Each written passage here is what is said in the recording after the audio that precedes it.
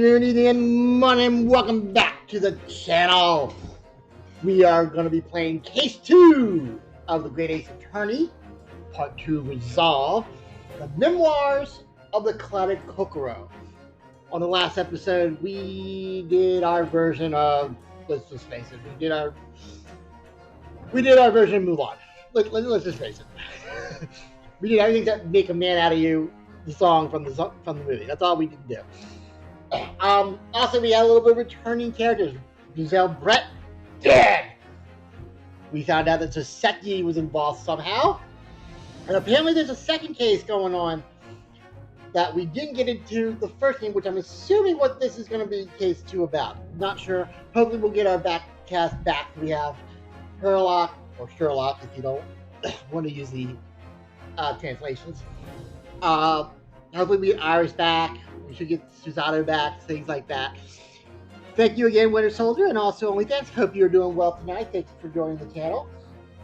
Quick update, real quick, on the Life is Strange stuff. So I did go ahead and complete chapters 1 and 2 last couple nights.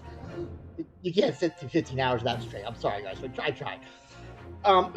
So I've got 2 of those chapters. I'm going to do 3 after we do this tonight. And hopefully, since 4 and 5 were on the shorter side, I'm going to try to do 4 and 5 on Tuesday. And then hopefully we'll be good to go on Wednesday, not have a little thing we have. But we do have Beyond Two Souls on the back burner, just in case we do have the same thing happen as the Wednesday. So that's what we have planned. Now, keep in mind, like I mentioned before, we're looking for new games, guys. We're looking for games I already have, cheap games, or if there's something that you want to be coming out, like Lost Judgment, Deathloop, something like that. Far Cry 6 is something I was thinking maybe we could do, depending on the reviews. I haven't seen that reviews, so that may come back as well. So keep in mind, just things coming up for the channel here. Like I said, Great Ace Attorney 2 will be on the YouTube channel, so definitely check that out if you do miss anything, or if you have to just step away and do what you need to do. But in the meantime, let's get back into the Great Ace Attorney, Chapter 2. Let's go. The Memoirs of the Clouded Kokoro. Make sure I didn't. Did I? Hold on. Did I start this? No, I didn't. Okay.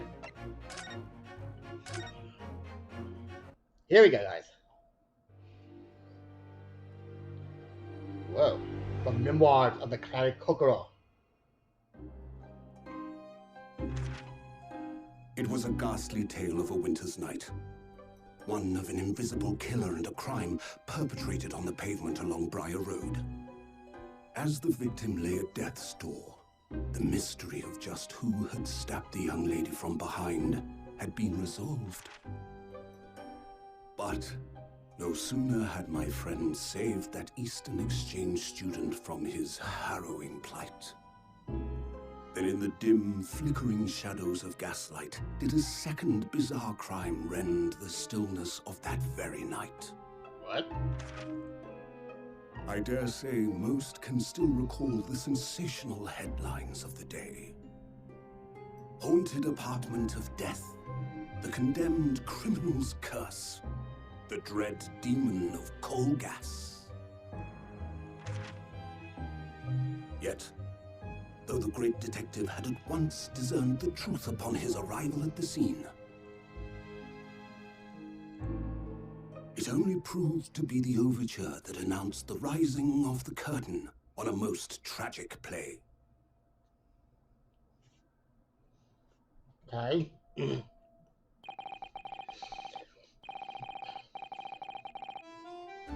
My name is Ryunosuke Naohiro. I'm a fledgling lawyer, just starting out on my journey.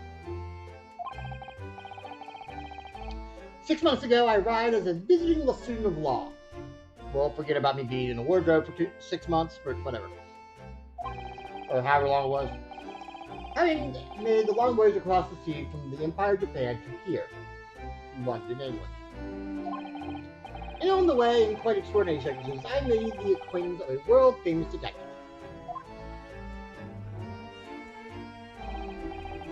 Currently, I reside in the attic of the Detective Owens Lodgings, from where I run my legal consultancy of sorts. I successfully defended a number of clients in Britain's High Court, the Old Bailey. But since a particularly grueling and unforgettable legal battle 4 months ago now, so that was 2 months on the boat apparently, I haven't returned to the courtroom. In truth, I lost my right to return. But that epic trial was just one small part of an epic tale. A tale which was now about to awaken from slumber. Thanks to a letter that arrived this morning from my homeland.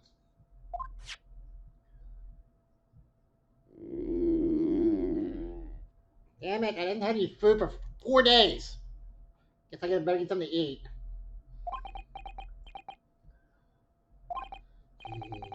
What a delicious smell wafting up the stairs. Must be nearly time for breakfast. I better go down to Mr. Sholmes' suite and say good morning to the great detective and his flatmate.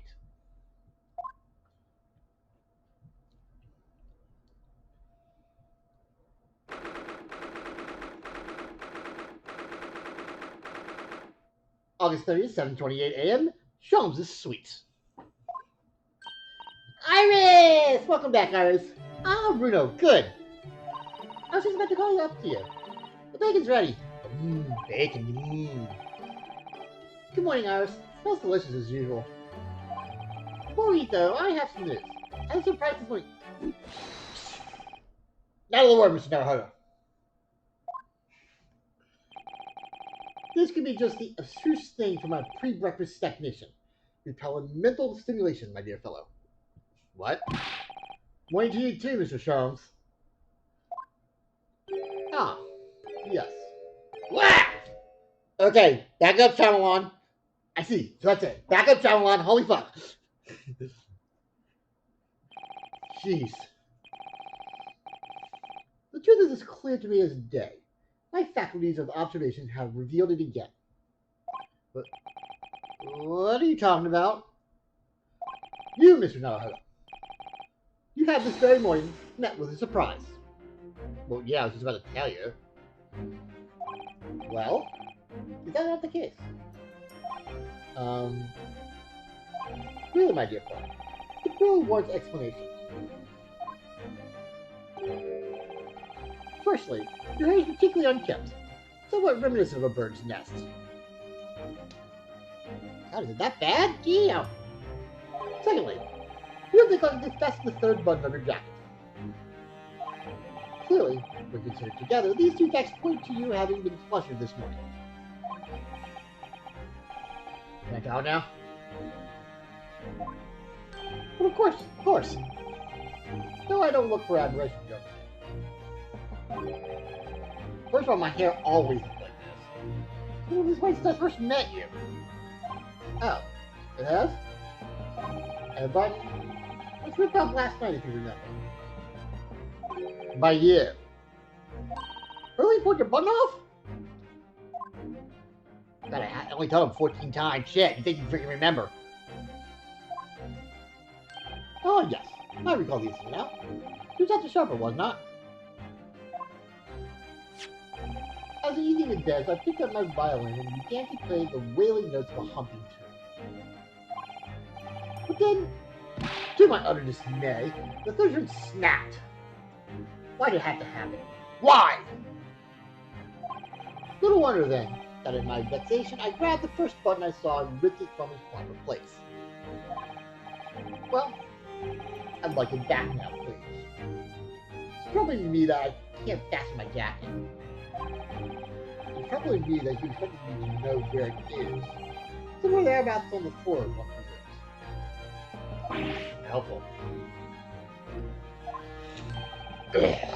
What matters at the present time, my dear fellow, is simply whether or not my deduction was an error. But Hurley, Bruno said it when he came in, didn't he? I was surprised this morning.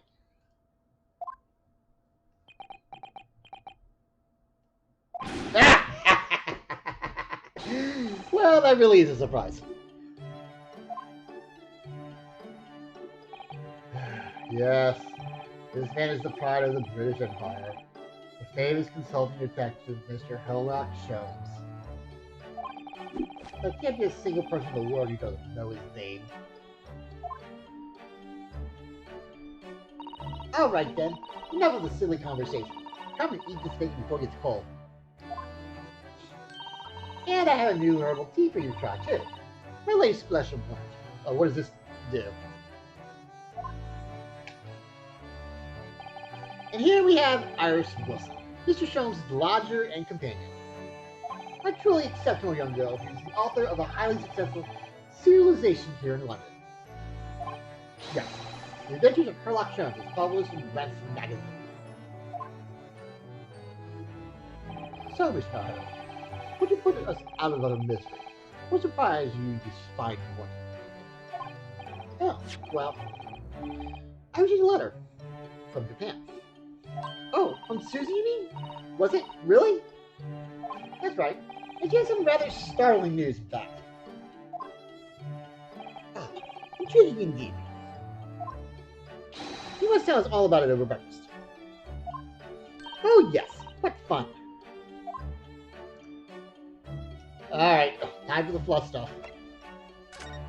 Alright, let's start right to left. No, we'll start left to right this time. We used to start left to right. Or right to left. Then we'll start left to right this time. That machine really isn't pretty, but I can never remember its name. Curly calls it the Great Analyscope. It can analyze anything at all. That doesn't really help me. What does analyzing something mean? Ah, extremely astute question, Shinara. Sorry. Well, as Iris said, the machine here spits out analysis results of anything with which you care to present it. But how to interpret those results, that's the key. And I confess I have no idea. Clearly, I'm going to have to construct a great analyscope to solve the problem. What? Might not help.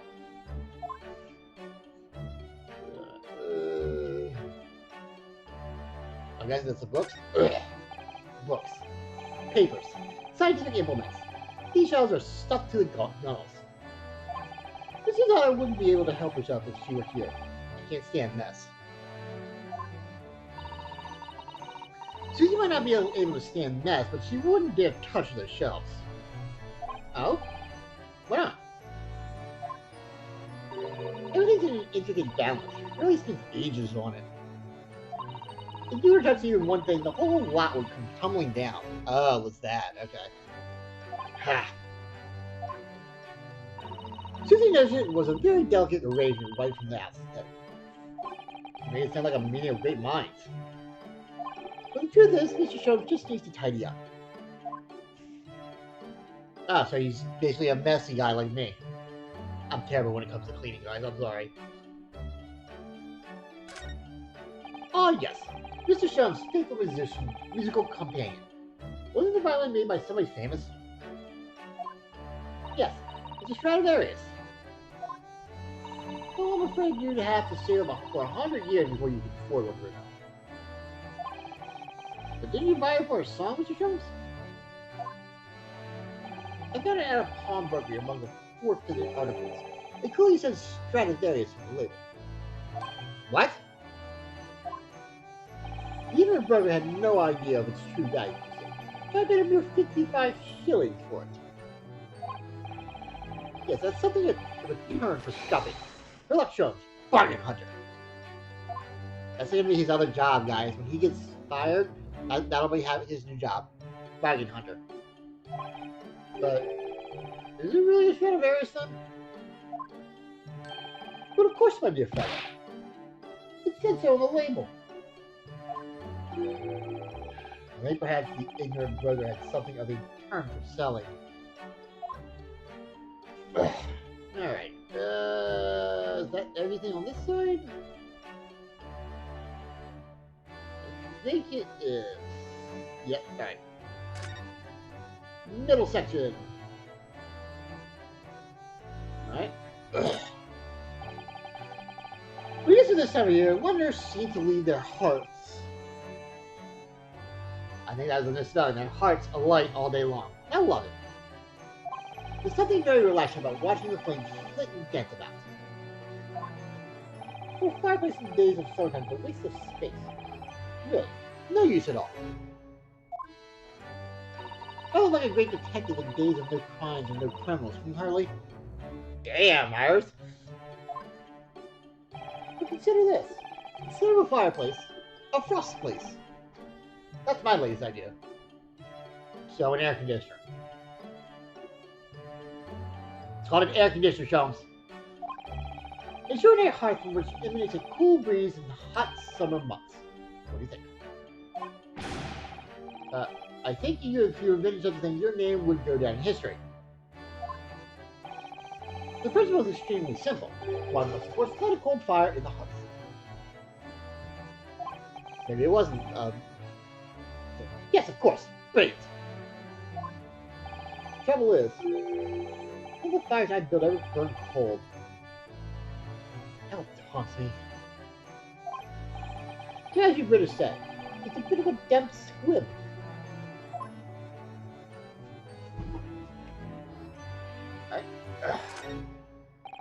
These are different pieces of evidence from cases you solved, aren't they, Mr. Sholmes?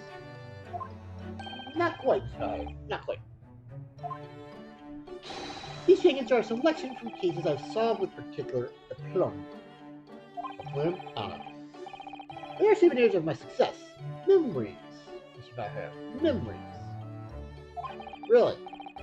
So tell me about the case in which he's the boss of Napoleon featured. I forget. Memories, he says. Wonderful, Mr. Sholmes. Wonderful.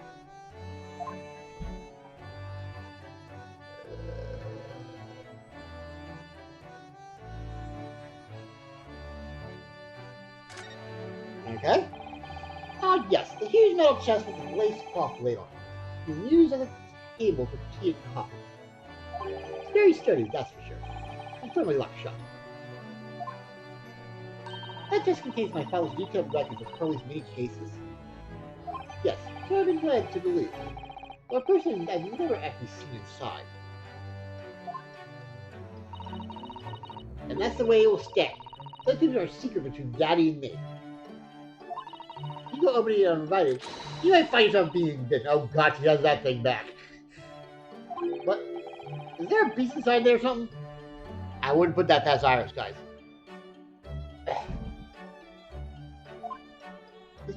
This machine actually will shoot out beasts, so this way you'll get like a lion, a jaguar, a tiger, anything with a cat, really.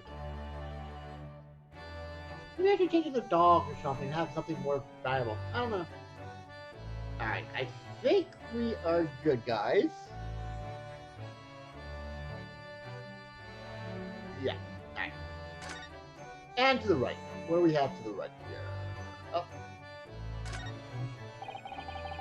There's so many different bottles up there when you turn a little set of white shells. Oh! You be careful, Reno. You mustn't try the contents of any of those bottles, even if you're hungry. What? I wouldn't do something stupid like that. I'm not a child, no. I wouldn't say the same for Curly. You didn't polish off a full bottle of one of my alkaloids. What? He said he was hungry. I'll be extra careful.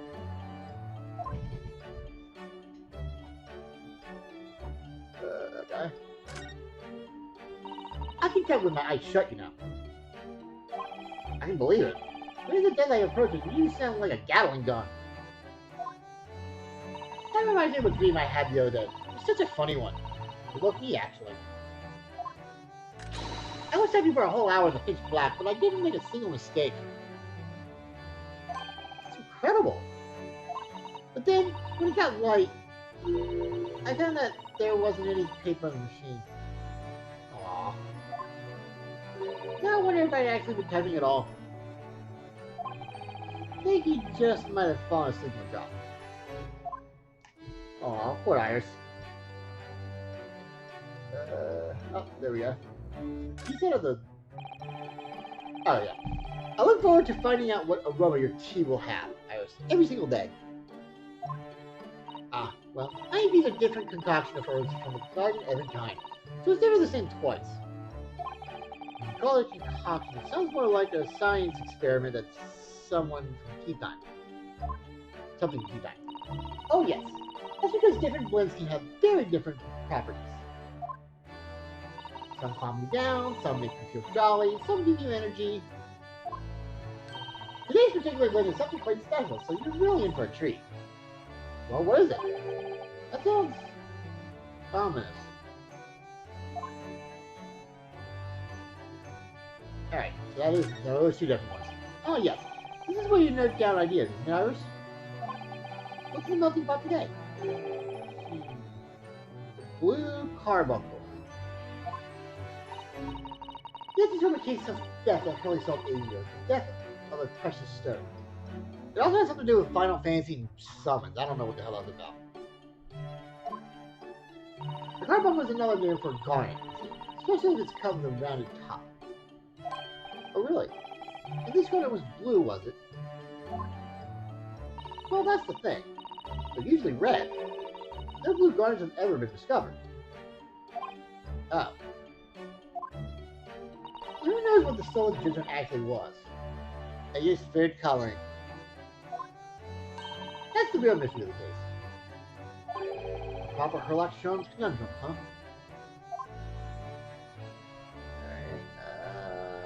Alright, I think that's everything, guys. Alright.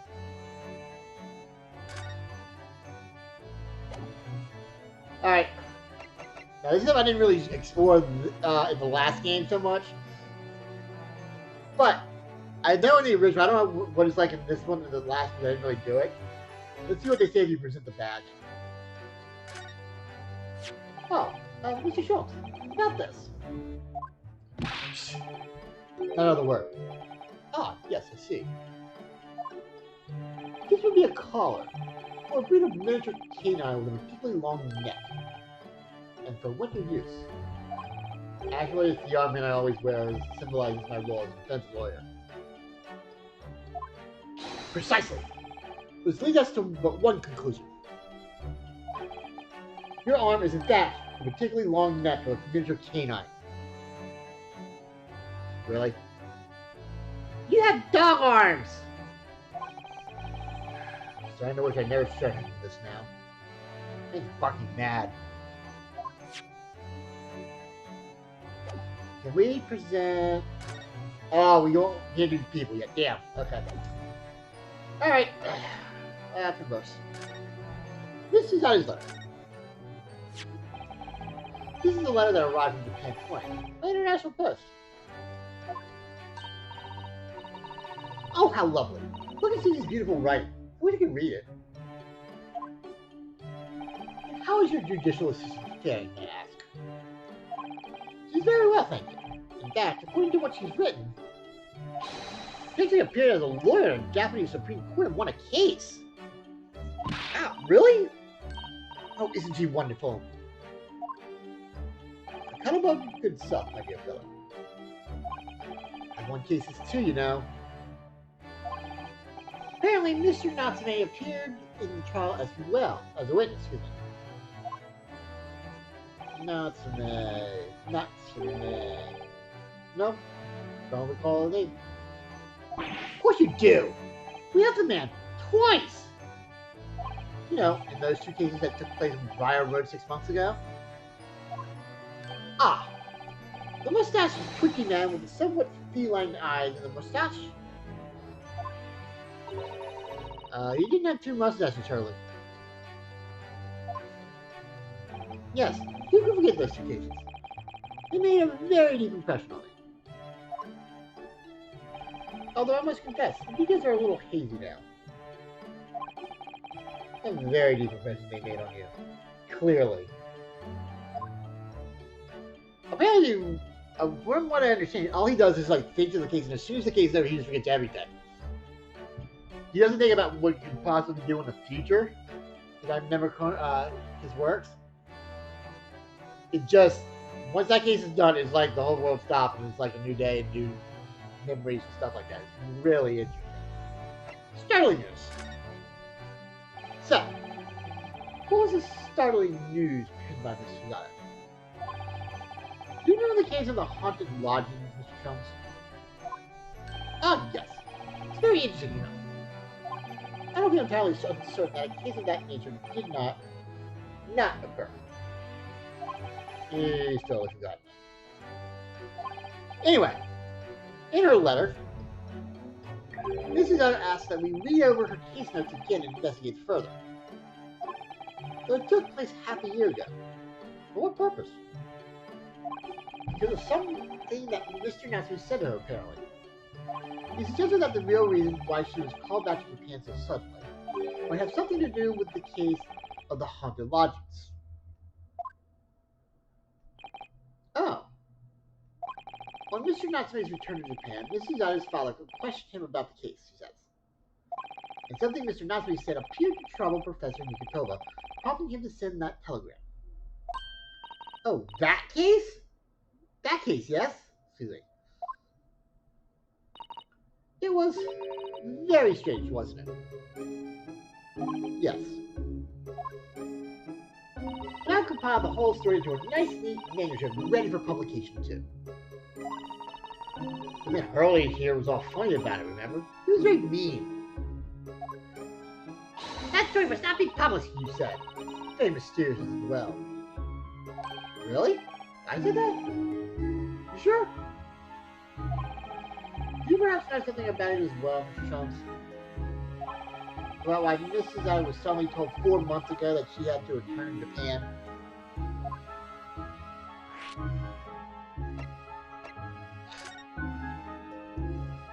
It's been 4 months now since we waved Susie off at Dover. Such a shock, wasn't it? Where she just suddenly announced that she had to go back to Japan. Indeed it was. Due to a telegram she received from her homeland, I believe. That's right. Tells her to return urgently. Yes, because her father had passed away. Wait, what? Oh, that's Sholmes' thing. Okay. No. He just said she was suffering from a high fever, the cause of which was unknown. He's not dead. That fooled me for a minute because I thought Ryunosuke said that. But according to this letter, that news about her father's fever was just a ruse. A ruse? So Susie's daddy lied to her so that she'd make the voyage back home? Why would he do that? I have to admit, I have absolutely no idea. But she believes it's all necessarily related to the case of the haunted lodgings.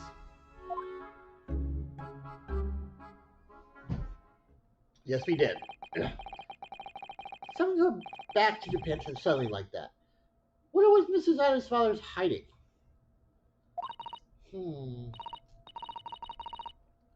Harley, do you know what it's all about?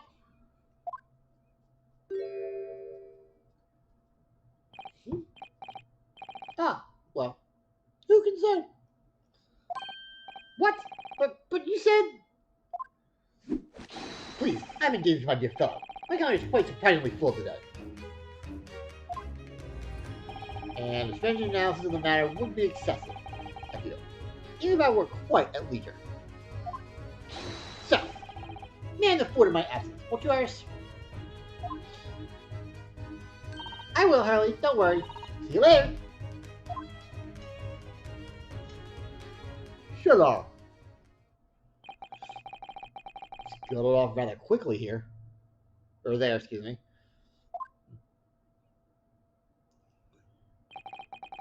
I think perhaps Professor Mikitoba isn't the only person hiding something here. Suzuki-san was involved in 2 cases, but only one of them were forbidden from being published. By, of all people, Mr. Sholmes. Aha! I found them at last. Iris, are they? The notes about the case. That's right. Susan and I compiled them together.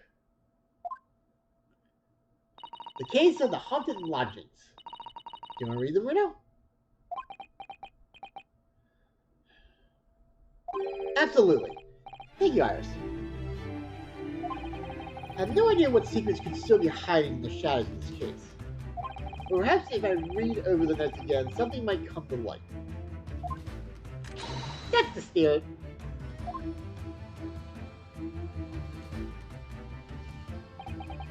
And by the way, the reason he can't appear in court is because of everything that happened in the is the last case? Yeah, the last case with the people and all that stuff. Tampering with evidence, the crime thing, that's why. And so, Iris and I decided to read over the case notes again together. Everything from what happened to our investigation and that fierce battle in the court that followed. Reliving every detail. I just need to find a clue. And I have all the time in the world. Because, of course, I'm no longer allowed to practice law in the courts of Great Britain.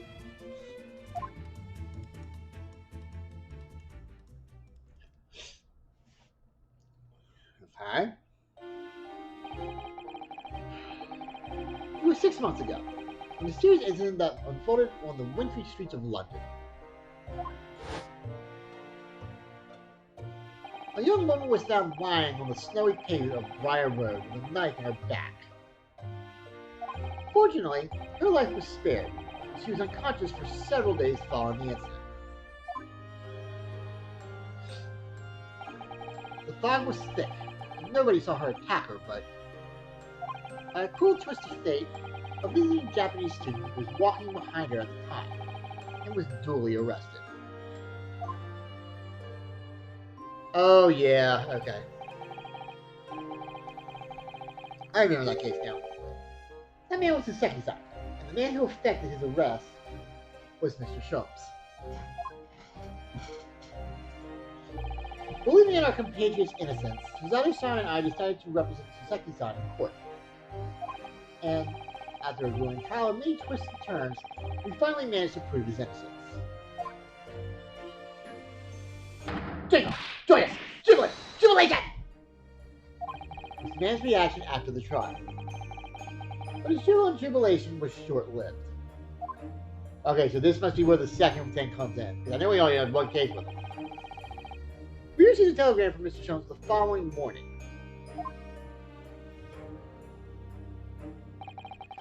The victim of the Briar Road stabbing has regained consciousness. Well, that's good. Hurry to Barton at once.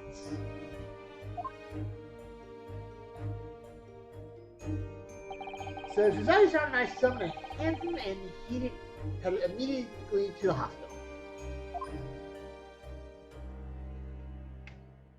Hey?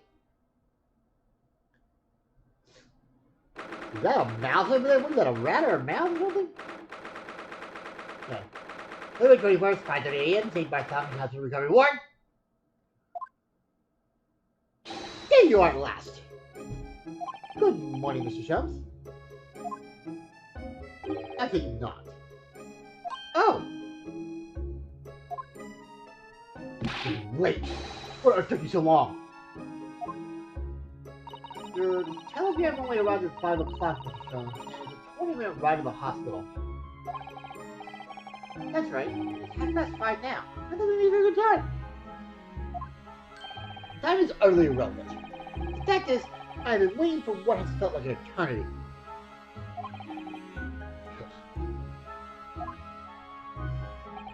In point of fact, I myself was awoken at 4 this morning by a telegram boy. And feeling it was somewhat unjust that I alone had been roused at such an hour, I sent one to you. Well, thanks for that. Anyway, you're here now, so the victim is over there. She's only just regained consciousness.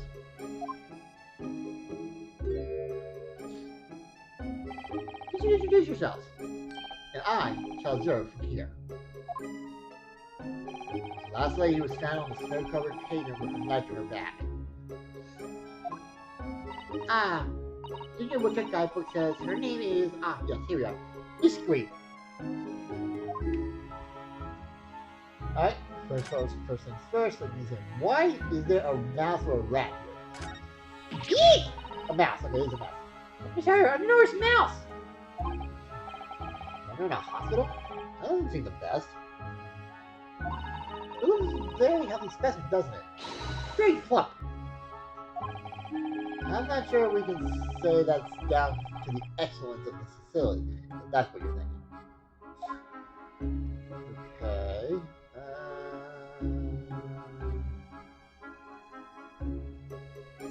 bag, I'm assuming? Okay. That must be a bag of Miss Peach's personal belongings. She would have walked directly here after she found stabbed on the pavement, though. I expect a friend or family would probably bought some things for her. Alright then, let's see what's inside. Change of clothes, no doubt, and... No, Mr. Naruto. You must never scrutinize a young maiden's personal belongings. But the young maiden might have chocolates, or biscuits, or caramel. Damn it, I'm hungry. I didn't eat my bacon yet. I miss my bacon. There are lots of bottles in that cabinet, right there. Do you think it's safe to keep them like that? If you were a patient here, I feel sure you'd take medicine by mistake when you were half asleep.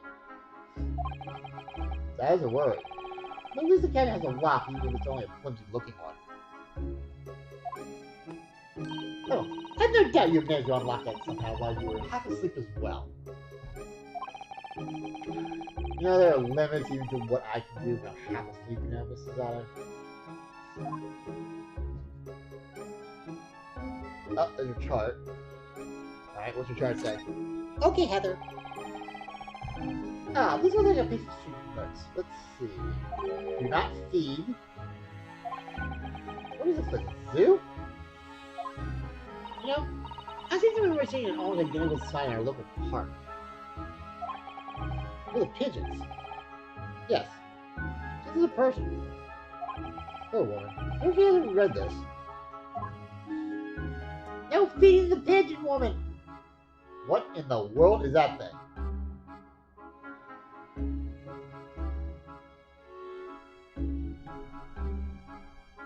That is really weird looking. Ugh. This random wood figure is... That's wood? Okay.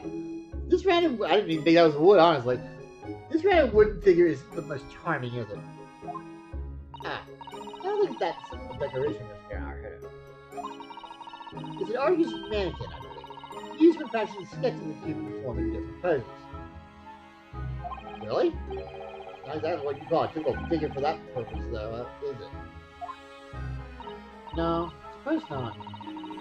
I confess I've never seen one quite so full-figured before.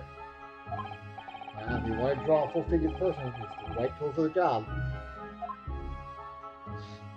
Okay.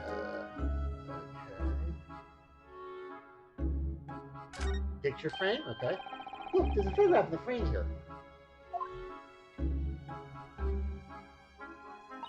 Oh yes, it's a picture of a young gentleman. He looks to be about the same age as Miss Green, I would say. Okay, so I'm assuming the woman is Miss Green, and then whoever this guy is. Husband or just a painter or something? Perhaps a young woman's special someone, do you think? My, Miss Snowhair. I didn't know you had a sense of matter of the heart. Not in the least. That's sincerely said the first thing I thought of. I think that is everything. Okay. Oh wait, can we examine her? Oh yeah, we can. Yeah, you look right. Alright. Good morning.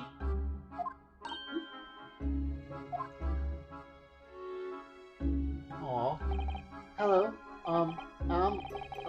Rinoshi Naruto from the Empire of Japan. Oh no! What was it you like that? Are you the man who? No. I'm a lawyer. And I'm Susato Kokoro. Pleased to meet you. Oh no. Was it your night then? Are you the one? What? No. I assure you, I'm Mr. Harris' judicial assistant. We heard that you regained consciousness and wanted to come to give you our best wishes. Best wishes? For me? Thank you. I'm Olive. Olive Green. Olive Garden reference, maybe? I'm an artist. Oh, you're an artist too? Interesting. Well, no, that's not right, is it? What I mean is, I'm trying to be an artist. Okay. I wish I was creative. What I really mean is, I desperately want to be an artist. But the truth is, I don't have any talent. I know I don't. No wonder I was stabbed in the back. I don't think that's related, actually. Gosh, this young woman seems to bend over backwards to put herself down. Seeing as we're here, we should ask her about what happened from her perspective, I suppose. Nothing. Suddenly struck at the back by a blade as you were walking along the pavement. What a terrible experience you had, Miss Reed. It was so cold that day. The fog was so thick. I couldn't see a thing. That was 4 days ago now, I think. Is that right? Yes, that's right. I'm afraid you've been comatose all that time. But the case has been solved, hasn't it? Well, I've been here in the hospital, I mean. Indeed it has, my dear madame. Spectacularly by none other than I, Herlock Schultz.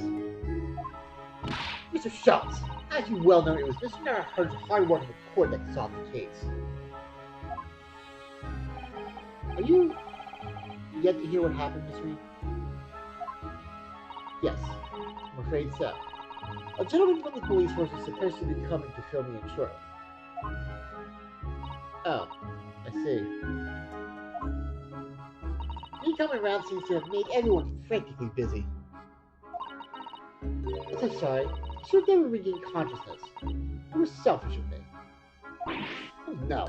We're all so relieved that you're on the mend, Miss Reed. Really, we are. That kind of attitude, maybe your surname should be Blue, not Green.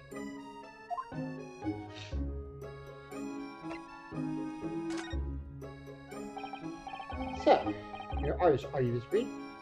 Oh, no. No one could possibly claim that. I'm a fledgling artist at best. I mean, I'm a student of art, really. At the Thorndike Academy of Fine Arts. Oh my. The Academy of Fine Arts? It is such a wonderful country. Tell me, Miss Green. Do you live hereabouts? Oh, no, actually. I don't deserve it, but I have a little flat on Brixton Road. I see. How very interesting. Oh, no. Is it? Brixton is some 10 stops away on the underground from here. And Thorndike Academy is a mere 3-minute walk from the Brixton town center. Does that matter, Mr. Jones? Perhaps not. The Briar Road is a far less salubrious, there you go, far less salubrious part of town by comparison. Walking by those inferior needs, including the maleficent Mr. Mustache. He has a name. Inferior means, I suppose the second son does fit the bill. It struck me as somewhat out of the ordinary for a young fine arts student to be walking in such a distance. That's all.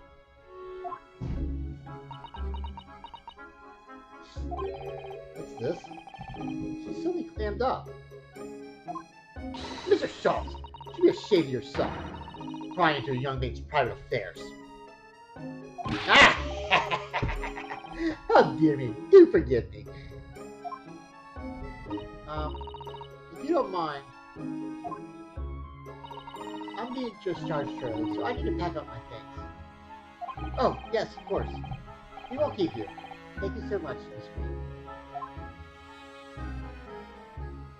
Wow. Is there a Mr. Narrow Fodder here? Mr. Narrow Fodder. Narrow Fodder now? Well, if you're looking for Naruhodo the lawyer, that's me. But, Mr. Narrow Fodder. Good. This is for you. It's a message from a Mr. Sussy Nutmeg.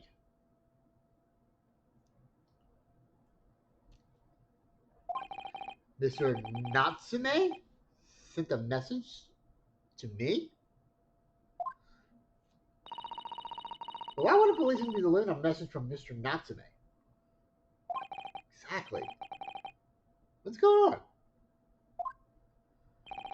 What's this Scotland Constable doing playing delivery boy at this time in the morning? Urgh. What are you waiting for? Let me see that. Oh. Well, this is most unexpected. Something wrong, Mr. Jones. Is something wrong, Mr. Jones, he says. Have you not seen this note? No, you grabbed it out of my hands. No, how could I have? It would seem that London's criminals have no intention of letting the great detective rest. Oh, somebody else got murdered. A new case calls. A case of murder, no less. We must depart at once. Murder? Call a cab. Time is of the essence. Do they have cabs in Japan? They might now, I don't know. They would never. But the trouble is, we get to read Mr. Natsume's note. I don't think we might have pay him a visit in his lodgings once we did. That will be entirely convenient. Convenient? What do you mean? It's out here in the note, my dear fellows. The murder we must investigate took place at Mr. Mustache's lodgings. Yeah, I know. Wait, what? I'll hail, I'll say Fiacre. Fiacre at once. I don't know what that word is.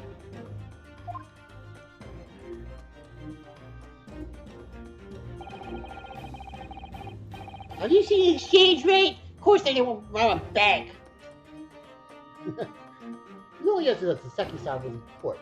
We were dispelling doubts about his innocence. And now, the very next day, there's a murder at the man's own address. He may very well be the luckiest man alive. Or so it seemed to us at the time. We were soon to discover it was worse than we thought.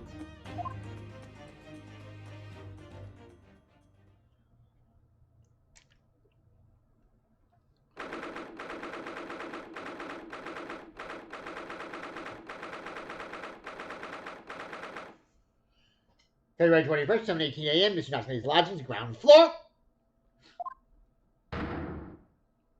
Oh, that dude! Didn't we saw him for like 2 seconds at last in the case?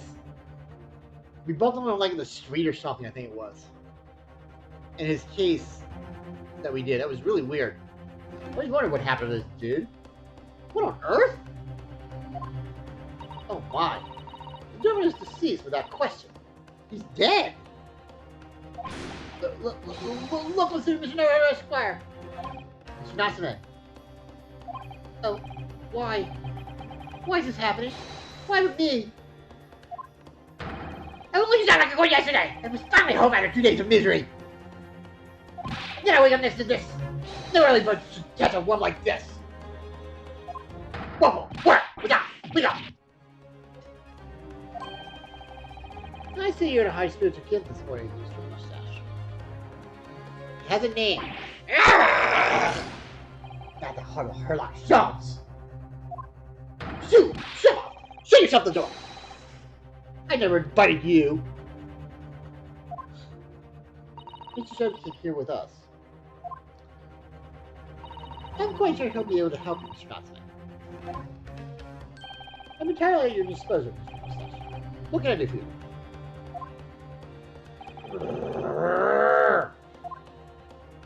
Ah, Gregson. Here they are. Already. The busybodies. So I sent some chips from 4 months ago, too. I was expecting this. What a pleasant surprise. Isn't it amazing how these damn things keep going back? It's like I'll never freaking finish this damn thing. Jeez. Pleasant, is it? It gives me heartburn every time I see your face at a crime scene, Charles. Ha! And you, Inspector. Your heartburn is a result of your excessive consumption of fried food. And the fact that you keep doing the same ones for the same fried fish you keep always doing. I mean, it never changes. So get something else, for God's sakes. Good morning, Inspector. He's a crime scene. Don't you go touching anything. Or good morning to you too, Sunshine.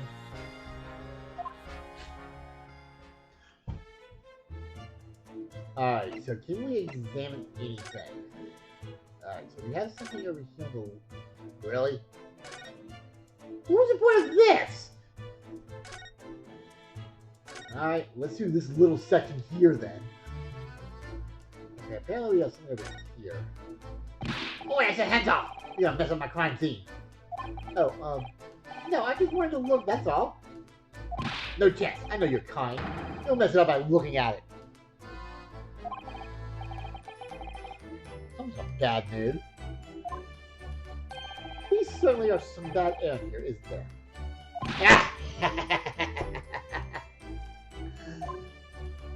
Alright, sounds like I better talk to the inspector first to try to curry some favor. Alright, so I'm assuming this is everything you do? Okay. Oh no, well, I didn't want to do that. Although education got added. By a road apparently. Okay. Hospital insurance suite, nursery consultancy. That's it, okay. Alright, let's talk to you, since apparently we won't be able to do anything. So, Inspector, what was the victim's name? Who was he? Really?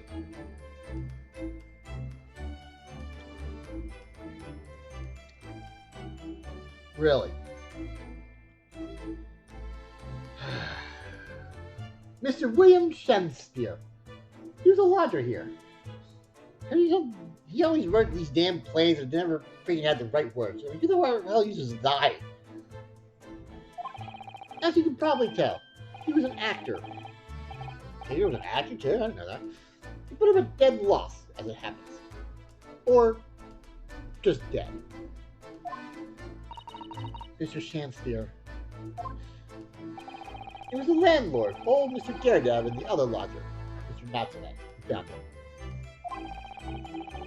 The fellow didn't rise at his usual hour, so Daredevil got word and kicked the door down. But doesn't Mr. Daredevil have a bad leg? Oh yeah, you're right there. There's that huge Japanese hunchback over there who actually did the kicking. Really? The second sound? The victim was pretty hard up, it seems. Even done some time inside for petty crimes. He had no money, no place to go, and no friends. His only acquaintances were the people in this house. You think that bad with your children? I don't know if we're going to actually get to this game because it hasn't gone to the PS system at all. There's actually a victim. And I swear to God, I'm not making this up. There's actually a victim called Dead Man. Yeah. Insert your jokes now. He had no money, no place to go, and no friends. His only acquaintances were the people in this house. Miserable life and miserable end to it. So, what exactly is Mr. Natsume still doing here? He's not involved in the investigation, so shouldn't you send him away from the crime scene? Well, I'm not saying it's because the fellow looks odd or anything, or that he acts suspicious, but that would be prudent to take a statement from the culprit. I mean, your habiter. Yeah.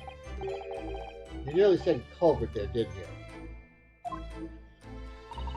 Oh dear. Mr. Natsume appears to be under suspicion again. It certainly seems that way. He does just come across as such an odd fellow, doesn't he? Poor man. How unfortunate. Anyway, I can't say much until the coroner gets here. But I don't think this fella's been gone that long. But he's still warm. Well, the Undertaker had the gongs come out. Boom. Even the inspector would allow it. I don't think I can bring myself to touch a dead body. Oh, wait. Can we actually do something? Or do we... Oh, maybe we have to... Okay, yeah, we have to talk to Saseki now. Okay, that makes sense. What a terrible thing to have happened. It's only been 3 days since I was arrested for the incident of the pavement outside. Then, I finally regained my freedom and starts happening all over again. Endless existence of excruciating experiences! So the victim lives here on the ground floor, and your room is just one story up, isn't it? Yes, that's right. In a way, we were neighbors, I suppose. So, did you know the victim? Were you friends? Oh, why did the music stop?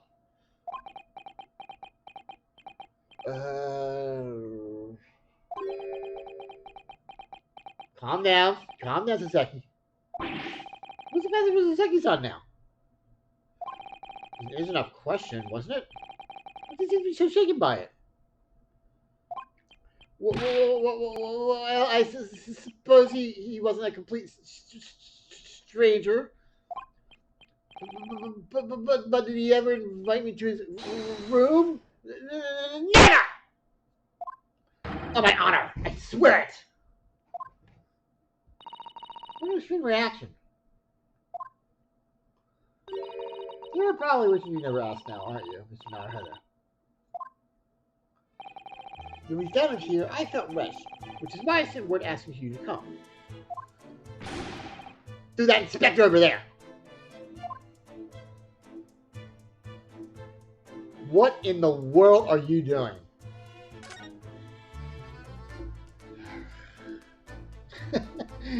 Okay. Do I even want to know? Do you have anything to just... Oh, okay. We have to have a couple things. Okay. Alright, so we have...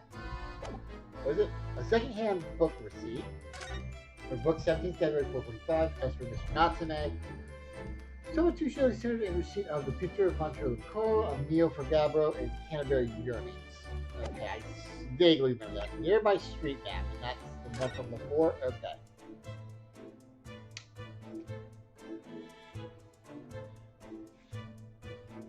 Okay.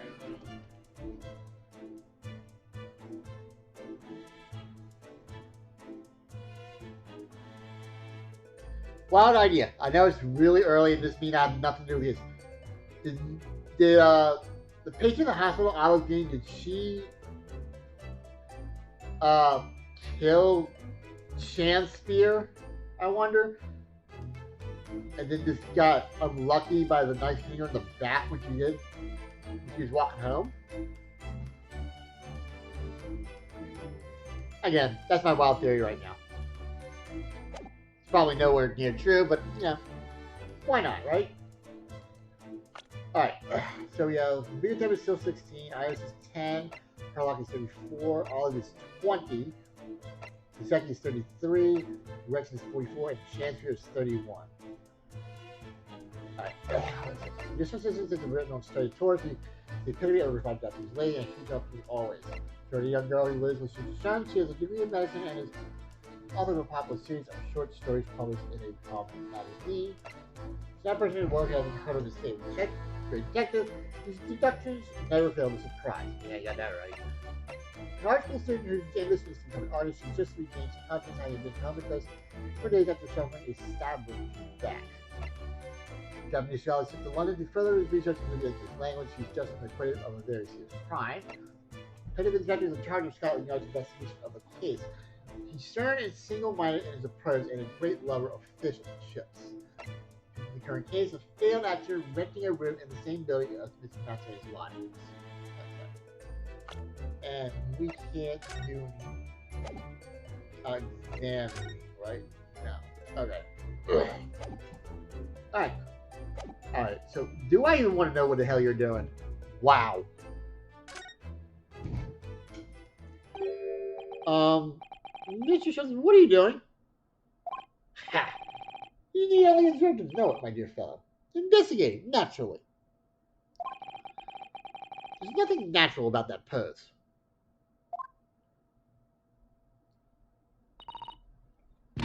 Mr. Schultz, have you made some miraculous discovery? Patience, my dear madam, patience. We've not been here in this room 5 minutes. So far, all I've managed to deduce is what actually happened. My goodness! But is that everything we need to know, Mr. Schultz? Now you propose the idea, I believe one could indeed see it that way. At the present time, I've managed to draw 2 incontrovertible conclusions. The first, that there was a physical struggle here last night in which the victim fought for his life.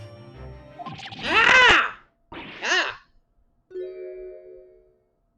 Mr. Nashman, what's wrong?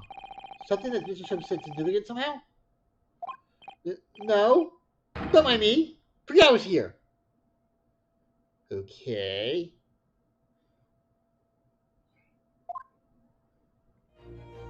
And my second conclusion is that there was a poison lingering in the air here last night that passed the victim's lips. Okay, so he was poisoned. They say that women do a lot of murders by poison. So, just something I bring up now. Again, may have nothing to do with this. Nonsense! Ah! Alright, Mr. Natsume. Why are you reacting so extremely to Mr. Shum's deductions? No! Please! Pretend I'm not here! Invisible! Inevitable! Inscrutable! Insignificant! Impossible to ignore. You must tell us everything, Mr. Schultz. Spare no detail. But of course. Let the theatrical tragedy before us be unraveled by my great deduction for your pleasure and to Oh yes! This is that! I loved this part in the first one. You made some truly astounding great deductions from Mr. Schultz in the past. You thought this would be no exception. What miracles unfold before our eyes this time? Okay, let me save. I actually thought this was actually my favorite. This is my favorite part of the game where they did the deduction thing. Alright.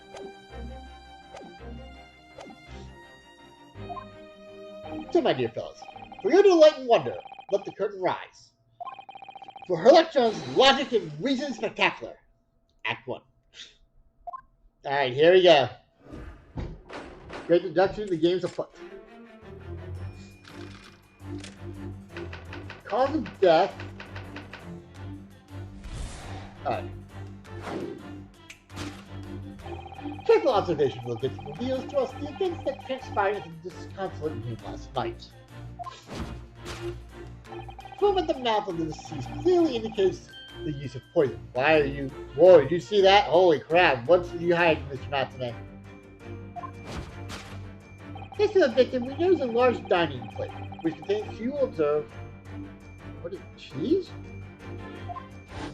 One half of a sizable bar of soap. What? Okay. Medieval? Indubitably. Why is this soap such purposefully upon the dish? Like the victim's last supper, in fact. Yes. Could it be that the man was about to eat it? Of course, the fork reveals the answer. So he's like, what the fuck is he talking about? It appears that the young man's appetite was his undoing. Picking up arms in the form of his cutlery, the victim engaged in a deadly battle for his life. But the struggle against his hunger was in vain, for in the end, he couldn't resist devouring the slippery feast.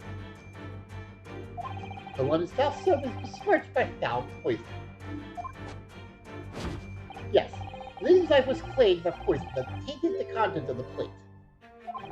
The soap and the lather about the young man's mouth are too perfectly to match permanently matched to ignore. The cause of death was clearly intoxication due to excessive ingestion of fast soap. Though personally, I have a good interest in the case of foul candle wax, of course. Okay. I eat every night, every Sunday night. It's really fun. Conclusion: poisoning from soap ingestion. Alright, topic 2. Suicide or murder? The cause of death identified, we proceed to Act 2, where we ponder the next question. Was this suicide or murder?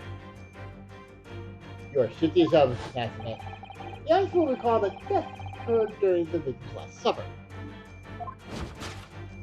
The man dined and died alone. This single teacup suggests the answer. To draw a conclusion on such meager evidence would be foolish, however, certainly. Kokoro could have absconded with his own cup to cover his tracks. Well, allow me to lift the veil of my doubt, my dear fellow. Indeed, what reveals the answer, of course, is the broken lock. Though of course open now, at the time of the incident, this door was locked. And the sole key was in the victim's pocket. In other words, the victim consumed poison, he must have been alone. Alone with his inferior soap, from whence wafted an inferior scent. And with that accurate aroma lingering in the air, the victim had his end, in tragic solitude. We can take comfort only in the fact that his soul was well cleansed on its way to the hereafter. Conclusion: no possible perpetrator present.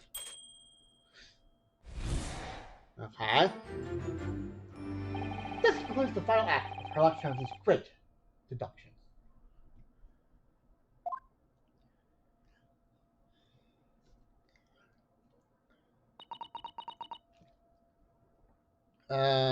Did he just go insane? He's been insane for a while. Okay, just go with it. Don't mind me, I'm just gonna enjoy some more fish and chips. There's just one thing, Mr. Shelps. You're disposed to identify just one thing, aren't you, Mr. Mayor? Pray, what concerns you? Well, no matter how hungry he was, do you really think the man would have eaten soap? It's quite apparent that this man had barely a penny to his name. It's a curious thing, but to one so destitute, soap can suddenly appear quite irresistibly appetizing. How extraordinary. In truth, I have tried a little soap myself in the past, but it was never scented like I wanted it to. You did, you mean? My dear fellow, it was some time ago now. My postulation was that it would cleanse my gut. And did it? As I writhed in agony on the floor and split the contents of my stomach. Yes, I believe it did. The experience taught me a valuable lesson. Soap is quite poisonous. It had an unpleasant taste, and leads to great discomfort. In summary, I cannot recommend it. Believe me, I wouldn't even if you did. There's something that troubles me as well, actually. Oh? What's that? It's Mr. Natsume. Ah! I couldn't help noticing him shouting, quivering out of the corner of his eye, of my eye. Almost as if Mr. Sherlock's deduction touched a nerve somehow. Nonsense! Well, that clenched teeth episode didn't last. I think, judging by Mr. Natsume's reaction, the Including Texas deductions may need some gentle corrections in order to reach the actual truth. Yes, Mr. Shan's deductions are sometimes a little too sharp. He's easier to hit the nail on the side of the head and drive it into an obtuse angle. When he does that, it falls to us to straighten things out. Alright then, let's see what we can do. Alright, now we go to save again. Because saving is good. Alright. Yes, we must figure out the key words in Mr. Shan's quite brilliant deductions. And discreetly exchange them for something that makes a little more sense. If we can do that, I'm sure we'll arrive at what Mr. Shan's meant to say in the first place. Yeah! In that case, are you ready for the second performance of the day? Once again, my dear fellows, for your continued delight and wonder, let the curtain rise. For Sherlock Holmes's Logic and Reason Spectacular, Act 1. Alright, here we go, guys. First correction. Hold it, Mr. Shanks. Everyone causes death, including poisoning from soap ingestion.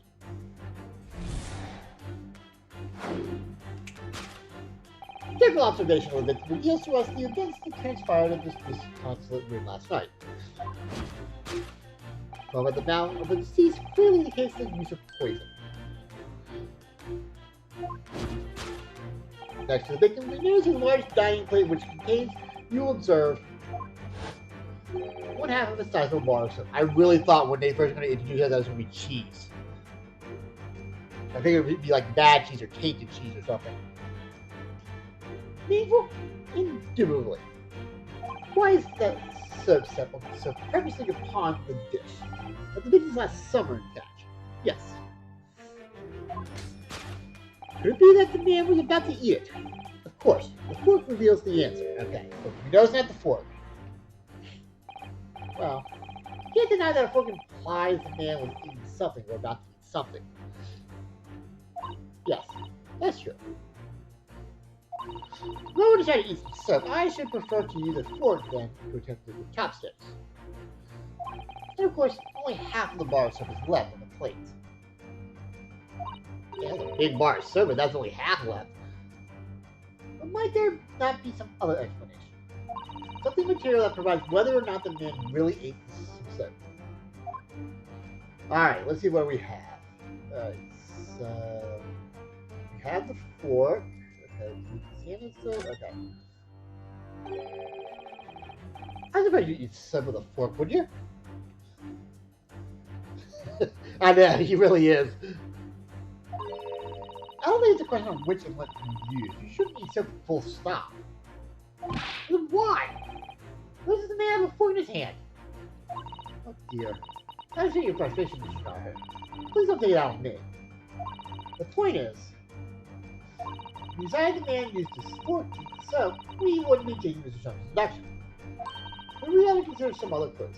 Well, I do that. Okay, what can we... The teacup... You got this floor. Is there anything else? Well, the only thing here is teacup, so I guess we gotta do that. Unless it's... Nope, there's that. Go down. Alright, so I guess it's teacup then. I think he was drinking tea with his soap. Look empty, so there's no way of knowing. Ah, how about this for an idea? Perhaps the cup was full of water. And he was dissolving soap in it so he could gulp as much down as possible. Please remember that he may not actually have been the soap lover that he's been made out to be. Is there anything else? Yeah, I can't go up, down, left, or right, so it has to be teacup, right? Okay, we can't save it, so I guess it's this. It's the only thing that makes sense. Take that!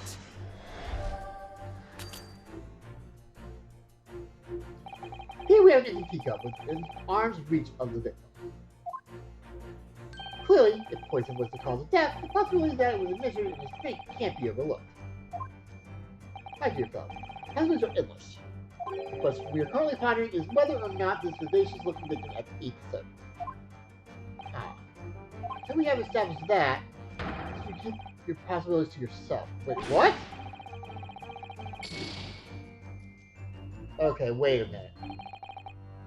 This may not be the most appropriate term to describe a dead man, Mr. Chalmers.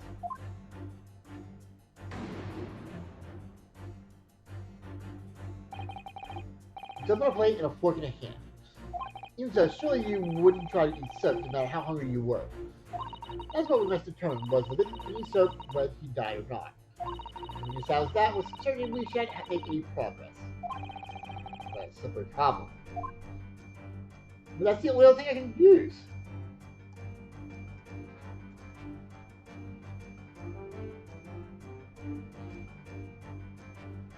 Okay, this doesn't make any sense. That's the only thing I can use. There's the fork. And I can't move up, can't move down. Wait, what is that over there? Okay. What is that up there in the top right there? Okay, this doesn't make any sense because I can't. Teacup is the only thing I can highlight. What?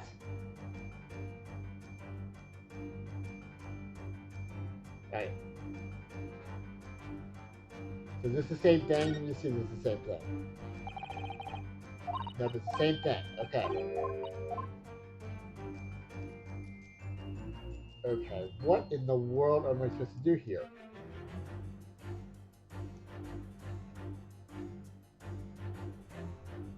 Teacup and fork is the only thing I can use.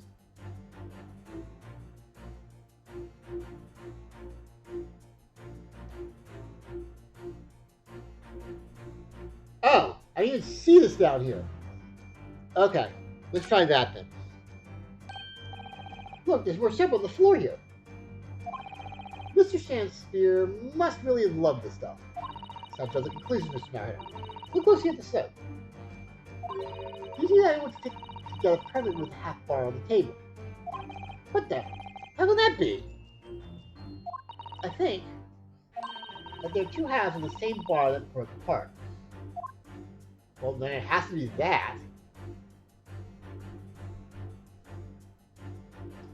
Take that! There we go. Okay. Could it be that the man was about to eat it? Of course. The other piece of soap reveals the answer. It being the other half of the soap on the table, in short, the victim was not eating soap at all. But it's obvious, really. For no depth of hunger could drive any man to attempt to eat soap. Even I, with my unquenchable thirst for practical knowledge, took only a single bite. Well, it begs the question of how the man was poisoned, because there's no sign of any food on the table. An excellent observation, Mr. Malcolm, and one that furnishes us with the answers we seek. Polonius foul soap is dispersed by foul poison. Yes, the victim's life was claimed by poison that tainted the contents of the plates. You should have still pushing the soap argument then. Patsy suggested the man licked the soap rather than ate it. Is everyone is that poisonous? I don't think I want to be washing my hands with it. There's no signs of any food in this room at all. Of course, food isn't the only thing that passes people's lips, is it? Alright, so what do we have this time? We have the fork still, so let's see what that says.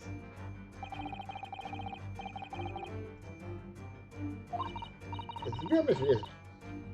Ah, I got it. You wasn't interested in eating the soup at all. It was this fork you wanted to satisfy his hunger. Really? No, no. We don't think it's helpful to continue with this line of reasoning that the gentleman has peculiar taste. It's just a general way of words. I don't know what I've been told off. Okay. Okay, so we have teacup again. You have fork, your contents of the plate, which is what he says. So maybe this time is yes. This is like just by poison that tainted concept. Like this one's got to be teacup, right? Yes. A Western vessel for the serving of procedures of dried tea leaves. Teacup, Scarlet, as you well know. Not putting on airs. And empty. So we've already established that the victim wasn't using soap when he died. However, there's significant evidence to suggest that he was drinking tea. My thoughts exactly. So it's got to be that, right? So that can't be the fork. It's either the fork or the teacup. It's got to be the teacup. Take that! Yeah. Yes, the victim's life was claimed by poison that tainted the teacup. Indeed, because I've been the vessel of choice for practicing poisoners over the centuries. It would have appeared that the victim drank every last drop.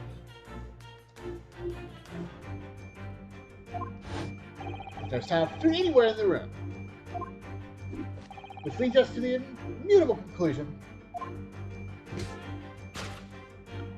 The cause of death was clearly intoxication due to the ingestion of poison contained in this teacup. Alright. Conclusion. Poison in the tea. Solved. Alright, number 2.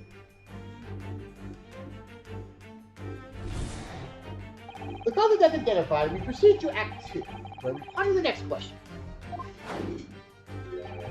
Suicide or murder? The audience will recall that death occurred during the victim's last supper. The man dying and die alone, the single teacup suggests the answer.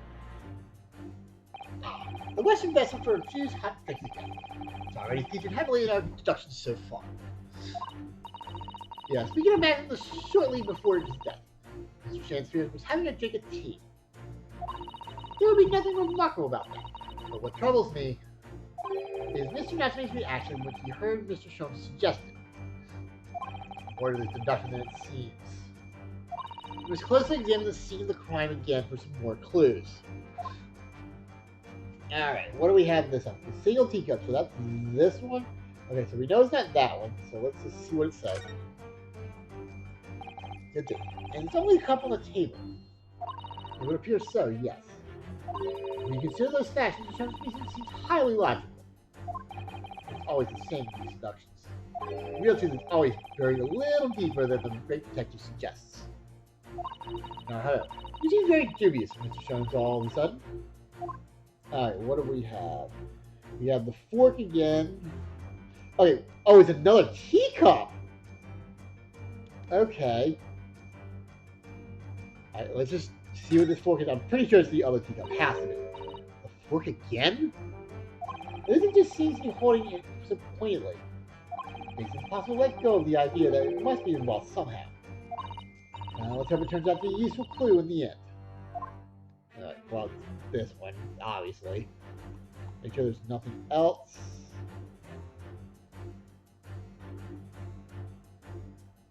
Yeah, alright. Yep, definitely this. It's in the... It's a teacup! It too is empty. Given that he's actually holding this from his hand, we can assume that this is the cup from which Mr. Shansfield was actually drinking. But if that's the case, this uses everything. Everything we've deduced up to now is turned on his head. I have a bad feeling about this. I just don't want to say it. Yes, I know exactly how you feel. Take that! Yeah.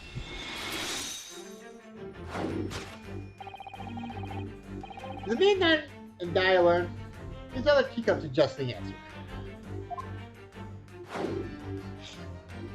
Yes, there were 2 teacups in this room all along. Ah! In other words, this is a strong indication that at the victim's last supper, there was a guest present.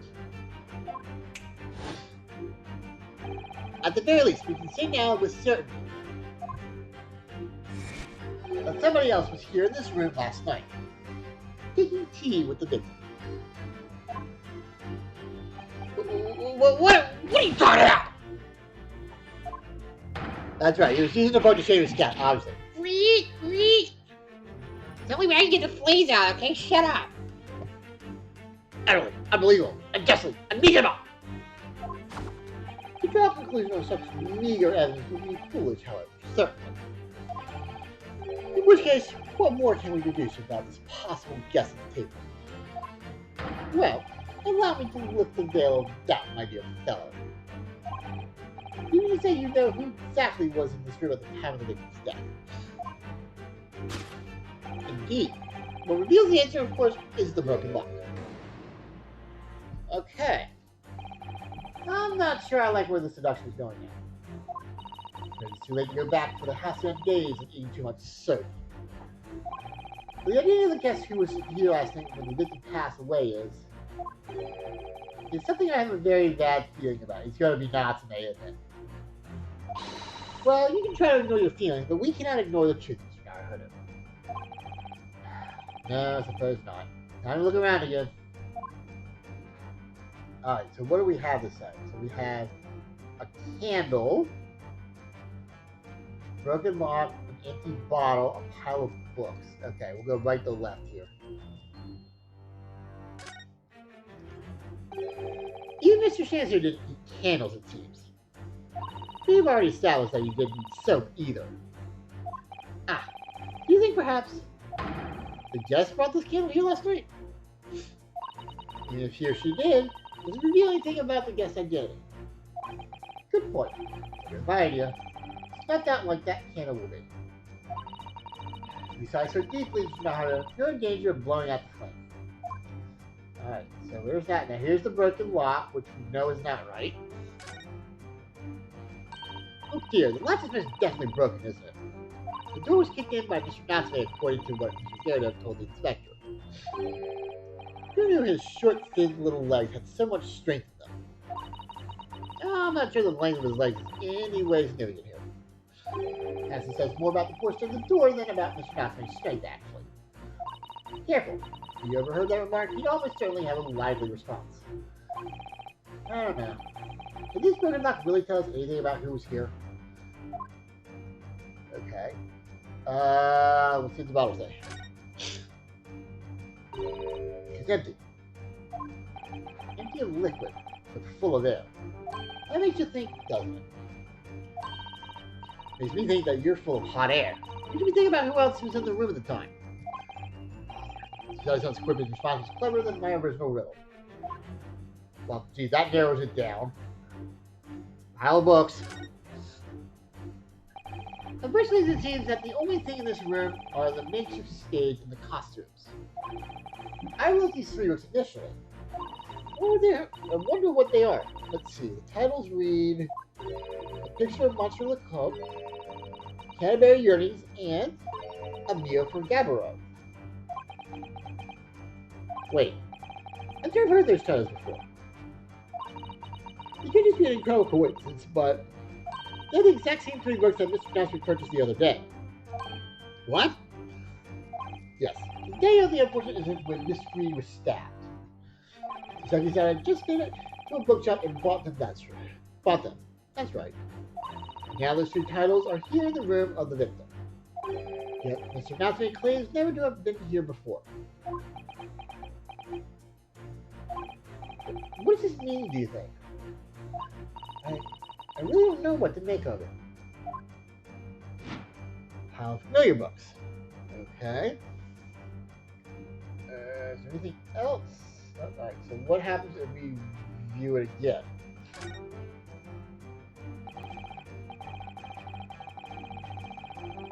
First, it seems that the only things in this room are the makeshift stage and the costumes. I wrote these 3 books just. Oh, it's the same thing. Okay. I wonder what they are. Let's see. Okay, yeah, it's the same thing. Okay.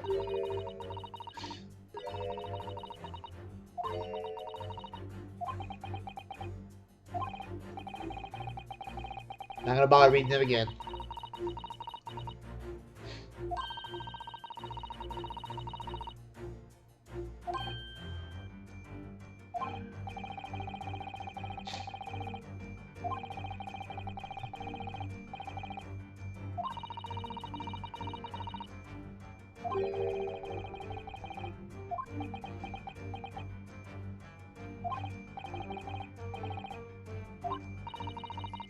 Come on, game. There, alright, so it has to be this. Take that!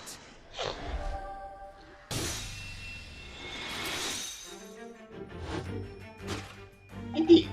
What reveals the answer, of course, is a pile of familiar books. Quite so. No mere coincidence that these two jars are here in this room. It's the link to the truth. Ah! Mr. Nasmith, you purchased these books 4 days ago at a second-hand bookshop. That's just coincidence. In that case, you'll be able to bring the same three titles from your own room, will you not? This very moment.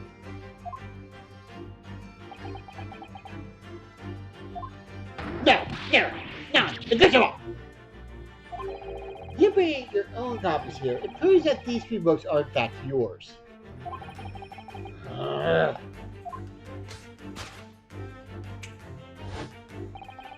Having purchased the books 4 days ago, returned to your lodgings, you were arrested the very next day.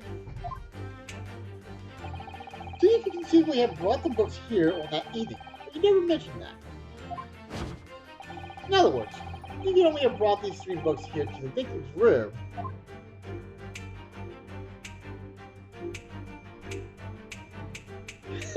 What the fuck? I'm sorry, just the way it walked like that. I'm gonna moonwalk there, boys! Last night, I returned to your old lodgings after the trial concluded at the Old Bailey.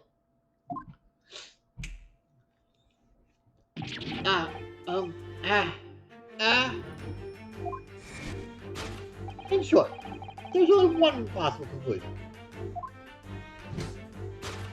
The victim died here in his room last night as a result of poisoning. And the same night, the victim had a visitor.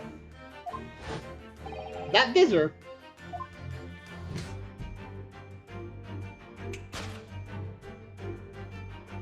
was you, Mrs. Seki Natsume.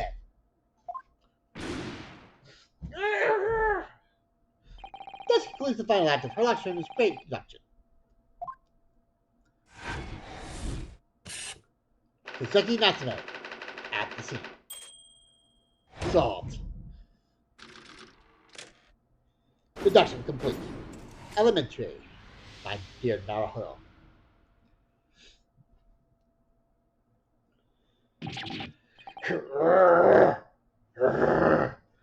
Not again.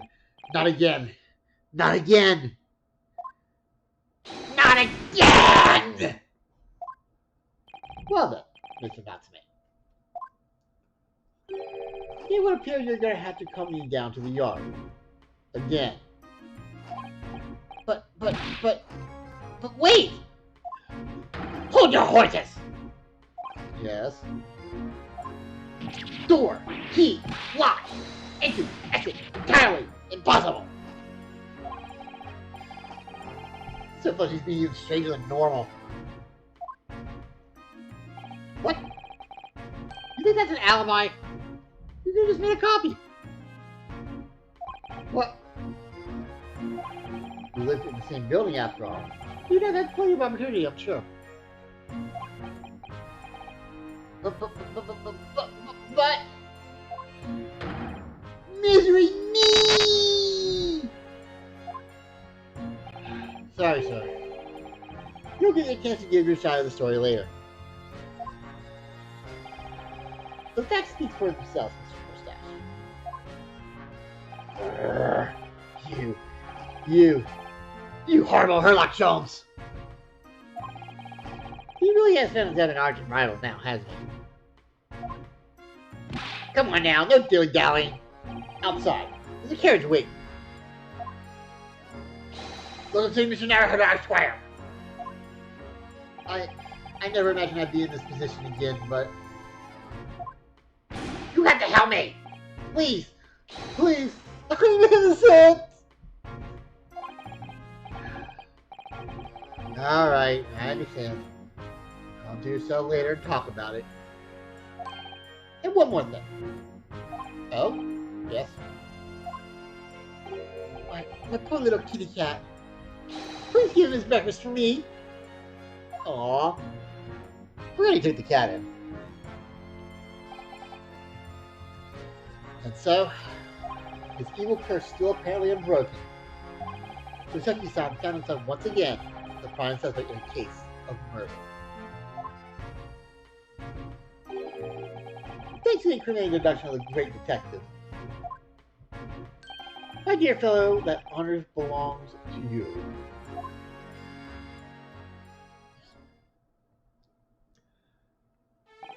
Well, at least that means Inspector Gresham is no longer here. We can examine the crime scene in more detail now.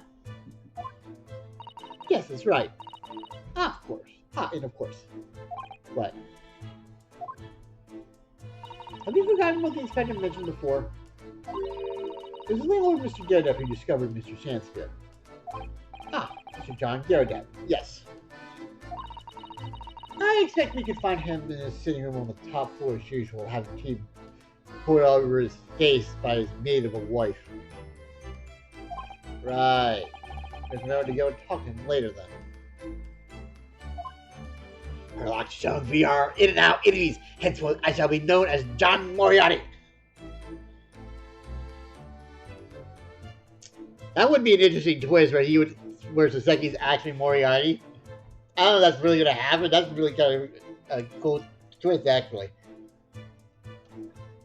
He turns like really evil, and he actually, yeah, I actually would like to see that soldier. I don't know if it's going to happen, but that would be pretty cool.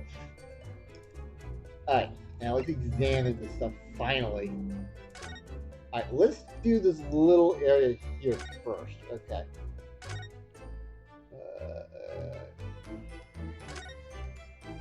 This is some sort of makeshift stage, I think, isn't it? Where does the audience sit then for the nightly Shakespeare's performances? Don't you say Shakespeare's performances? Say. Actors aspiring to the great stage must practice their art, Mr. Hunter, with or without an audience. In fact, on a related note, perhaps you should set up a mock bench for the defense in your office. What? Then you can practice your art every single day! I'll think about it. If you promise to don a beard and play the role of the judge. Well, if that would help you achieve your goal, this I have to say. Chisato as a judge, and I'm talking with the beard and everything, that would be pretty cool. Alright, let's start from top to bottom here. Alright, we have the window thing. As we see from the outside, the window is completely bricked up. A vestige of the former window tax that Britons had to pay. What strange things they used to tax Great Britain. I mean, making you pay for the number of windows they had in a property? Extraordinary. Heartbreaking to think of the poor having to block up their windows just to avoid an affordable tax. Oh. What is it, Mrs. Hunter? You look closely, a number of bricks are loose. Really?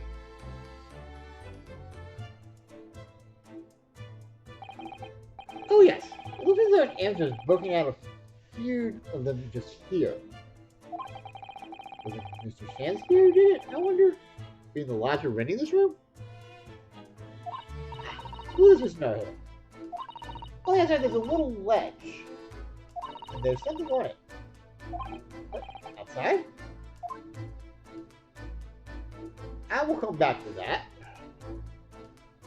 Because obviously we can look at it again. Okay, what is this? Oh, here we have another disappointing large machine. This is like a meter of some kind. According to the Junior Woodchuck Guidebook, this is a gas meter, I think. Citizens in this district doesn't pay for gas as they use it with points. Okay, so it's basically it's like a parking meter in Britain. Is that what I'm getting from this? See. Yes, now you pointed it out. I can see that there's a slot just here that looks like it would take a... Oh my god, it is. It's a freaking gas meter, but it's like the parking meter from the States. Wow. So maybe you put a coin in here. That's right. That would buy you about 2 hours of gas for lights and heating. Wow.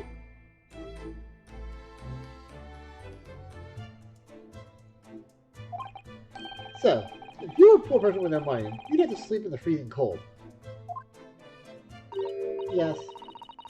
Or if you were a scatterbrain with no change because you forgot to exchange your money at the bank. Thank goodness there's no meter in our office. That's crazy. One day their taxes are going to get so ridiculous a whole other country will be formed of people trying to get away. Don't we call that Mexico? Wait, what? No offense, Mexicans, wherever you are. I'll bring it up because of the whole wall thing. Oh, poor man. So young to die. Do you suppose it was a very painful death, being poisoned as he was? I would imagine so. I don't know. All we can do now is hope that he'll be reborn for a better life. Yes. Suppose you're right. I wonder. Do you think that putting our hands together in a Japanese prayer will help a British soul? Sorry? I made sure I had a reference at the ready for just such an occasion as this, actually. See, that's why this Junior Woodchuck guide would be so helpful. It solves everything, man. This book is entitled The Beginner's Guide to Praying for the Departed, the British Way, by the Junior Woodchuck Guidebook. I'll just read it now. One moment. Oh, by the way, I just made it blue because, yeah. There's quite a spine on that book, isn't there? Okay. Change! Change! Uncle, he changed! Damn it! Where's that damn couch at? No, there's some loose change in there.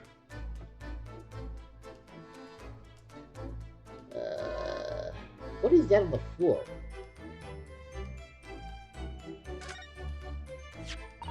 What's this? Looks like part of an envelope, I think. I think you may be right. Perhaps it was torn off when the letter was open.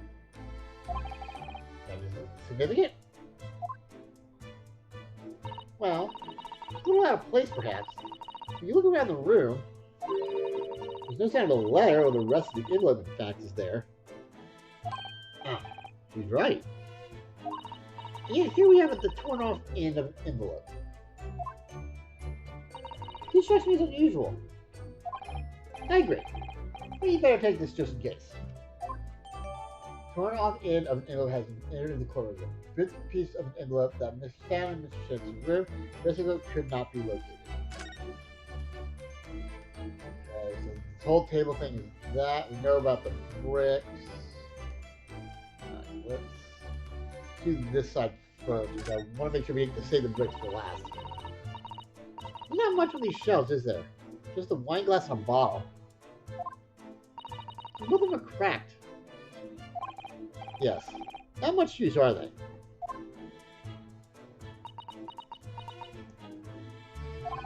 What's the matter? Oh. I was just reminded of the Reaper, that's all. Prosecutor Lord Van Zee? Yes. He's so reckless with his wine glasses. I was thinking it's a waste and that you should donate some to the needy. You can suggest it next time we meet. It's not wrong, as much as he breaks those things in court. And I still don't know how he doesn't start a fire with that. Alright. Look at these extravagant, bright costumes. Somehow they look out of place in this room. With his grim shitties going on. This one looks like a king's attire. A king? I've always dreamt about being a king. Oh, I think you'd be more suited to a feudal lord. A daimyo or such like. With a... The Chan Mage? I don't know. The Chan Mage top knot? And the Japanese man wishes he had a Chan Mage. I hope I said that right. I apologize if I did, guys. Oh, you look wonderful with one. You already have the sword. Can you imagine what would happen if I walked around the streets of London with a Chan Mage and a sword? Okay, that's the whole thing. Okay, I think we have everything but the bricks now. Yeah, I think so. Alright, back to the bricks.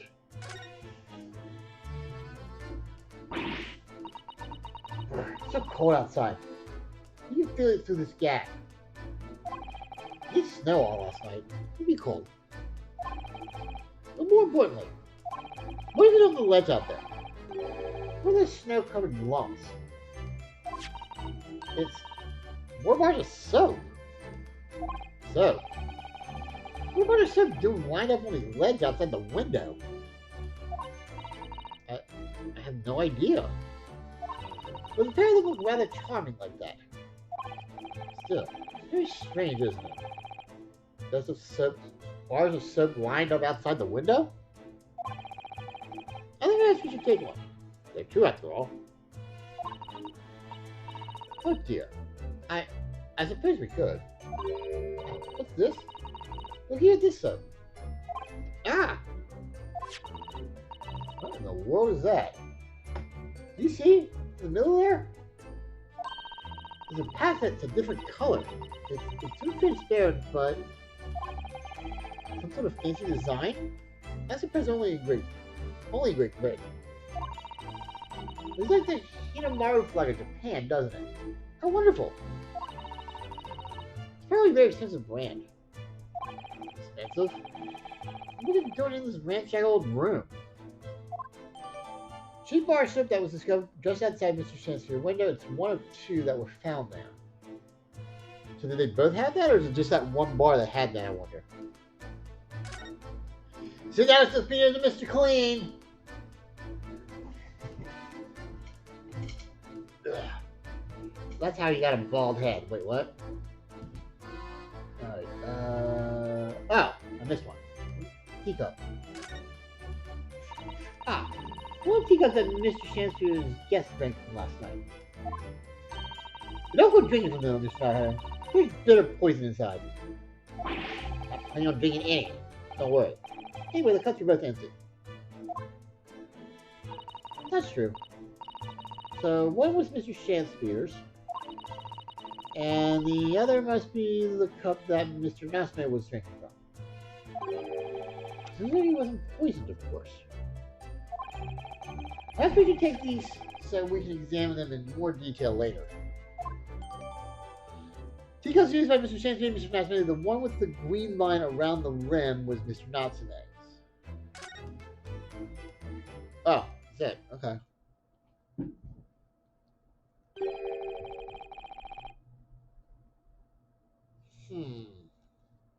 I don't know who this is.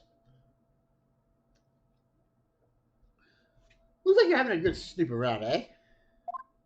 Oh, Gregson. Second Gregson. Back so soon? After I threw that little Japanese fellow in the clink, I went and reported this to the investigation division. 5 minutes time, this place will be cordoned off by the yard. Oh, I see. Well, we better be leaving then. Poor Mr. Natsume must be feeling very low being back in the cell again so soon. Hunter, we should probably go. He's alive. We should probably go and. What's wrong, Mr. Naruto? Yeah! What the fuck? Out, brief candle. Life's but a walking shadow. A poor player.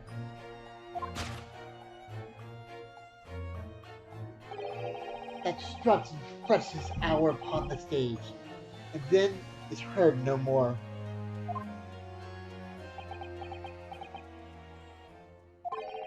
Now, How soundeth the next part?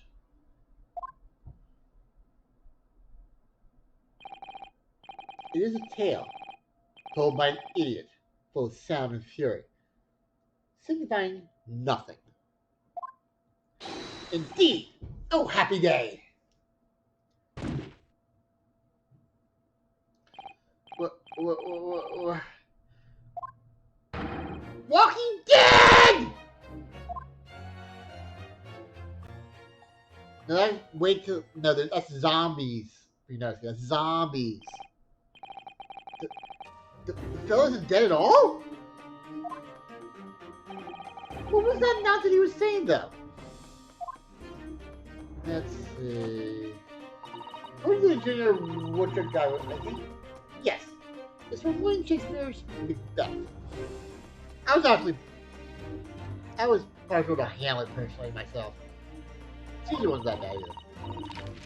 It's a little bit from Act 5, Scene 5. Shakespeare.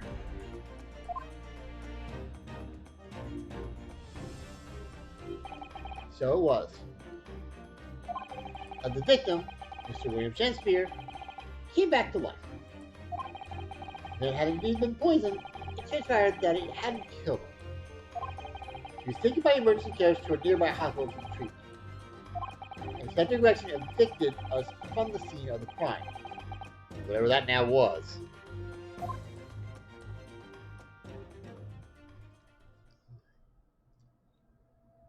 Oh god, what is he doing over there? 23rd Road, Briar Road. Whatever do you think will happen now? Good question. What a strange situation for Mr. Knottsman. Arrested for murder, but then the victim comes back to life. I think perhaps the victim was never dead in the first place. It seems very likely that Mr. Shansford did consume poison, as we deduced. But wait, was it an accident, attempted suicide, or attempted murder? Till the truth can be established, I imagine the police will keep Mr. Knottsman in custody. I suppose so. Let's hope it doesn't come to anything more than a night in the cells. Oh, what's this? What the fuck? Oh, I thought that was Sherlock for a minute there, or Herlock, I should say. What's that man doing over there? Look, he's trying to sing Suzuki Sun's Lodges. Is something wrong, Mr. Who? Excuse me. Can we have a word? Ah!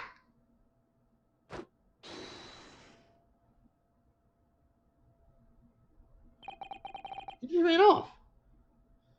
Well, that wasn't suspicious. I feel sure that I've seen that man somewhere before. Where was it? Huh? I do too. I don't remember.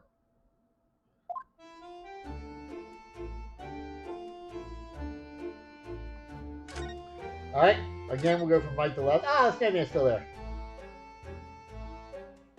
Yeah. Why has somebody built this snowman on some sort of pedestal, do you think? That's not a pedestal, Mr. Marrow. That's part of the snowman's body. Really? But it already has a perfect good body. Well, let's see the British snowmen are usually made of two balls of snow. Perhaps this is a foreigner. Now we're looking at him as if he's strange. Poor man. I know how he feels. If anything, it's Japanese and British two-ball snowmen that are strange ones, isn't it? After all, what people do have three sections: head, torso, legs. Do you ever think that perhaps you think about things too much?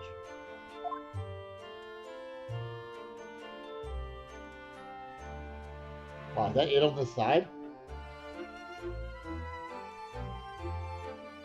Wow, just a snowman. Well, it's blanketed and foggy again today. The sky is covered in cloud. If you look carefully in the distance, you can just make out the crystal tower being built. We'll look at that in a second. Ah, the crystal tower. Yes.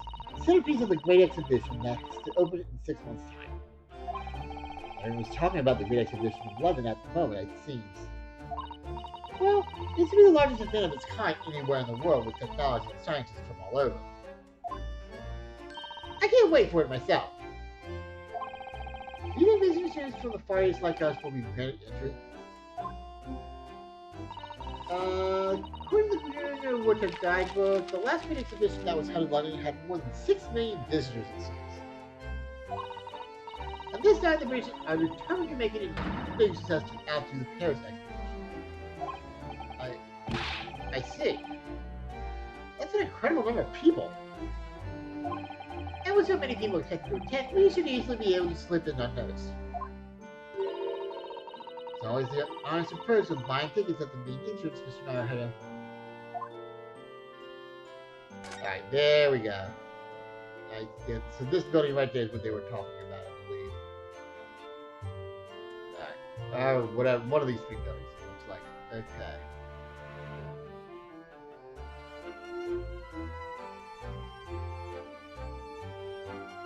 Alright, the bicycle's still here.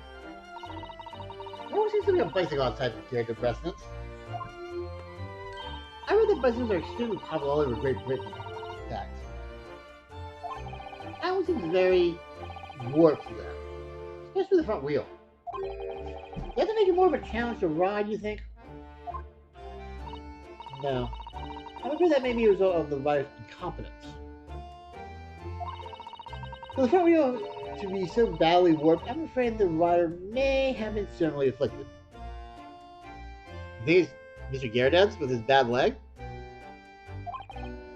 There's a good chance Mr. Natsumi has been practicing on the bicycle, I think. Oh, okay. Oh dear. I think you may be right. Alright, so I guess that's the only thing left. They get to the top floor where Mr. and Mrs. Jacob live. All the windows are bricked up. Yes, that's because of this old window tax that was charged on the number of windows it properly had. In order to pay less tax, the poor members of society filled in many of their windows. The tax has since been abolished, hasn't it? So the windows could be open again, surely. Unfortunately, it would appear that the residents of this district can't afford to pay to have the work done. Yes, that is a sad state of affairs. Especially for people like poor Mr. Natsuman, who have to live all cooped up in a windowless room. Suppose that's the price you pay for living in very cheap accommodation. Well, she's got a point in this movie, put it like that.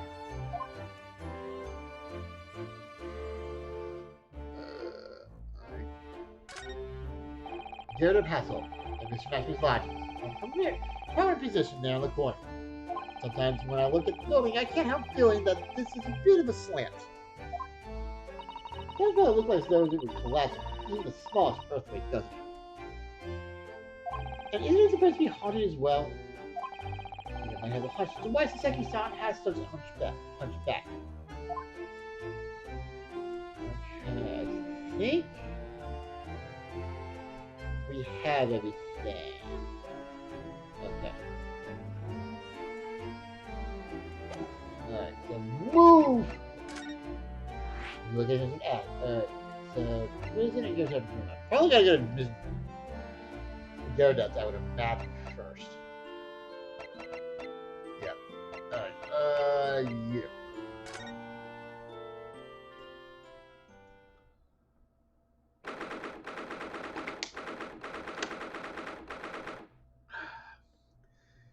February 21st, the Gyarados room.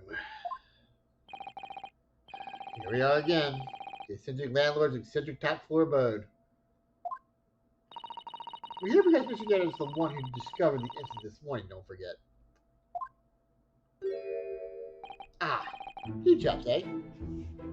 Yes, good morning, sir. Thank you for your cooperation in court yesterday. It's quite a trial. As much for Mr. Gyarados as anyone, really. He stayed back here after all that business at the Bailey yesterday. He didn't expect to wake up to a more bally nonsense this morning. I wonder if you wouldn't mind telling us exactly what happened, Mr. Goodett. Yes. I suppose you'd like to know about the dead loss of an actor chap in the ground floor room. Those were exactly Detective Grayson's words, weren't they?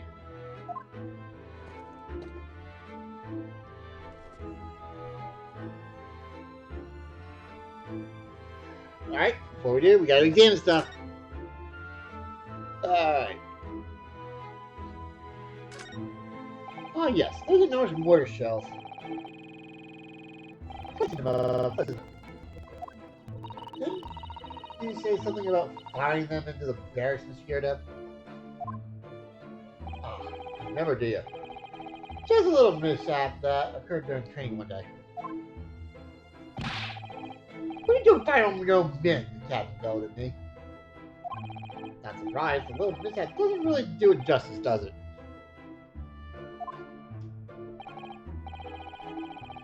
Well, one has these little incidents when one's a hot-headed young private. I'd like to put some evidence that resulted from one of my little mishaps on display. Oh, does the great lawyer like the great detective want to exhibit some trophies of his finest moments? Yes.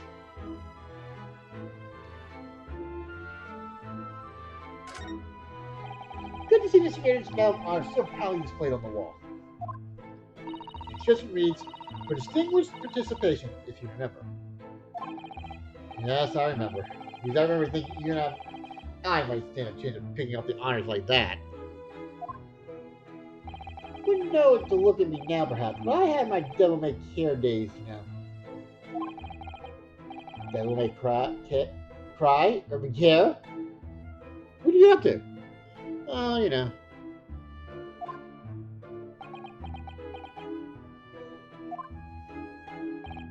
Well, down the past now, of course. And best luck there. Best not. I want to know now. Hey, Philly beat Boston tonight. I know it's only preseason, but hey.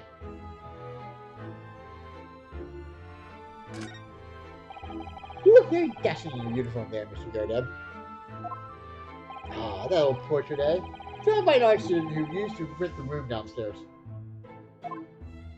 Oh, you look so wonderfully young and courageous and strong. Yes, well, the chap presented it to me one day and asked if I'd let him off the month's rent in return. Oh, I see. So, you did, presumably? No. I very well did not. I knew it. I knew you'd say no. Oh. What is a portrait? The rent is rent. Eh? And yet it's still there proudly on the wall. Fuck you! You know what that screen is hiding now? The element of the fiery altercation the other day. I suppose I'll be able to clear that mess up for some time now. Oh dear. It's just been a very difficult situation for you. I'll say. You were talking about twists of fate and whatnot. This is a twist and a half. I'm not show all around. I'm really struggling with everything that's happened. Wow, shows the cannons. Okay. There's a single apron drying on the Norse cannon-shaped clothes horse. Look.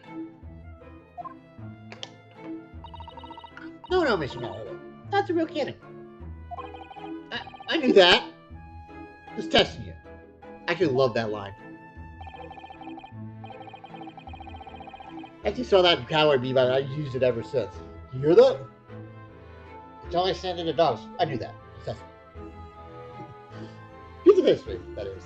Seen plenty of action on the battlefield, I can tell you. Now the old girl and I are just enjoying the peace and quiet of retirement together. And of course, she'd come in handy if the enemy decides he wants to attack you. Is there a war going on that I don't know about? Oh, the books. Oh, a copy of Red's magazine. The Adventures of Herlock Shrunks is being read all over London. Isn't it wonderful? Naturally, one asks oneself if such a singular detective could really exist. But having met the chap, it's undeniable. He's most certainly singular. Singularly dangerous. That's general public opinion for you, Mr. Sada, as it should be reflected in the stories. Make no mistake, Mr. Naruto, I intend to snuff out all the public. I intend to snuff out the sort of public opinion we just heard, personally. Yeah, I'm trying to see where Mr. Show's reputation comes from now. Really? I thought the fireplace might have something. Okay.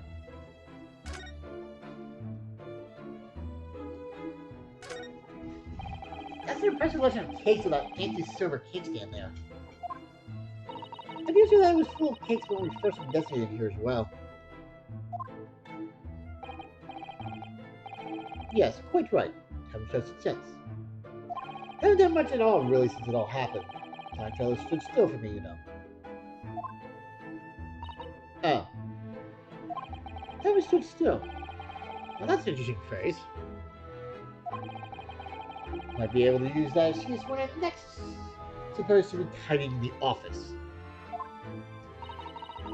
You'll just tidy up, Mr. Naruto.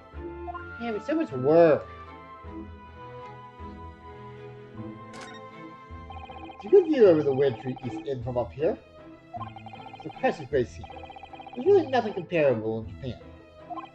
And down below, Briar Road, partly blended into snow. And the pavement where poor Miss Green was struck in the back by the knife. Thinking about it, this is the only room in this building that actually has a window to the outside world. Sometimes, everybody really does seem like a strange land, doesn't it? As if it was all foreign culture seemed to change at first. I don't know how an Englishman would feel when arriving in Japan and seeing people with a homemade top knot. Well, that's a good point.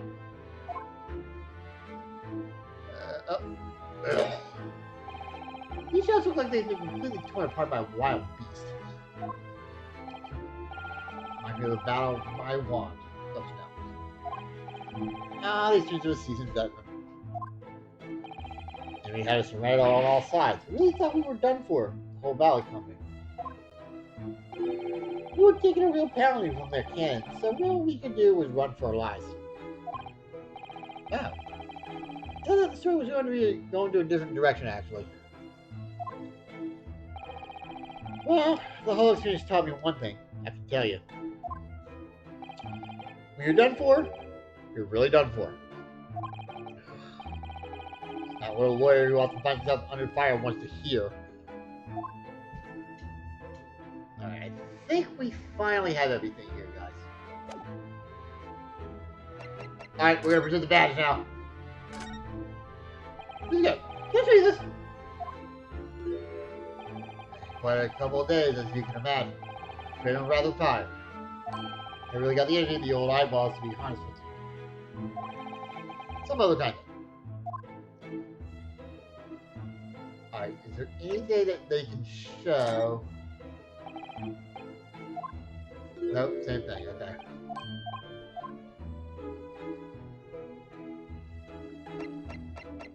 Maybe there's something else we can do. Okay, let's go ahead and just talk.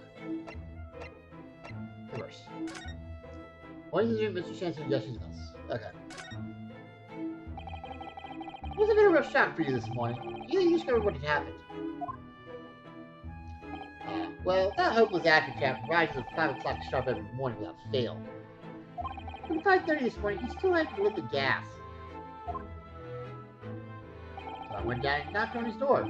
No bell answered. And that's when you broke into the room by kicking down the door. Well, I called on that rum-looking Japanese chap to do the grunt work, of course. Wasn't it a little premature to kick the door down? You could have just overslept for a half hour. It's very true, Mr. Naruto. The 30 minutes oversleeping warranted such behavior. I have to kick your door down every morning. Well, you know, better be safe than sorry and all that. You Do you never see avoiding our gaze now all of a sudden?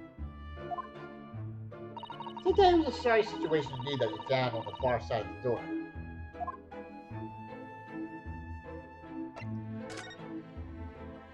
His name is Mr. Shakespeare, I believe. Is that right? Yes. William Shakespeare. Did you grab 4 rooms 3 months ago now? And how would you describe it? In a word? Destitute. Destitute?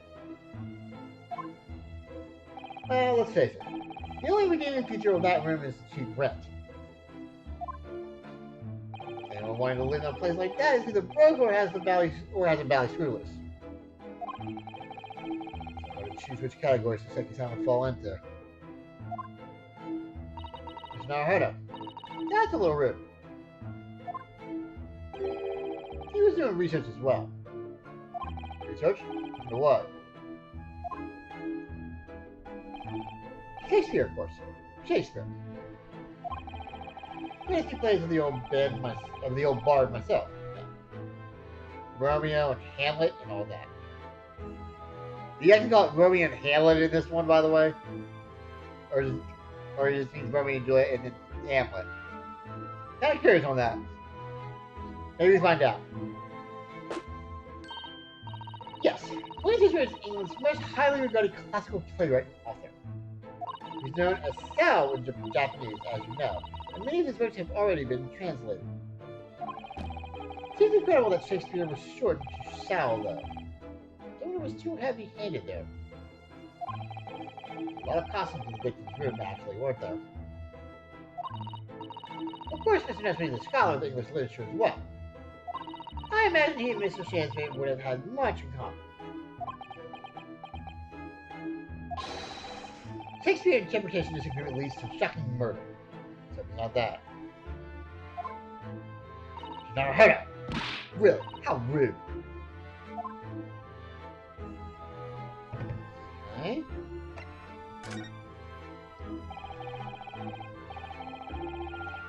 As the Mr. Natsume's trial yesterday, you came straight back here, I believe, didn't you? You notice anything strange between then and this morning? Well, now. Must have been about 6 in the evening by the time I got home. Snow was coming down rather heavily as I remembered, and it was completely dark already. I felt after Chap was out at the time. Mr. Garrett noticed there was no light from his room or something, I suppose. Couldn't summon the energy for anything much, so I just sat in front of the fire up here. It was after 8 before Shakespeare got back. And the cat was up till past 1 in the morning, I'll have you know. Because he met me again sometime after that. I was asleep by then, so I'm rather in the dark there. Thank you. That was very illuminating.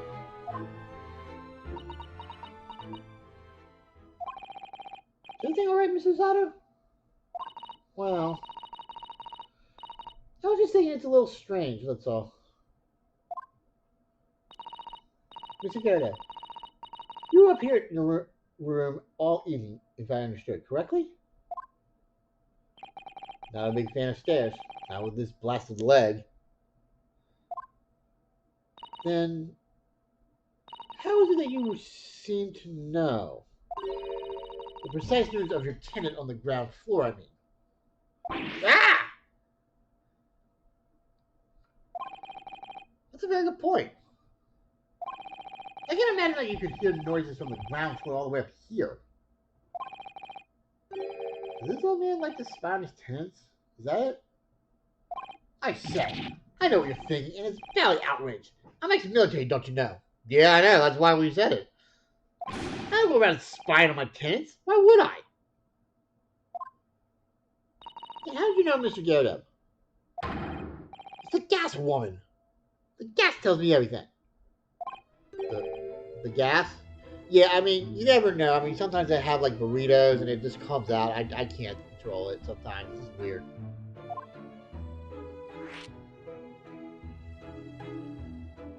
Insert your own joke there. What on earth do you mean, sir?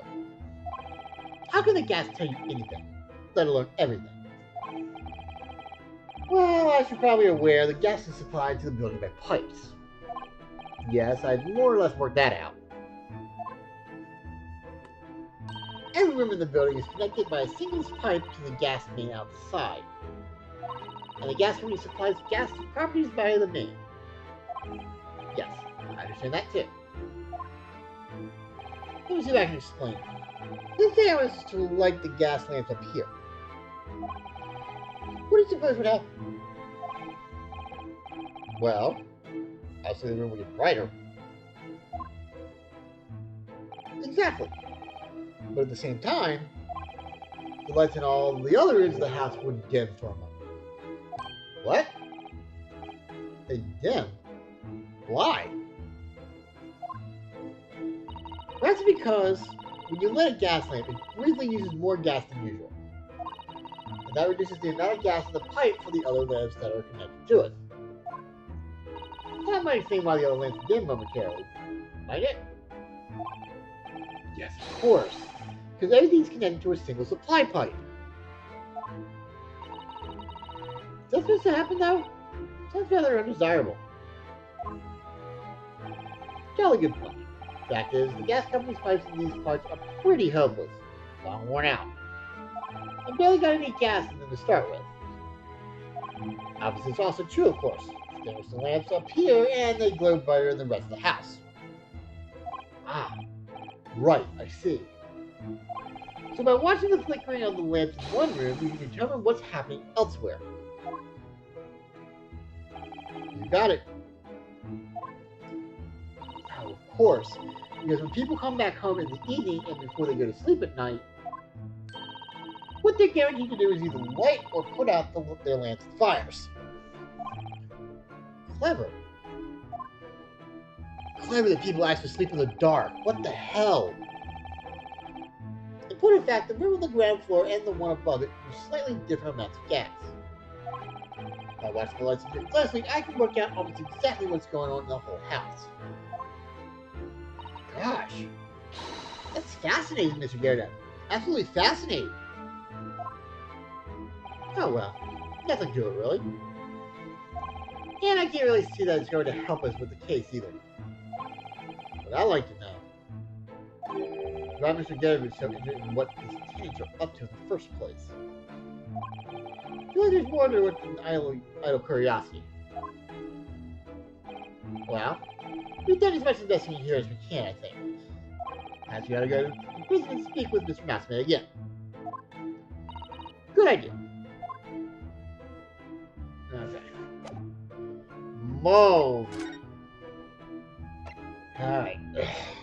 I need some water for this, you know how his personality is.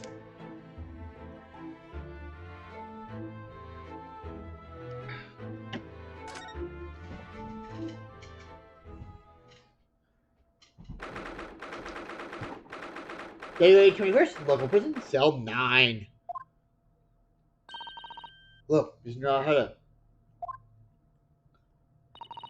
Mr. Natsume, will the police ask question you now? Look up there, Mr. Narahara, High Squire. Oh, yes?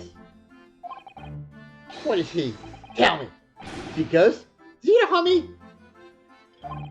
Let me guess. You're talking about Mr. Sholmes. He actually calls himself a great detective, Mr. Natsume. Not a ghost. But his diabolical deductions. You know, this world. They've left me. Ah, cursed! I'm cursed, I tell you. Well, yeah, it sort of hurts. But what credit is due, Mr. Narahara? You were heavily involved in the deduction, too. Yes, moving on. There's some wonderful news. Oh? The victim that we all thought was dead has come back to life again. Oh, that's a good way to put that, Susanna. Good way to put that. To the tune of Love Potion number 9. Prison cell number 9. Something we haven't seen in a long time. Now, in the absolutely worst case, you can only try for attempted murder. That's Wait, isn't it, Mr. Natsume?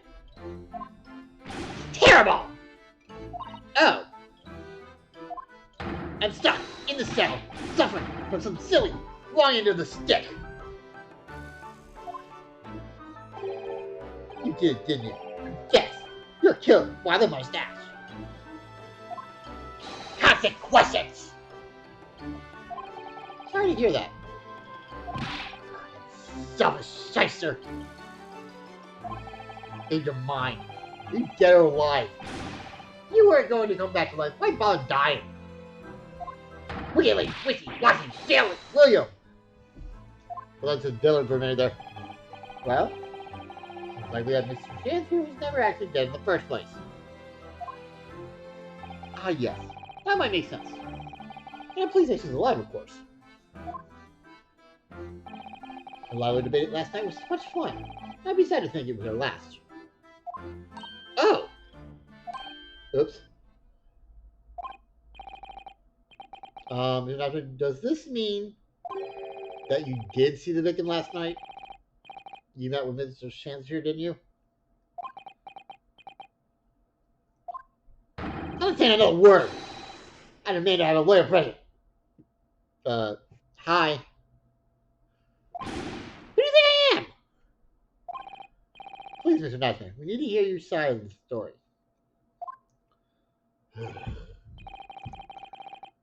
Why was it cursed like this?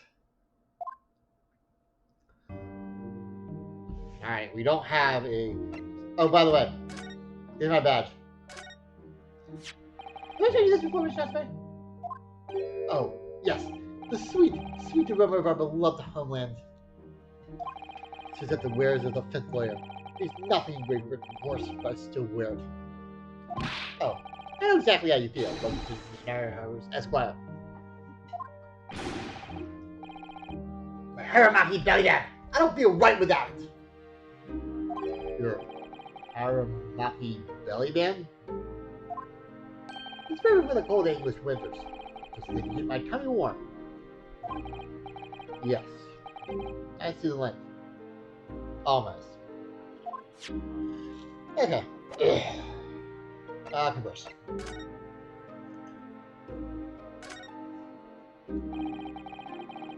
Can you tell us exactly what happened last night then, Mr. Natsume? There's nothing to tell. But, Mr. Naruhito Esquire, I'm eternally grateful to you for helping me with that cursed case yesterday. In case I saw poor Miss Green hospitalized after she ended up with a knife in her back. It's hard to believe that was only yesterday. As the trial was over, I trudged my weary way back to my lowly lodgings. That evening, at ~9, it must have been, I visited Mr. Shansfield. So, we did go to the victim's room then. As we feared. I didn't do anything wrong! I've never been to his room before. It's the first time! Then, what made you decide to go? I bumped into him when I arrived back at the house. We got chatting and it developed into a discussion. But he had to go out, so I bade him farewell. Sometimes it was what Miss Yoda said, that the victim went out and came back at 3. We met again later that evening at around 9 or just after, when I took him some nice tea I brewed as a gift. So it was you who brought the tea that had clearly been drunk at the scene then. And I suppose you were discussing the works of Shakespeare, were you? Yes, that's right. That's exactly right. Romeo and Juliet. Who was the stronger? This is a delightful debate. I'm sure. Such a stimulating subject, Shakespeare.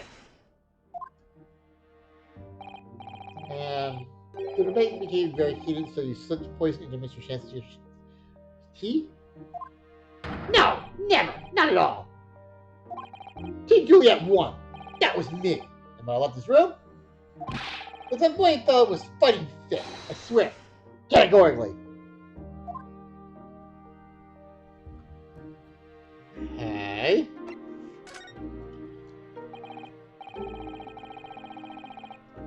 Mr. Mascot, you also say the same thing about yourself, I've noticed. That you have a cursed existence. I'm sure I've mentioned this to you before, but I've been here in Great Britain for a year now, and in that time I've learned that there's no place for me.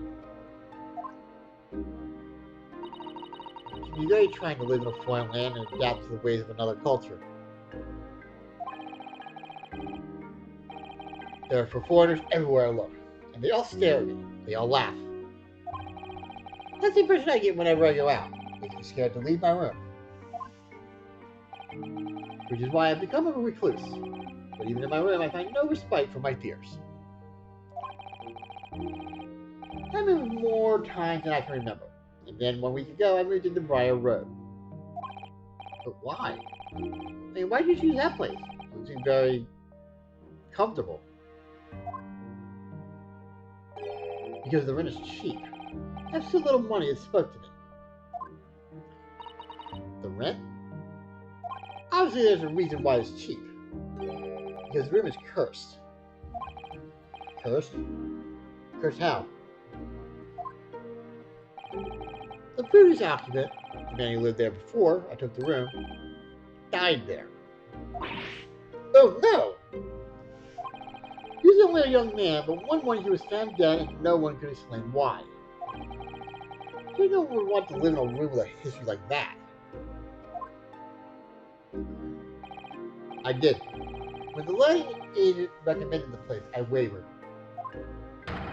But I want books! Books cost money! A horrible history is a small price to pay.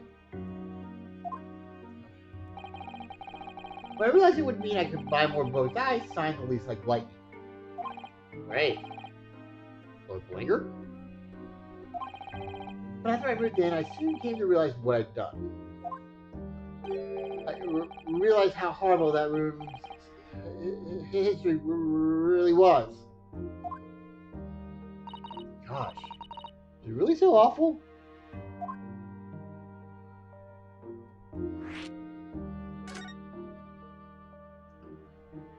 How did the room's horrible history affect you, Mr. Mousebag? What happened? At first, it was just a feeling. A feeling of beady eyes boring into my back, watching me. Do you think that might just have been your mind playing tricks on you? No. My mind doesn't know any tricks. It's someone else.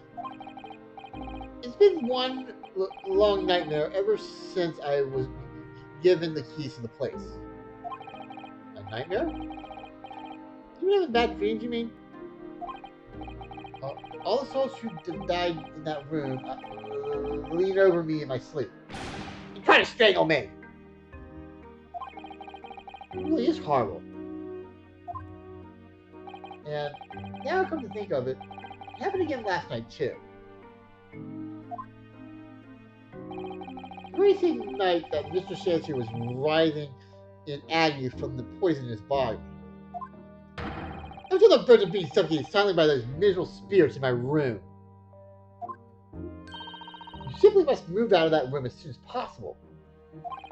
Yes, you're right, I know it. That's why I'm already searching for the next room with a history to call home. I think perhaps you should try to avoid accommodation with any kind of history at all. Otherwise, I'm scared that you yourself may become history. That knows how to make the man listen. Wow. Of course. Mr. Lord of the Manor is worried about the curse on my room as well. You mean Mr. Gyarados? Yes. He knows that if people keep dying there, he'll never be able to rent it out again. That's true. I, for one, wouldn't go near the place. Ah, perhaps that may explain why the landlord pays so much attention to the gas lamps in his attempts and movements. You mean, because he's worried about their well-being? He seems to have an unusually keen interest in the amount of gas in the pipes. Must be a reason why he keeps such close tabs on the occupants of let rooms. What do you mean you pay so much attention to the gas lamps? Oh dear. No. It's nothing to do with you, Miss Method. Please forget I said anything. Oh. Now you're talking about me behind my back as well. What's important is that Mr. Shancer isn't in fact dead at all. Once he's come around and he's able to tell us what happened, we'll be able to get you released. Yes, please. Oh, I do hope you're right. Excuse me. Gregson. Inspector Gregson. I couldn't help but hear what you just said. And on that note, I have some good news and some bad news. Ah. Which do you want first? Always. Every time. The bad news comes first. When hope is all you have, hold on to it. That's my guiding principle. Right. Well, in that case, the good news is... Huh? Sorry, but it's just a lot easier to explain everything that way. Why'd you ask me my preference? As you might have heard, the victim, Mr. Shancer, was just unconscious. He's come around now. Yes. He saw it happen in all its terrifying glory. He's still being treated by the doctor, but we've managed to get a written statement from him already. Oh, yeah, what about Mr. Natsume? Thank goodness. It's all over then. I can leave this somber stuff. No. He's gonna accuse him of anything. He's gonna accuse him of trying to poison him. Sorry, no. That's not on the cards. What? Why we're not, Inspector? Mr. Shancer has implicated someone as being responsible for what happened last night. Implicated someone? Oh dear. You don't mean... Sorry to say I do, yes. He's pointing the finger at you, Mr. Natsume. Arrgh! A sweet poison is seeketh in my life.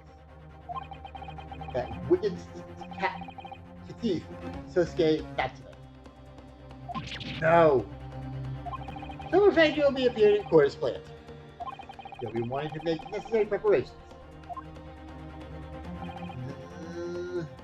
No!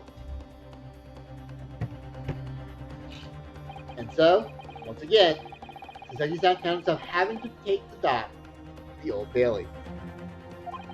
Whether his room was haunted or whether he was just terribly unlucky, I knew I had no choice.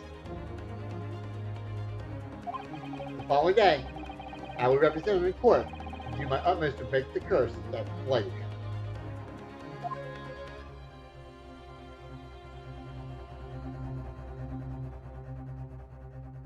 To be continued.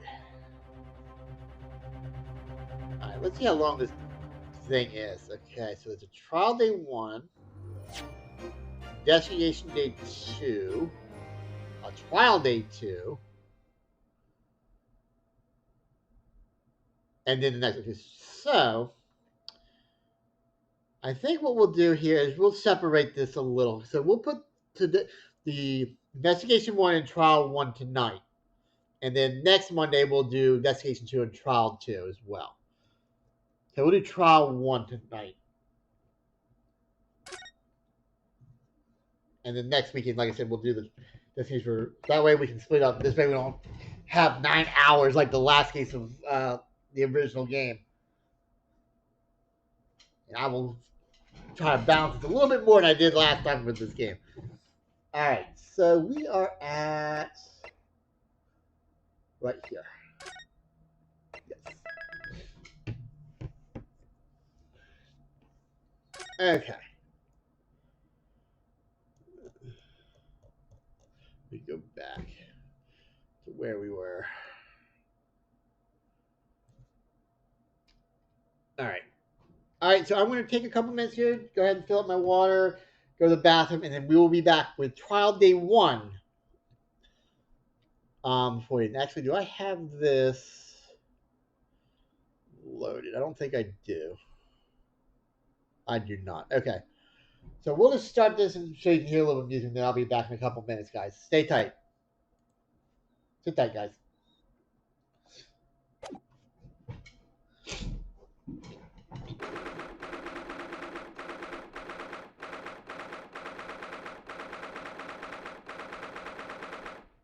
February 27th, 9:23 a.m. The Old Bailey defendants enter chamber.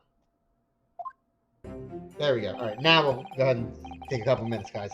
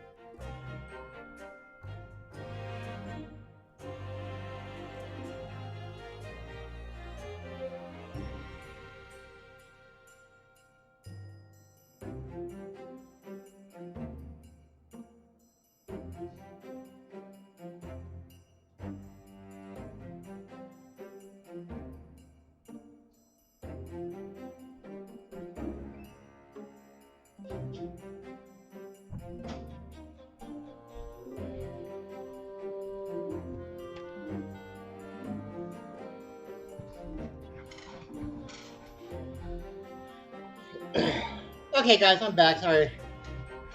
And we go ahead and get back into everything here. Like I said, we're just going to do trial day 1 for tonight.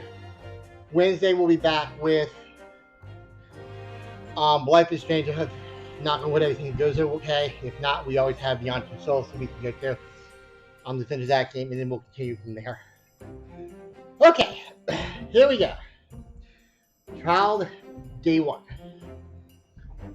Wow, Raiders are really getting crushed tonight, 20-0 on Monday Night Football. Anyway, the old Bailey. This place always makes me feel strange. I seem to get chills down my spine and break out into nervous sweat all at the same time. Well, I didn't think I'd be back here so soon. That's my line. Good morning! Good morning, Mr. Natsume. It was only 2 days ago that I was declared not guilty here. Yes, we somehow managed to prove he didn't stab Miss Green in the back. But now this! Another morning, another murder. Here I am again in this hellhole. Can't keep coming to court. I'm beginning to think he's right. It really does seem as though he's cursed. He's not hurt. I've read bad news. Oh. Mr. Natsume. Good morning. Yes, morning. So, here we are again. Yes, again.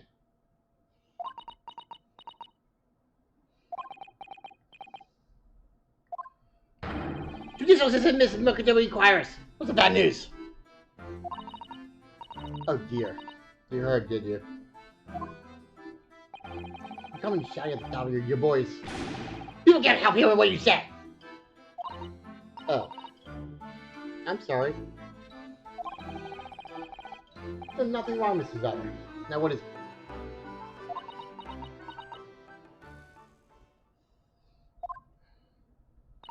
Well, seems that the prosecution in today's trial, Van Zeeks, right?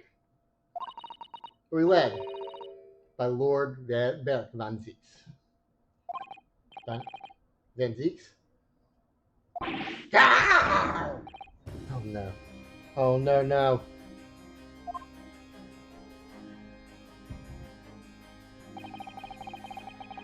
The so-called Reaper of the Bailey, the most legendary prosecutor in the land. In the trial 2 days ago, he pursued Soseki's eye relentlessly. Of course, by the skin of our teeth, we managed to pull through, but still. Perhaps Mr. Natsume's acquittal in the last trial wasn't the end of the matter. After all, yes, I know what you're thinking. The legend of the Reaper that says, nothing can save a person in the dock from Lord Van Zeeks. He's the prosecutor. Oh no. Not even if that person is found not guilty. The accused will meet a mysterious end one way or another. And we experience it firsthand. A man we successfully defended met the most terrifying end after his acquittal. Right here in the Old Bailey. Of course he actually did it, but that's beside the point.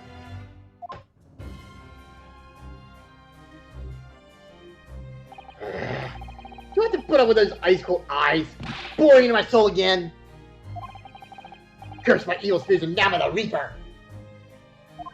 Hell, satisfied, hell, potentially! Well, it is potentially. At least you appear to have hope, Mr. Natsume. Welcome to Mr. Naruhodo Esquire. Ah, yes? I'm innocent! You have to believe me! You more than anyone now. Don't worry. I'll be your steadfast ally every step of the way in this battle. I promise. And this promises to be a hard battle, I fear.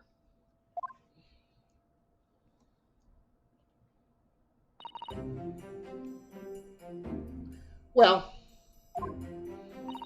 trial is scheduled to begin shortly. You should move into the courtroom. Let's go. Oh yes, I forgot to say. I'm afraid he won't be able to make it, Mr. Schoenfeld. That's probably for the best.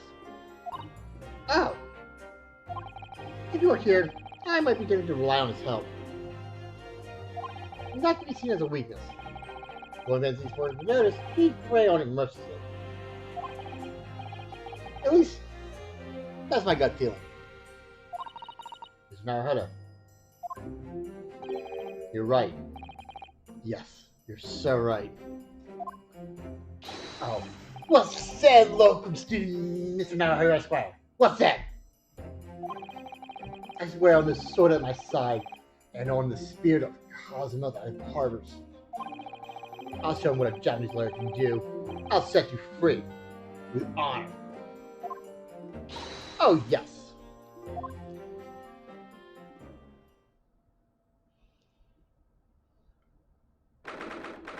22nd February, 9:40 a.m. The Old Bailey courtroom. Just courtroom, okay. Usually I have like one or two, okay. Oh, is it the same jury? And I'm back. In the name of Her Majesty the Queen, I hereby declare this court to be in session. I now call upon the counsels for the prosecution and defense to declare their willingness to proceed. Dracula, as is the prosecution, is ready. The defense is ready, my lord. Readiness for the trial, my learned Nibbles friend. That's what defense needs. What you need is readiness for your inevitable defeat.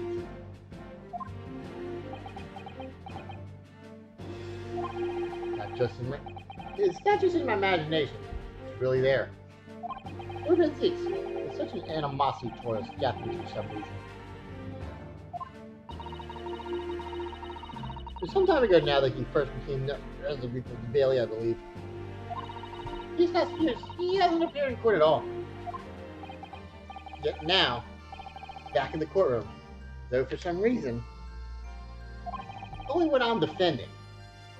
This Reaper, with his curious disdain for Japanese, is a prosecutor shrouded in mystery. No, you haven't seen Santa Claus yet, soldier. Remember that line now. Remember that. That's assuming we continue with the Ace Attorney series, that is.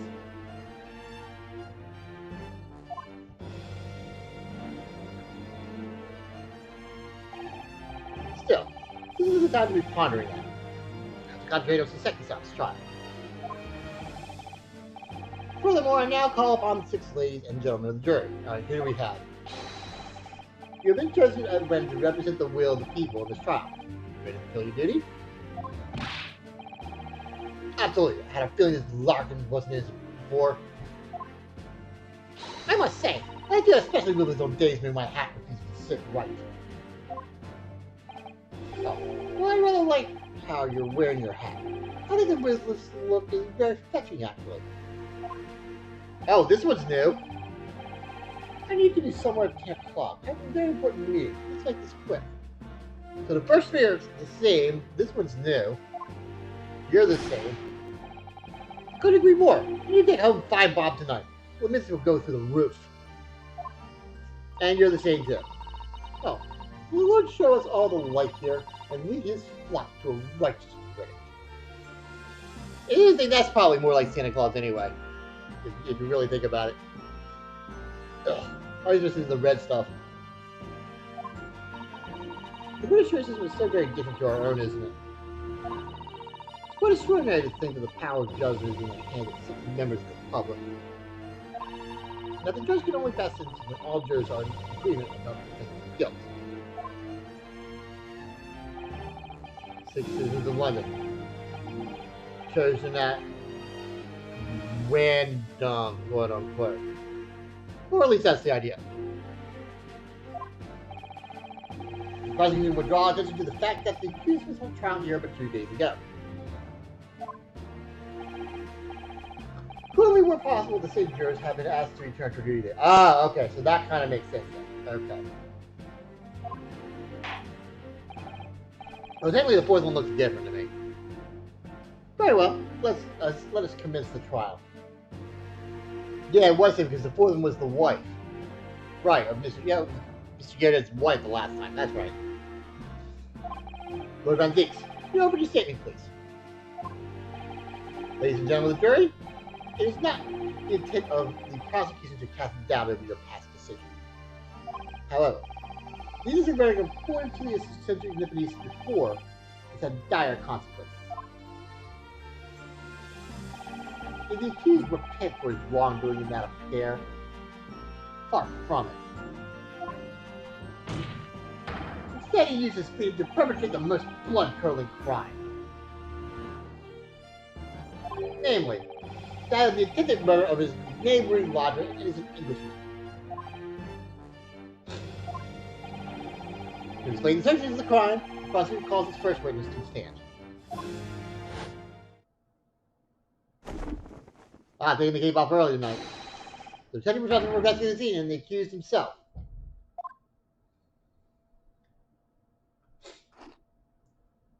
Yeah, so I got his name through some chips. Witnesses, your name and occupation, please. Yes, sir. Tobias Gregson, Detective Inspector of Scotland Yard's Homicide Division.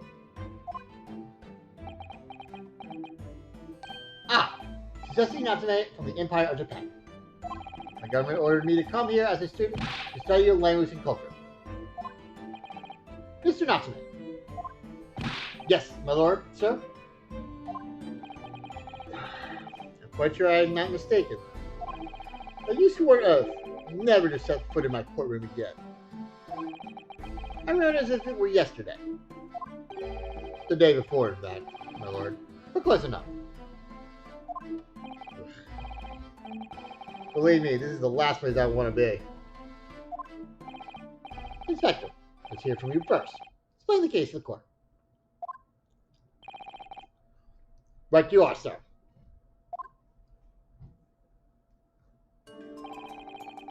The incident occurred at the Gyrodov household where the defendant has lodgings. In the ground floor room of the victim, Mr. William Chanspeare. The defendant has already admitted to visiting the victim on the night in question. Mr. Chanspeare collapsed in the room as a result of poisoning by strychnine. That's what I'm going with that. Strychnine, unless I hear different. He was found the following morning when the landlord, suspecting something was wrong, broke down the door.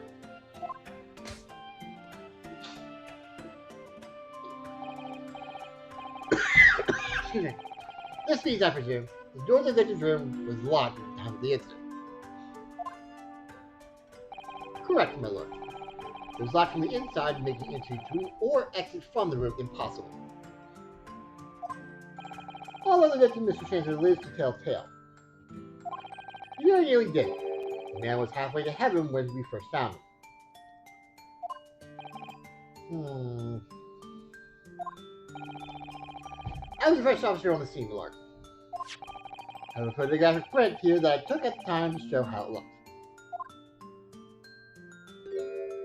Hi. Yes, a chilling scene indeed. The man looks very much deceased. That's right. Everyone present believed that exactly what he was.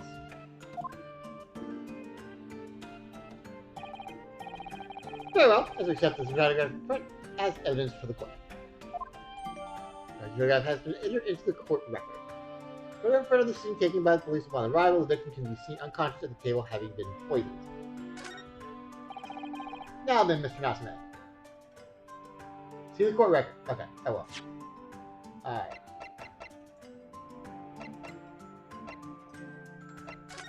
Alright, okay, so it's one of these. Okay.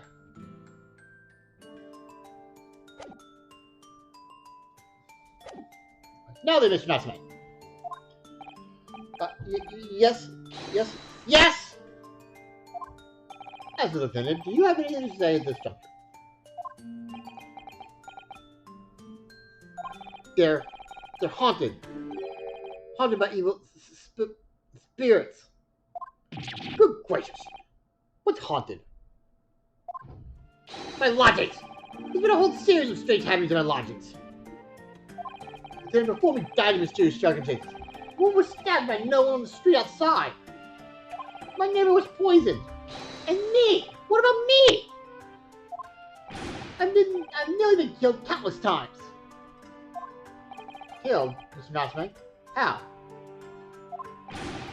Even on that fateful night it happened. When I returned from Mr. Shakespeare's room, I lit my gas stove and climbed into bed. But before long, the stove went out. And somebody tried to kill me!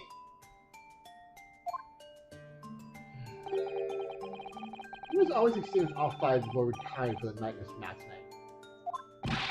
It was so cold! My runny nose would freeze. The point is, I didn't poison my neighbor.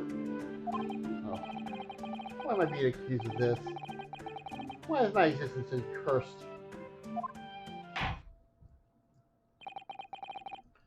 Thank you, witnesses. I believe I've reasonably secured a picture of events. If I could raise one more point, my lord. One more conclusive point. Conclusive? Go on. Fortunately, the victim, Mr. Chancellor, has regained consciousness after his ordeal.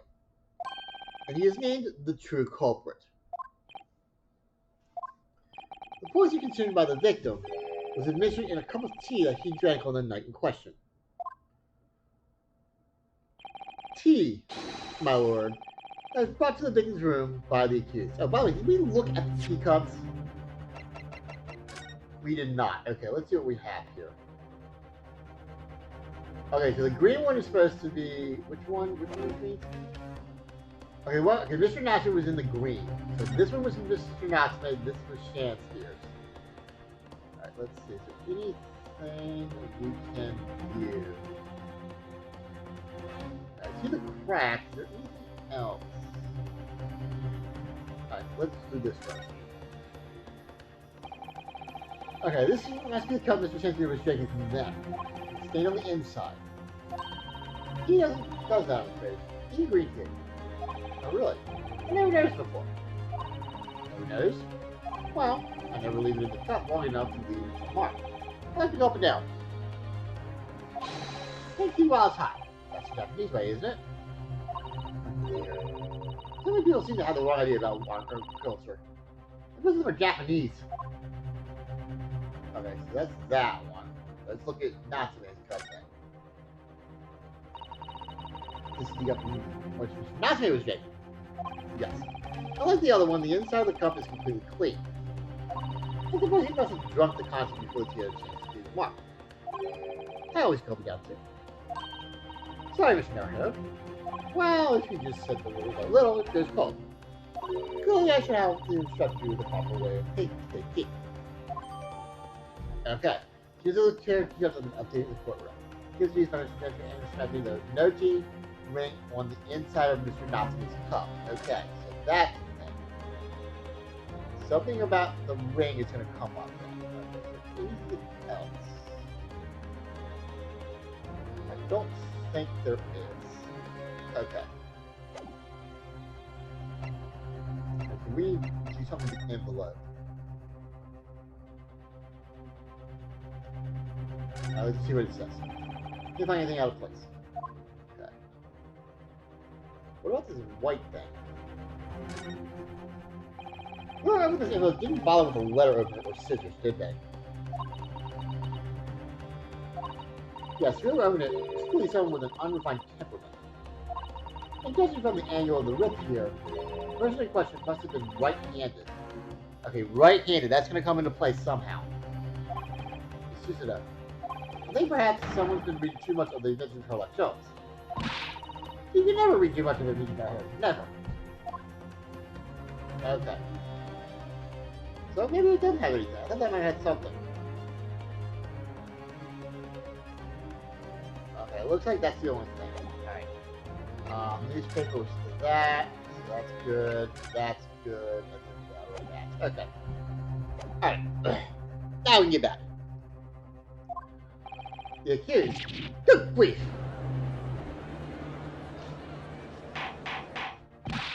Order! Order! Yes, that's the crux of the whole case. If Sasaki-san is innocent, then why? Why is the victim accused of? Did he try to poison him, maybe? I think he's that guy who was staring in the window now. Well, Mr. Gatsman, what did you say to this accusation?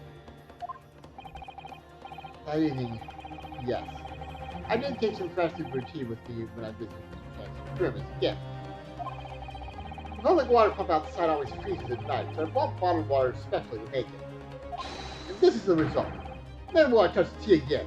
Never! The public pump was frozen, you say?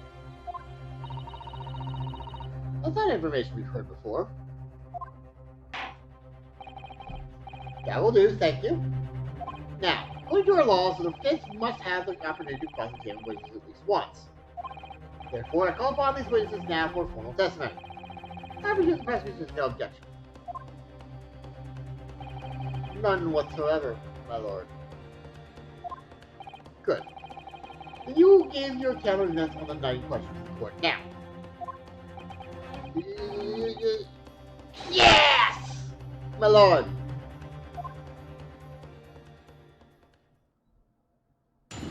Alright, witness testimony. Here we go. The catastrophic night. It was around 9 o'clock that evening when I visited my neighbor and I took some tea with me as a gift. We had a heated literary debate over a nice hot drink.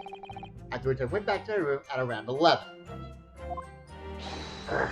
My tea was completely harmless. He couldn't have locked the door behind me otherwise, could he? Strike an iron takes some time to have an effect on the body. People don't heal over immediately after taking it. The victim would have been perfectly able to lock the door after his guest left. The argument still stands. Okay. Yes, I see. So all seems relatively straightforward. Excuse me, but that testimony does raise one rather critical point, I think. Mr. Nashman claims his tea to have been harmless. Presumably, though. The teacups have been examined for traces of poison, haven't they? Why didn't I think of that? Well, as it happens, no. We haven't been able to. Did I hear you correctly, Inspector? Scotland Yard has failed to examine the suspect's substance? How can you learn something so important? Is that the first thing you should have done? I learned the Nepalese friend is falsely incensed. The inspector said Scotland Yard was unable to examine the tea. Not that it was overlooked. Unable? Why? Simple enough. There was none left. Not a drop. Someone must have been very thirsty indeed. With current scientific techniques, it's not possible to test for poison under such circumstances. We only need a drop. And that one drop does actually have to exist, funnily enough. The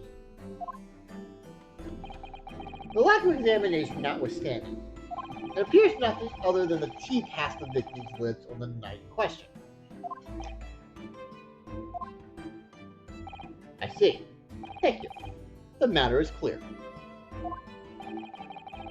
Cast your eyes over the jury, my learned friend. What?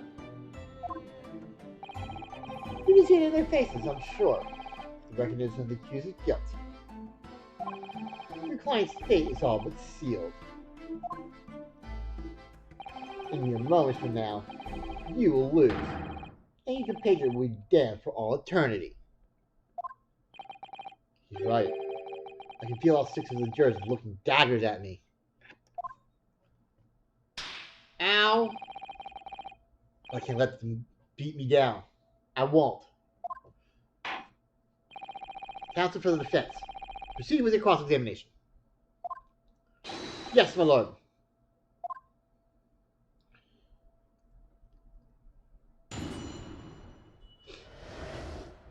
You had a shopping night. Alright. Around 9 o'clock in the evening when I visited my neighbor and took some tea with me. Okay, let's press that. Hold it!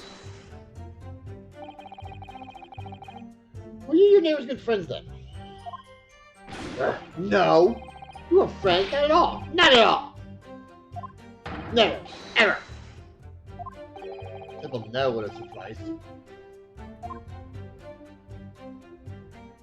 Then, why did you decide to pay him a visit? Mr. Shakespeare faces himself as having great literary knowledge. A fellow scholar of English literature, we find much to talk about together.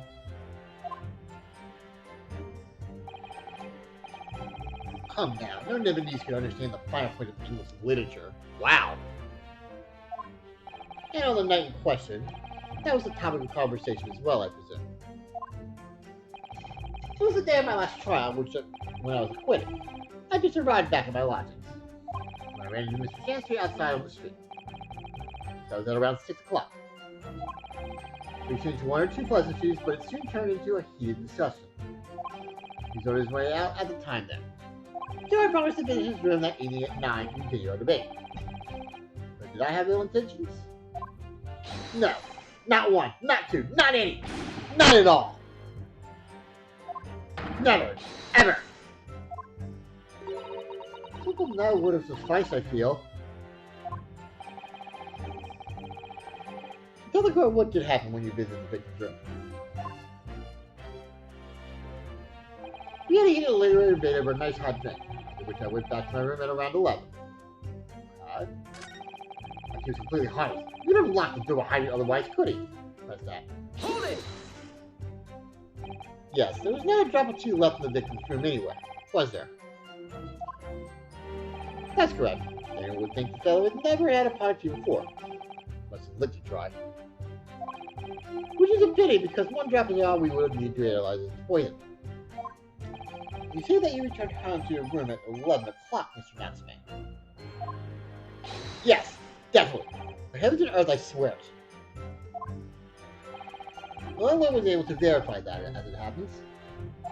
He confirmed that the defendant went back to his room at 11 that night. And how is the landlord able to attest to this? He said it was the lamps, I believe. The lamps? Inspector?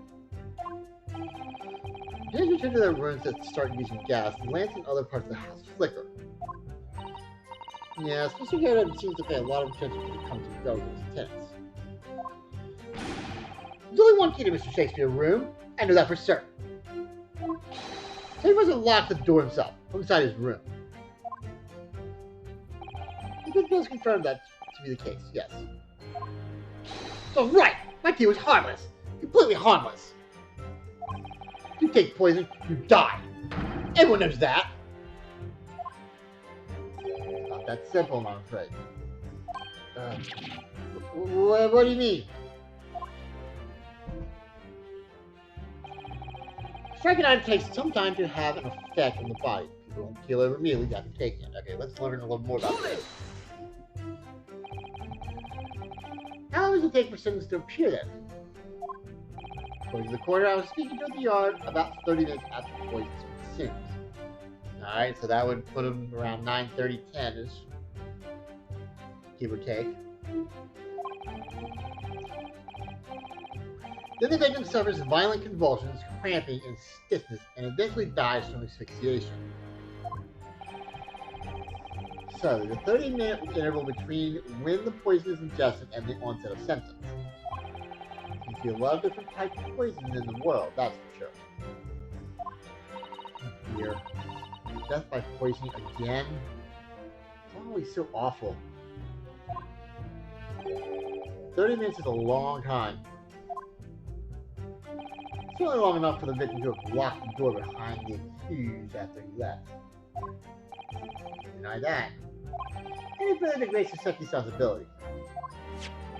A medical report from the doctor who examined the victim here, my lord. Spells it out, really. The accused is the only person who could have done it. Very well. The court will add this report to the court record as evidence. Report issued by Scotland Yard's medical officer that obviously mentions the poison as well as other details gleaned during the police investigation. Oh yes, I see it here. Delayed onset of symptoms. Great. Alright, let's look at this just for a second here. Alright.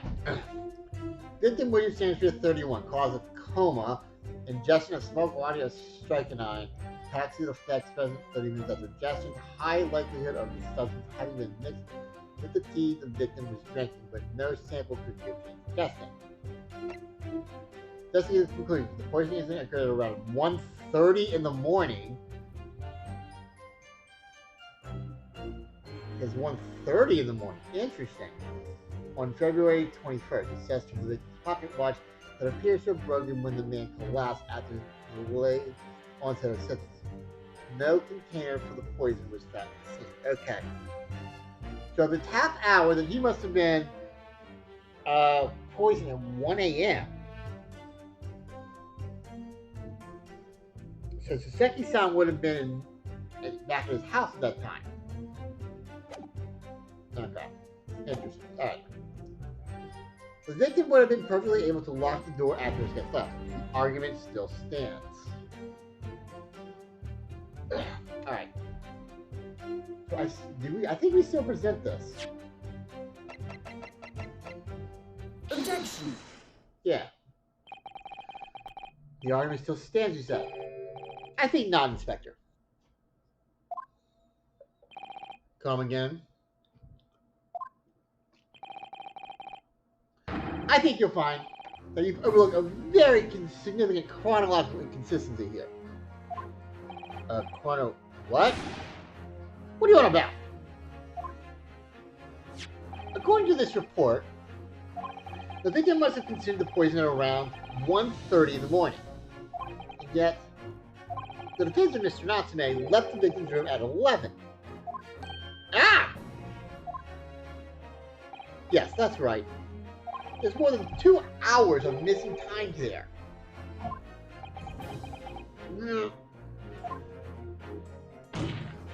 In other words, if there was poison in the tea that Mr. Natsume brought to the victim's room, how could the victim have fallen ill to it 2.5 full hours after the defendant left? Ah! Why didn't you do it too? I love that the second did it for some reason. This argument is entirely reasonable. How do you respond with things? I decide to pour some wine. Get my blood going. Nothing like a fine wine. Pray forgive the discourtesy, my mind was wandered.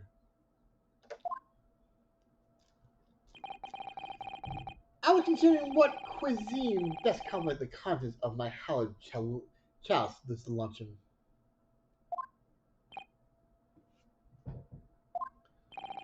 How could it have happened, you ask? I do hate to shatter illusions, but my intimate experience appears to be chasing a phantom idea. I do like going and shattering glasses, though. It's my favorite pastime besides doing the learning thing. A phantom? Is it so hard to imagine that the victim drank his tea after the accused had left? For example, at the time stated in the medical report? Yes, at around 1:30. Objection! Mr. Natsume brought the tea with him to drink together with his neighbor. In Japan, there's a well-known saying, drink tea while it's hot. Objection! And in my country, there's an even more apt saying. There's nothing more refreshing than cold tea. The point is, if there was such a long gap, There may be other ways to explain how the victim came to be poisoned. Other possibilities. What sort of possibilities, Counsel? I haven't thought that far ahead yet. Well, for example, the man could have had another visitor. Another visitor? That's a very bold assertion, my learned friend. From someone who has nothing to substantiate it. Or the victim could have taken the poison of his own volition. You suggest this may have been a suicide, Counsel. Objection! Mr. Shanty has categorically denied suicide. The idea can and must be dispelled. Objection! Ow! But he could be lying!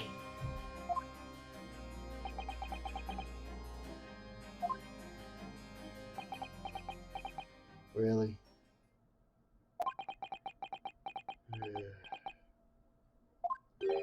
Something wrong, Lord Benzies. I was listening to the sound of the carriage pulling up outside the courtroom. Pray, forgive the discourtesy. Carriage? What carriage? It would seem that the key player in this case has just arrived. What? Hold it!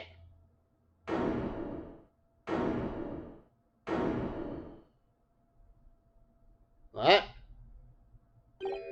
Out! Out! Brief candle! Life's but a walking shadow.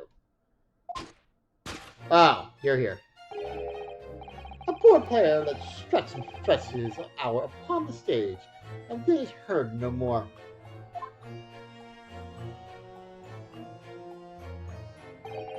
It is a tale told by an idiot, full of sound and fury, signifying nothing.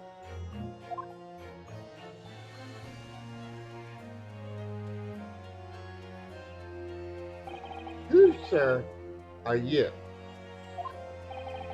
William Shakespeare, my lord. Alas, was I undone by these bitter events? I am the victim. What?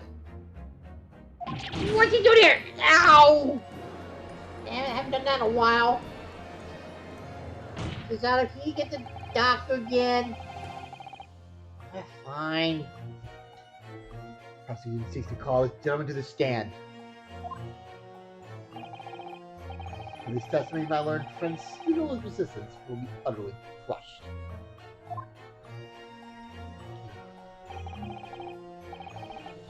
You're not as a witness. Very well, counsel. I grant your request with interest. I'm curious to discover what the court shall hear from the victim himself. Oh, God. Happy I am, Shakespeare, to regale thee with my tale of woe, my lord. But I said my own tale to tell. My own tale of worse woe. I regale the court with my tale of perfect innocence and perfect English. That will do, Mr. Natsume. The court now here for the victim.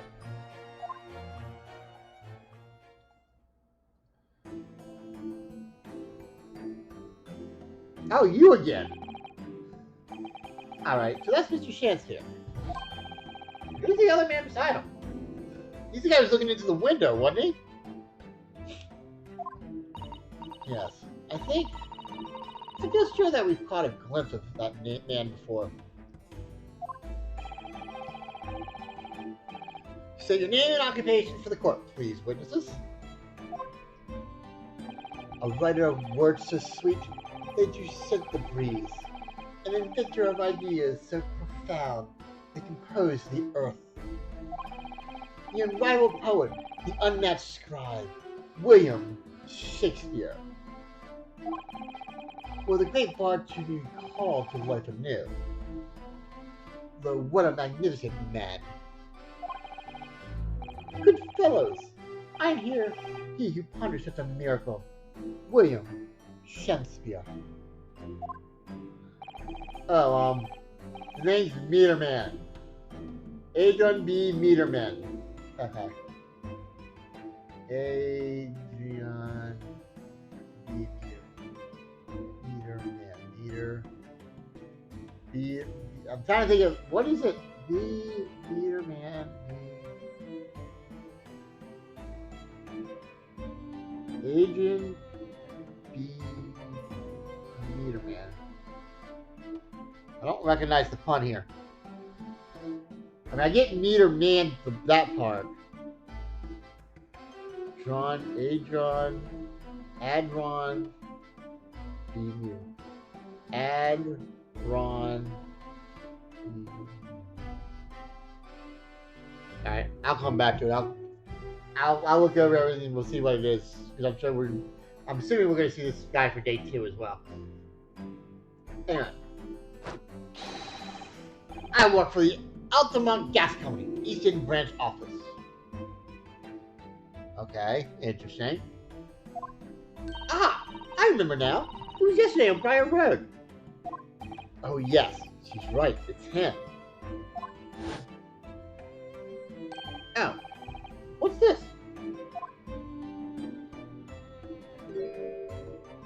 What's that man doing over there? Look like he's trying to see this is actually some logics. Something wrong, Mr. Naha.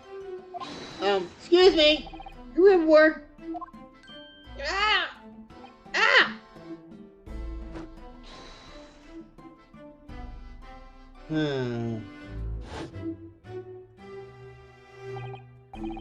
Yes, we spotted him outside Mr. Yoda's house that morning. He's a gas company employee? What's he have to do with the case? So, Mr. William Shakespeare, you are the victim in this miserable affair, correct? Oh, heaven. Oh, hell. Do you command me to remember? That sweet poison that distrust me and crossed my innocent lips. Subpoenaed him for the trial. Without his permission, naturally. During the testimony of the agreed will remove any room for doubt from the jurors' minds, I'm sure. Behold, you have only to rearrange the letters of my name to see that it's me yourself, angel indeed. Thus be I noble of mind, sweet of nature, and verily honest of heart, as all heavenly angels be. Because there isn't a less than pride meaning in your name. No, not at all. The jurors seem to be very moved by this man, I'm afraid. They're actually taking the serif anagram idea seriously. Thank you, witness, for illuminating introductions. My lord, what's the man next to Mr. Joseph doing here? The gas man, I mean. What? Me? Well now, allow me to enlighten my learned friend. You recall, I presume, your earlier impertinence?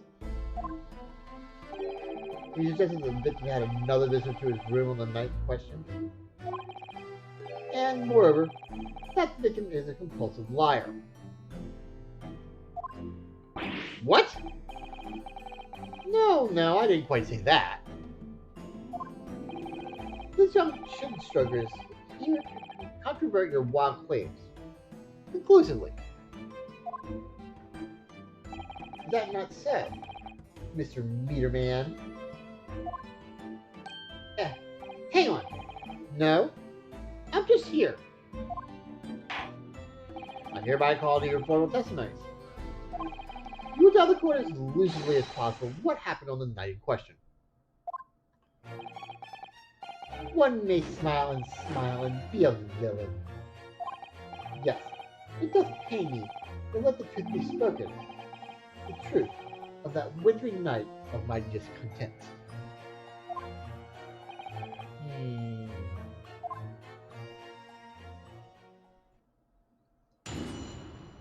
Okay. The wintry night of my discontent.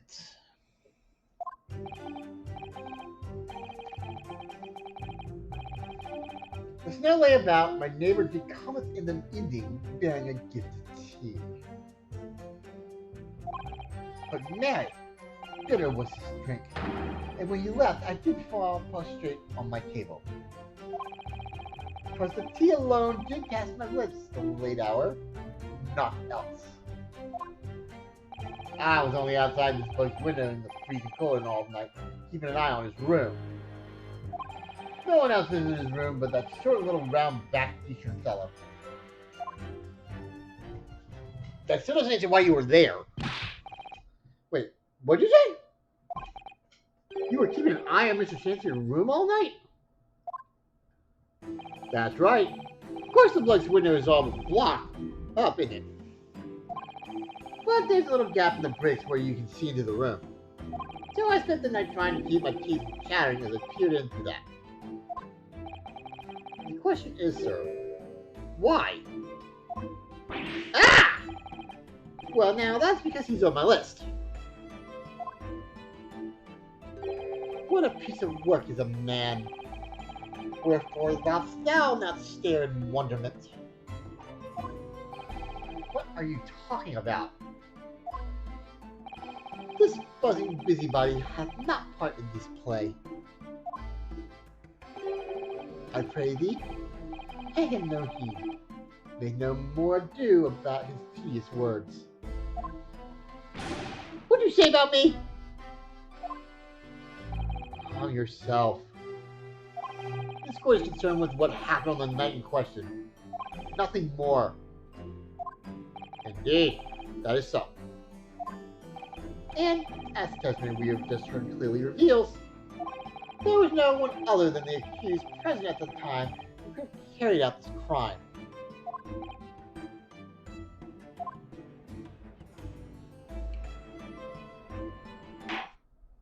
Well, I believe this may be the final testimony of the trial. Now, counsel, the defense may proceed with the cross-examination. Yes, my lord.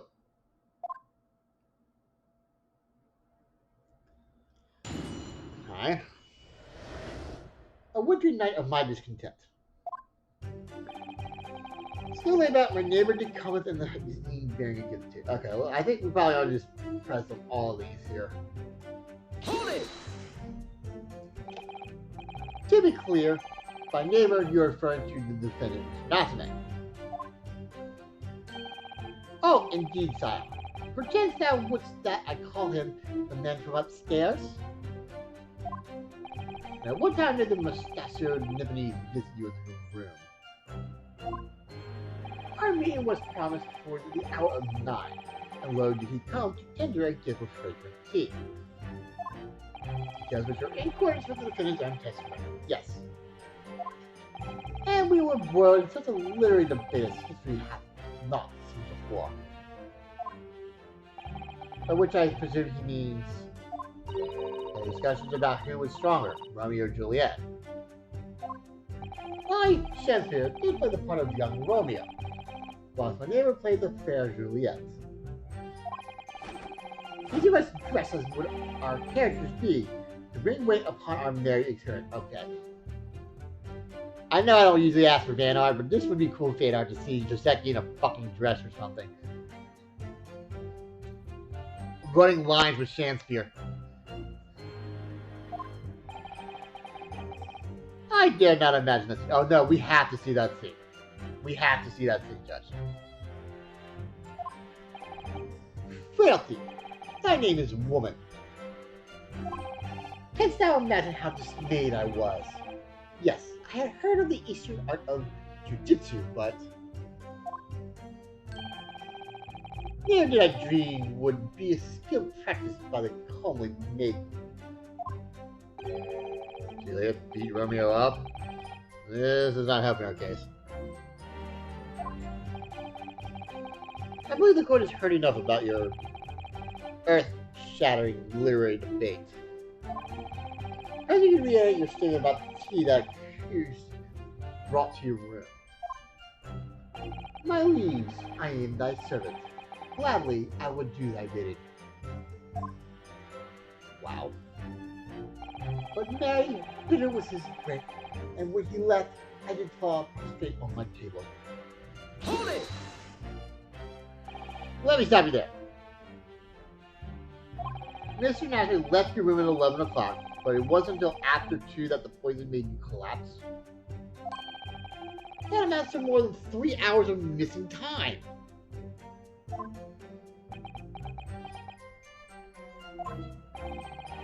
If the defendant had really put that poison in your tea, that 3-hour window of time is something you're gonna have explained. Gladly. Just an easy task. What?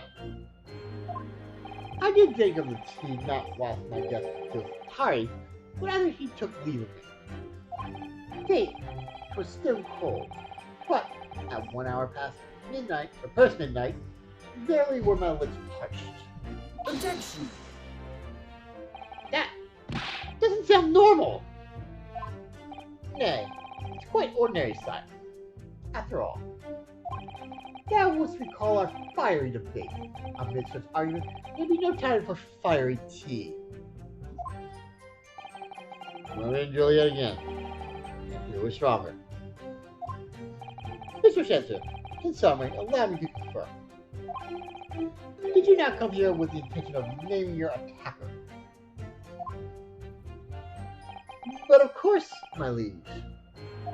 Because the stripped lover of words didn't think to shuffle me of this mortal coil. You don't know what that means. Trust the tea alone did pass my lips that late hour nothings. Hold it! So, he didn't have any kind of evening meal. Dinner, supper. Be of luxury, be of gluttony. To eat twice a day is but a waste of time. Right? I would that my belly were full, no more often than the sun doth rise. Why are you jumping like that? Holy crap. Well, most of our eating habits, I must say. Night and day do I fill my hours with learned study of the great bard and playwright.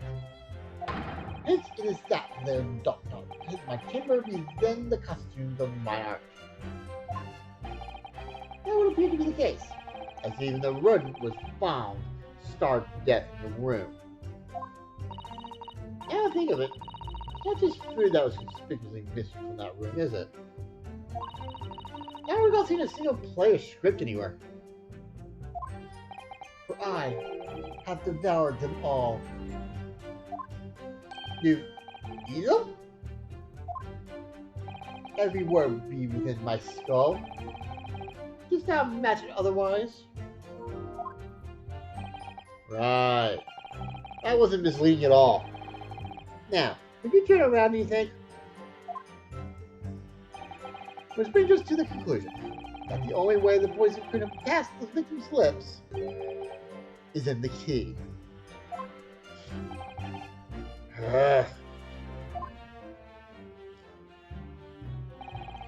I was outside the boy's window in the freezing cold all night, keeping an eye on his room. Hold it! But the windows of that house were always filled in. A historical artifact of the now defunct window cats. Yeah, you're right there. I'll break up horribly.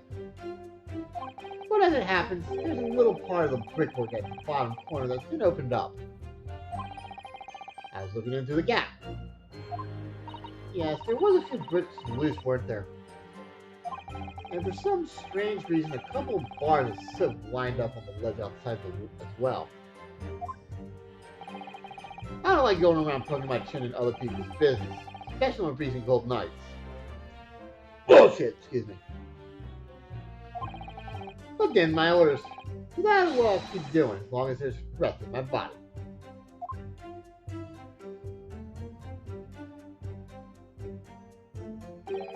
But for all the theatrics today. I Out of interest, Mr. Peterman, after the accused had left and returned to his own lodgings, did you see the victim leave the room at all? No, he never left. He was in the room the whole time as far as I'm concerned. And we can therefore discount the possibility of suicide. How can you be so sure of that? Well, he's alive, for one thing. The police carried out a thorough investigation of the scene and found no receptacle for the poison. And since we know the victim didn't leave his room and hence didn't dispose of the poison container himself, it's clear that this was no attempted suicide. Only the culprit could have removed the receptacle. Ah, yes. Lucidly explained, counsel. Thank you. It really was. You know, it was the logic. No one else was in his room but that short little round-backed Eastern fella. Hold it! Say a short little round-backed Eastern fella. So you can't be sure it was the defendant then. Objection! How many other short little rounded back nibbies with a mustache do you think there are in London? I don't know, 20? 25? Well, of course. It's only a narrow gap and it was quite dark, so I didn't notice the mustache. But he showed up at around 9, so I'm pretty sure of myself. And when the person you saw arrived, he and Mr. Chantry drank tea together.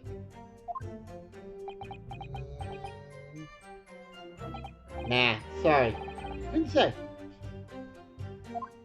Why not? Because I couldn't see into the room all that well, could I?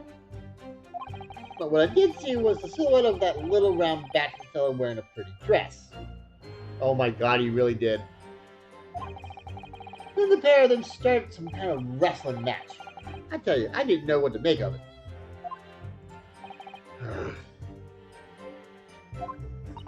I suppose that was the Romeo and Juliet championship battle getting underway.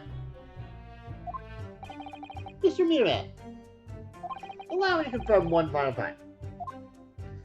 Upon from the accused, can you state with certainty that no one else visited the victim on the night in question? No question. Jasmine's honor. Hold it!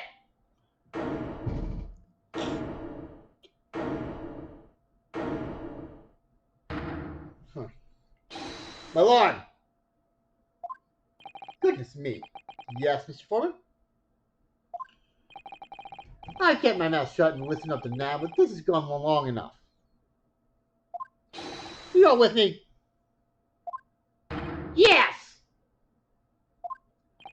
Are we to understand that you ladies and gentlemen of the jury are in agreement with one another?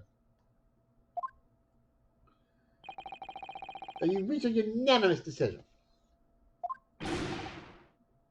To right we have. Are you all with me? Yes!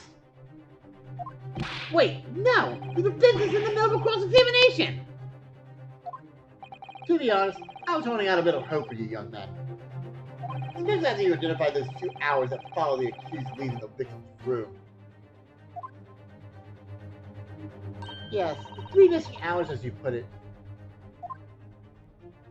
But in the end, what difference do they make? None as far as I can see. That's just that it's now apparent there's really no reason to delay our decision any longer. Like I was saying before, if I don't take 5 Bob home with me tonight, this will blow her top. Huh? What's that? Sorry? Didn't quite catch what you said? Very well. The court will be apprised of your decisions. Ladies and gentlemen, jury, you will state your learnings as the defendant's culpability. Guilty! Guilty. Guilty! Guilty. Guilty! Guilty! 6-0 again.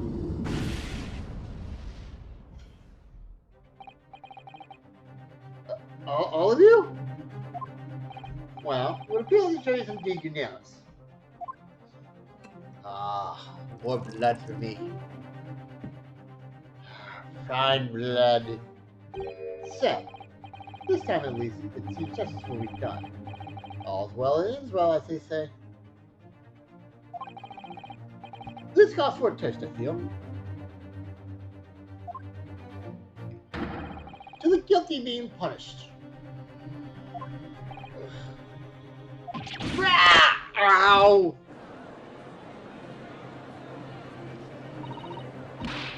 Get up, Mr. Naruto, please! Probably isn't over yet. What do you mean, Mrs. Otto? According to the Junior Woodchuck Guidebook, I found this. What about the information I found in the Encyclopedia of British Law I have? Oh, the Junior Woodchuck Guidebook, that's what I call it now. Let's go right that as long as it's a fix in this situation. Remember?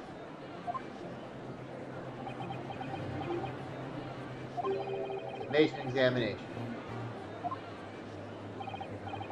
Yes, that's right. All the jury in Japanese courts, of course. Here in a British court of law, if we can reverse the decision of a majority of the jurors, of course, the trial can continue.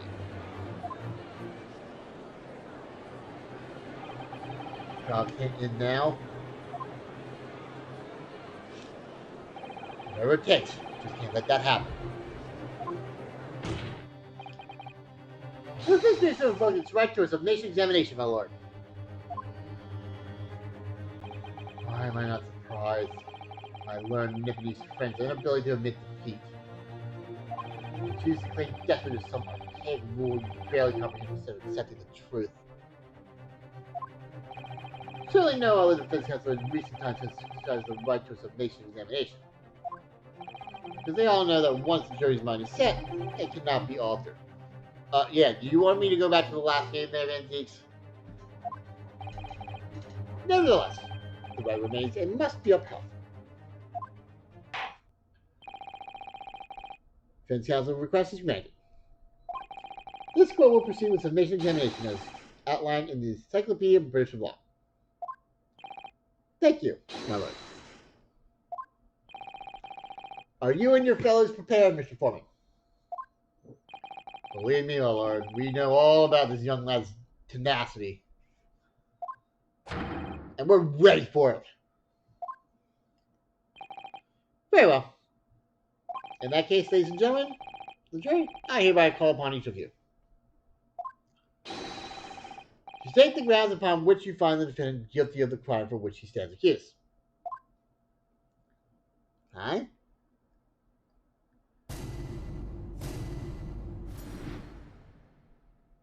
Jurors' intentions. The victim may not be well off, but he's a noble man and straight up. There's no reason to doubt the man. Well, I do declare the good gentleman has no reason to lie. In fact, I think he's rather splendid. Just look at the accused by comparison. He's Japanese, stoops all the while, and has a mustache. Very fishy. There's no evidence to suggest the gangly actor is a fraudulent. For now, at least. I don't care, like, I just need to try to end quickly.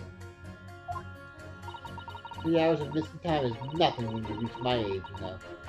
Nothing at all. Wow. I knew it. Every single one of them seems completely convinced. It would seem that all the jurors have come to the conclusion that Mr. Shansfield is a fine, upstanding, and honest citizen. You ask me, they've all been bewitched by a strange theatrical movement. And sadly, nothing Mr. Shansfield has said appears to have registered at all. Well, here goes. Let's not forget. I played with the jury on Sasaki's son behalf before, and it worked. So you never know. Before we begin, might be an idea for me to remind you exactly how the summation examination works. Oh. Well, you're sure you're really new to British law after all. That's true, I suppose. The Sasaki's state is entirely in my hands now, too. always a chance I might have forgotten some crucial detail. So let's just see if decided to sign out. I wonder, do you talk me through it again or not? Nah, we're good. Thank you for the kind offer, Mr. Sada. But I've been through plenty of these summation examinations already now. I think it's important that we don't delay the start any longer than necessary. Of course, I understand. I'm quite sure you're right. Sure you're right. If you're confused by anything at any point, you turn to me for advice whenever you like.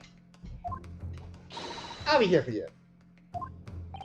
Jesus is really listening carefully to each juror's statements, finding two that are contradictory and pitting the corresponding jurors against each other. Without further ado, please, counsel, proceed with the summation examination.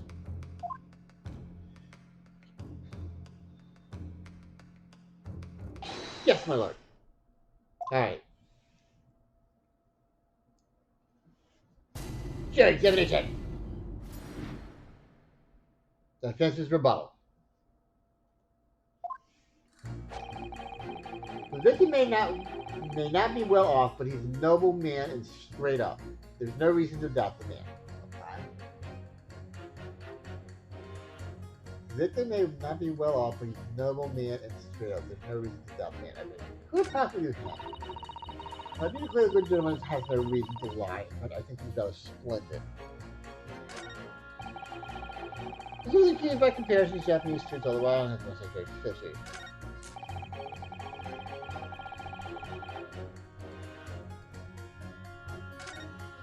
Well, wait a minute. Let me go back. Yeah, that one's stupid. Right, let me go back to you for a second. Hold it! Frostman? What do you mean by that now?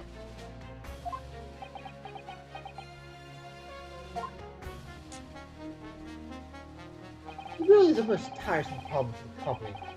Most irritating. We can be absolutely certain that a customer is stealing from us, but without hard evidence. We can't even threaten to take action for fear of being sued. I'm sorry, you lost me a little here there. Who are you? I'm the wife of Augustus Altamont, owner of the Altamont Gas Company. Oh.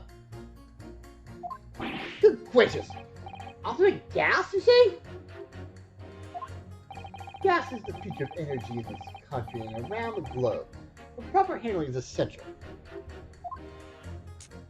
As I'm sure an employee from the East End branch office would be the first to agree.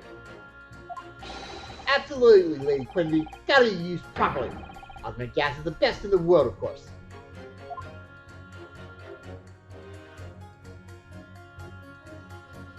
I think we may have solved the mission of the boat from earlier, Mr. Narheta. Right. The other dial, excuse me. Right. He bowed in defense to his employer's wife, did he? Ah, so would I be right in assuming that the reason Mr. Meterman was watching what Mr. Shakespeare was up to in his room, I'm afraid that there's no end to the length that the population of the East End will go into in order to steal our gas. So I really had no choice when the company identifies somebody as a possible fraudster. But the dispatcher worker to watch the suspect day and night, we're very thorough in our investigations. What do you mean Mr. Shakespeare is... I wouldn't come out and say it in public. But you can finish that sentence with a grubby little gas thief. You've noticed a public gallery in here, have you? The eye of a man hath not heard, the ear of man hath not seen. Faith wouldst thou wound me with thy words, were I to let them penetrate the skin. But sirs hear not insults, only choirs of angels in song. We may not have evidence yet. My workers won't stop buzzing around you until they find it. And when they do, you'll find yourself blasted back to your angelic heights in the Altamont gas explosion. So Mr. Shakespeare has been stealing gas. I wonder, juror number 4, if you wouldn't mind adding that information to your statement. My pleasure. Was it the bit about ripping the thief apart you enjoyed? A little before the part about object violence, if it's not too much trouble. Yes, of course. But I do want to go ahead and beat the shadow. Okay. Do that later. Be it. Shift the balance. Okay, so that definitely is one. Victim puts on a fine performance, but in reality, he's a common thief of my company's gas. Okay.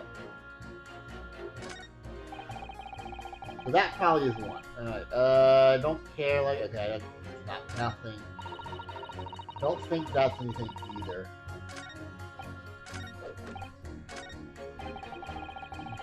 Japanese fishy, okay. These other good gentlemen has no reason to lie, in fact I think he does splendid.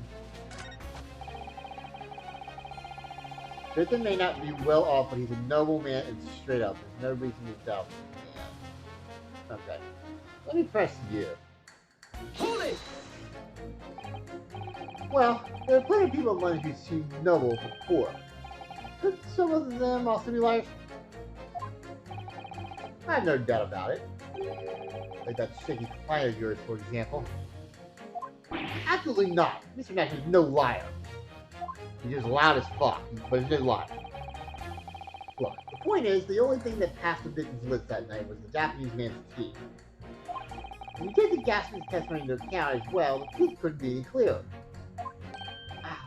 Well, that's alarmingly logical. Let me be frank here. I'm a gentleman with a gentleman's values. It turns out that the old Shakespearean chum is a rotten liar after all. I'd gladly change my decision about this thing. I'm sure my fellow gentlemen on the jury would do the same. Isn't that right? Well, yes, perhaps. Though I don't see it happening. Eh? What's that? Oh, it's on the end here, you know. You have to speak up. Look, I really don't care all about this nonsense. I just need this trial to be over. How many gentlemen do we actually have on the jury, is it? Alright, sir. I may hold you to that. So hear what you say.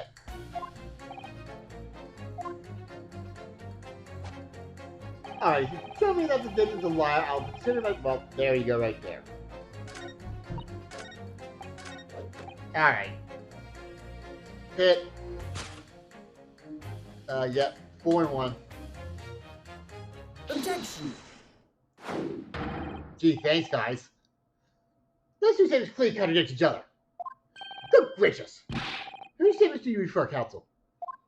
Juror number 1. What are you yelling about, lad?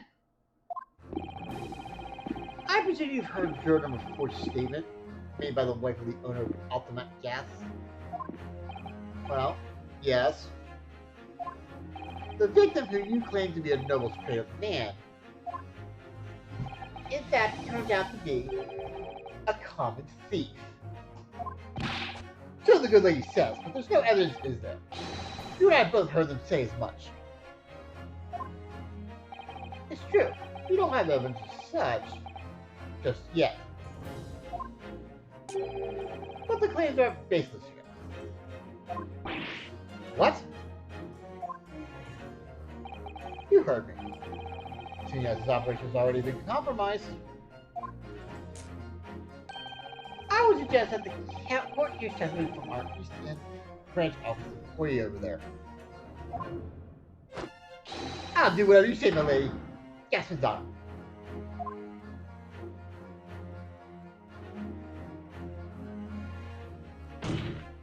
Juror number 1. You say you're a man of your word. I didn't tell you that Mr. Shanfuser was a liar. You assured me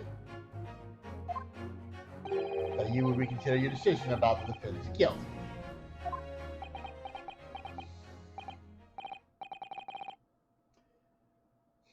Yes, I did say that. As a man of honor, I'll hold to it, as I'm sure the other gentlemen of the jury will. Me? Oh, well, yes. Now that we found out the man's a liar, perhaps we ought to consider the matter further. Well, I'm perfectly honest, I haven't heard half of what you all been saying. So if this means you'll recap a few points, that would suit me down to the ground.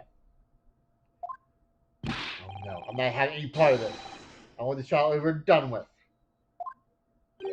In that case, I shall change my leaning. So, Mr. William Shakespeare, if that is your real name, we the jury demand to know exactly what kind of man you really are. 1, 3, 4, and 6. 4 to 2 to the not guilty. That's 4 jurors. 4 for not guilty. Yes, Mr. Narhead. Victory!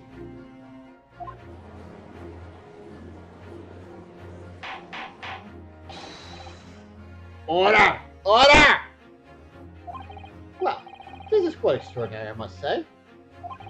As a result of the fifth examination, the jury's leaning has changed. Now, only 2 jurors say guilty, while 4 say not guilty. I therefore declare this court to be in a state of disaccord. And order the trial to continue.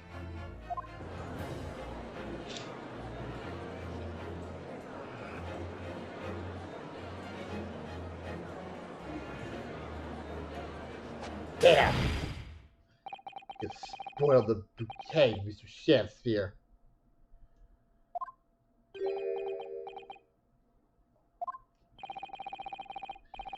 The ladies and gentlemen of the jury now find they are unable to trust you, the victim. See no evil, but you gods will give us some faults to make us men. So God mend me, I do swear. This Gaston speaketh that which concerns him most, not for gas, not for thin air. I had burned this mine a while, but it hath no substance, and it doth reek foul. Oi! What'd you say? Do I take it, Mr. Chaser, that you deny the allegations of gas thievery? Most heartily, my lord. Hast thou forgotten? I am a seraph, an angel. Noble of mind, sweet of nature, and verily honest of heart. You flowery, mouth pompous beanpole, just because I haven't got the evidence yet. There's a chance here. In fact, you are not noble of mind, sweet of nature, nor honest of heart, if you are a liar. Your testimony should have no sway in this courtroom.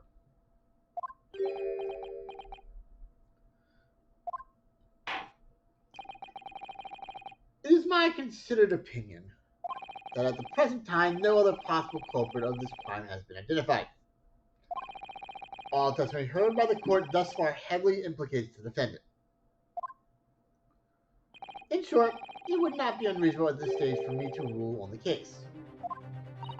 No. However, in light of the fact that the jury has expressed concern about the fidelity of this witness, I believe it would be inappropriate for this court not to pursue the point further. Objection! I assure you, my lord, that would be a waste of the court's time. The gas and this case are unrelated. Juror number 4. Yes? Can you say before that although you had no hard evidence to prove this man has been stealing gas, you have strong grounds for suspecting him? That's right, we do. Don't we? Worker. Absolutely, Lady Quimby. Gasman's honor. Very well then. We will hear your testimony now. You will tell the court precisely why you believe the victim, Mr. William Shakespeare, has been stealing gas. Yes, my lord. It's my pleasure. Hold on.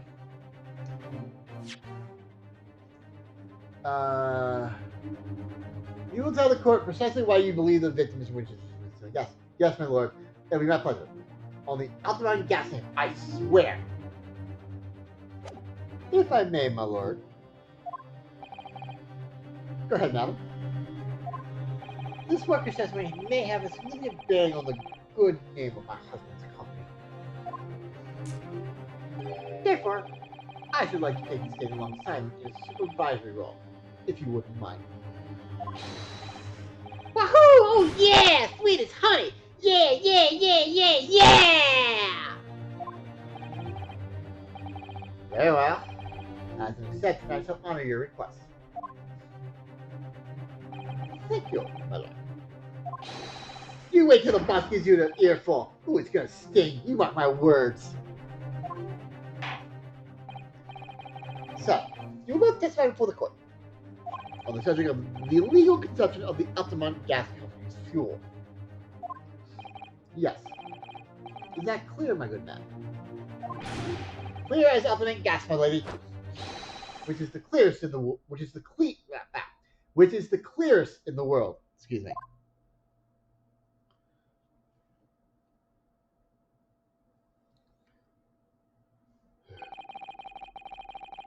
Do you think the gas has gone to his head, Mr. Zara? I think the man is just a very dedicated employee, Mr. Naruhodo.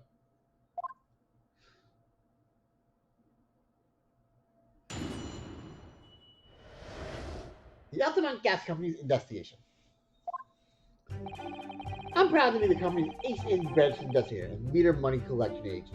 Okay, well, there's no point pressing that one. Altamont gas meters accept rough penny bits, each coin giving customers about 2 hours of gorgeous gas. And yet the meter in Mr. Chancellor's room didn't have a single coin in it. The meter doesn't appear to have been tampered with, though, and the collection agent has the only key. Somehow he's using all the flaming gas he wants without paying a penny. If that's not steam, what is? Huh.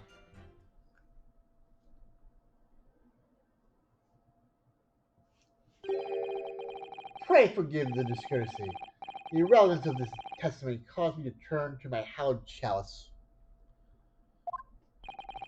What do you mean by that remark, Lord Venziques? Did the mustachioed Nipponese poison that gangling excuse for an actor, or didn't he? That is all that should serve this court. And yet, now we must listen to this abhorrence. Clearly, what separates the vast British Empire and your Eastern Island nation is more than geographical distance.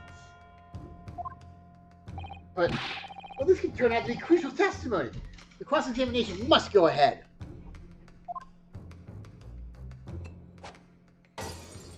Forget that bottle. Do what you will. Lord Venziques appears to be in a violent mood. Yes, he does. Attempted poisoning and an incident of gas theft with no supporting evidence. It's true that they would appear completely unrelated at first glance. And I wonder. The truth tends to be buried in the most unusual places. And the first step in uncovering it will be to establish just who and what this man really is.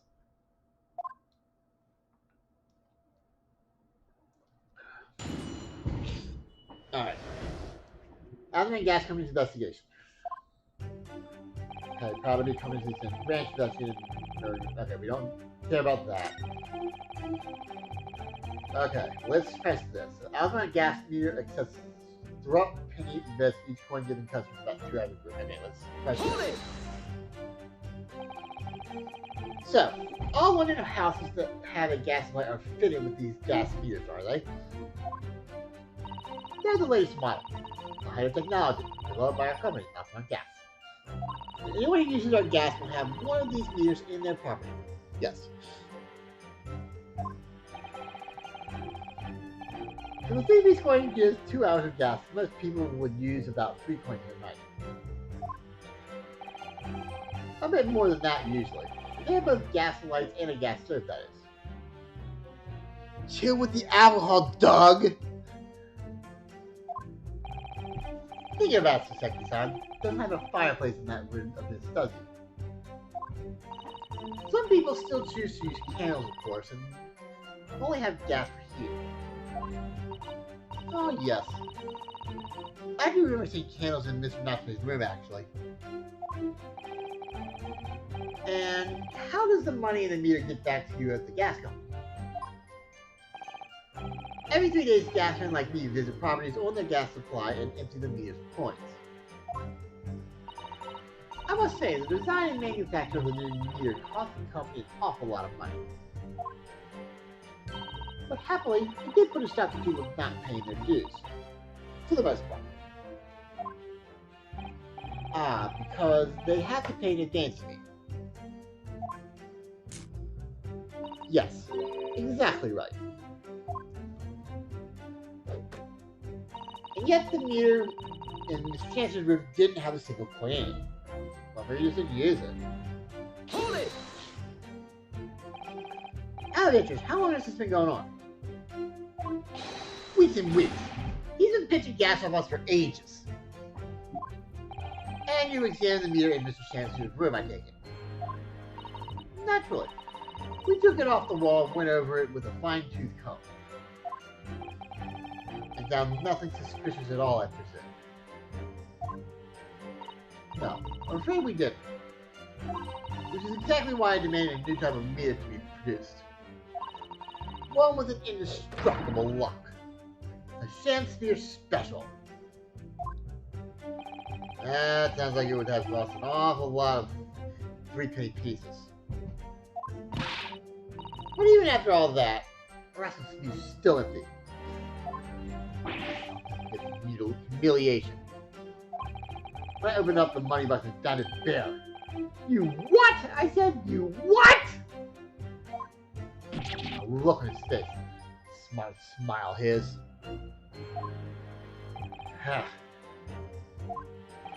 I put the meter straight off the hook and took it back to the office. But you know what? Nothing. Not a trace of being jimmied up anywhere. Not a single sign. And what's happening to my salary as a result? Damn, my 3 shillings a day, that's what. Life-threatening situation. In a number of ways. Incidentally, what became of that meter? Nothing became of it. I still got it. Oh. Right here. No wonder they call you Meter Man. I think it would be prudent for the court to sequester this item while the trial is ongoing. A meter that dispenses gas for a set time after coin is inserted supports a very strong lock, though, especially with Mr. Shakespeare in mind. Alright, gotta look at some stuff here. Definitely. Although at first glance, it doesn't appear to be anything unusual about it. Okay. Court record.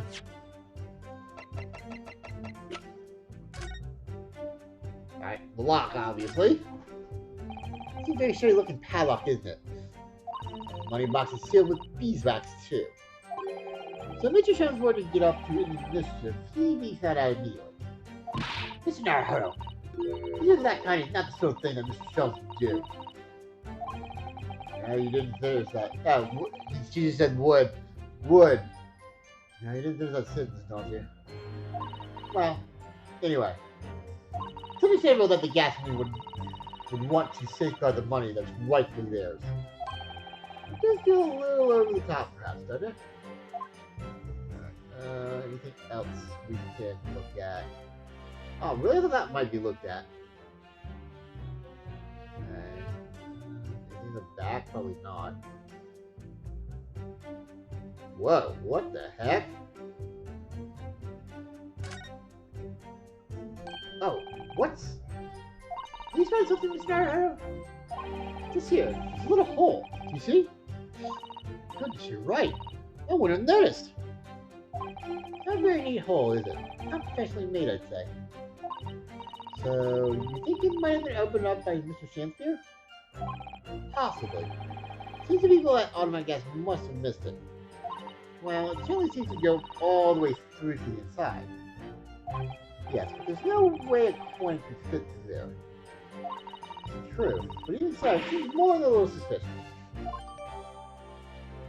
Okay, media suspicious gas source set time after recording the center of the attached coin box supports the base from left, and there's a tiny hole in its base. Anything here? No. Okay, I thought that maybe something with the hole. Okay, that's probably what we were looking for. Alright, is there anything else we can look at? Okay, that one's no. That one is no. We already looked at the teacups. What about the soap? Oh, soap has something. Okay. Yeah, let's go back to this. Oh! What is it, Miss Narco? This bar is soap. When we first found it, I could have sworn there's some little round disc with the depression just here. A reddish one. Yes, you're right. I remember it too. But now the depression's completely empty. Because the disc is gone. Two bar soap that was discovered just outside the dispensary window, the little reddish medallion from the center has mysteriously vanished. That's gonna come into play. Is that the only thing we can do is that? Okay.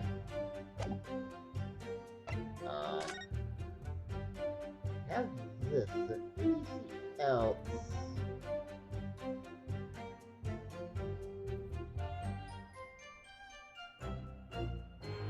Nope. Alright.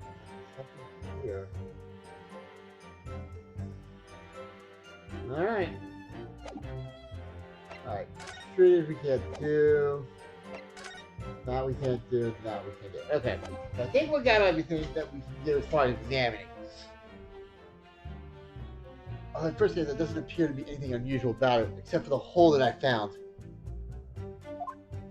Let's move this along, shall we? Continue with your testimony.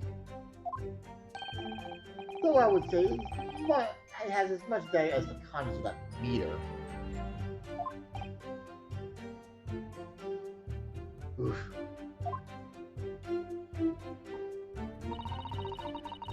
The meter doesn't appear to have been tampered with, though, and the collection agent has the only key. Well, we found that it has, so let's go ahead and do that. Objection. Lady Altamont, I'm afraid to say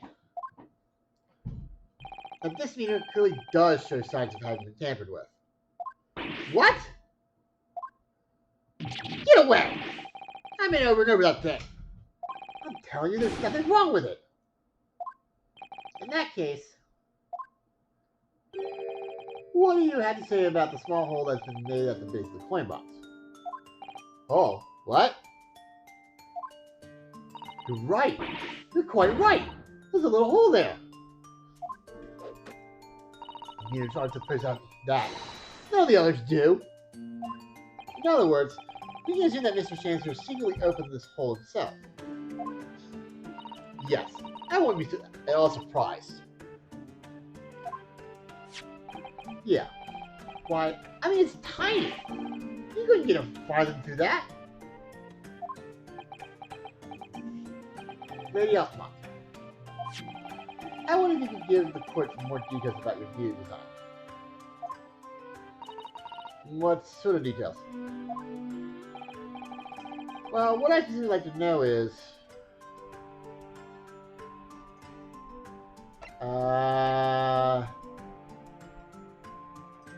Well, it's talking about the coins, so I would say it's this.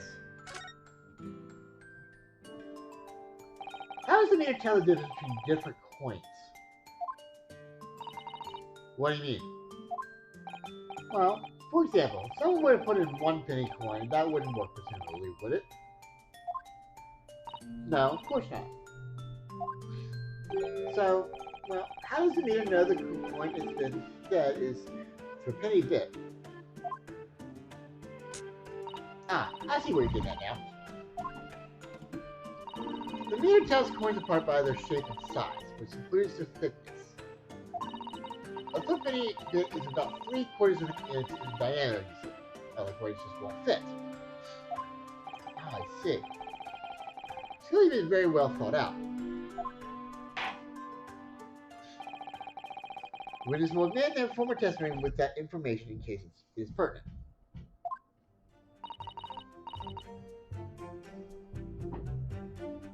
As you wish, my lord. Okay.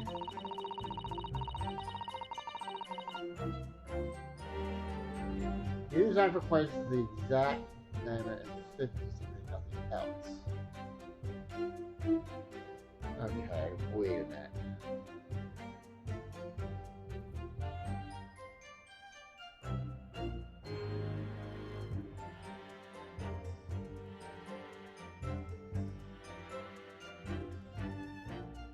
Let me see something real quick. Okay.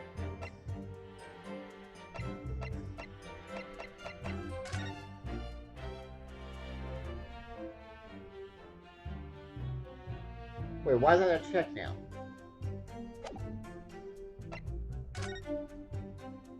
Okay, that one's checked. That one's checked. So there's something else I have to do with...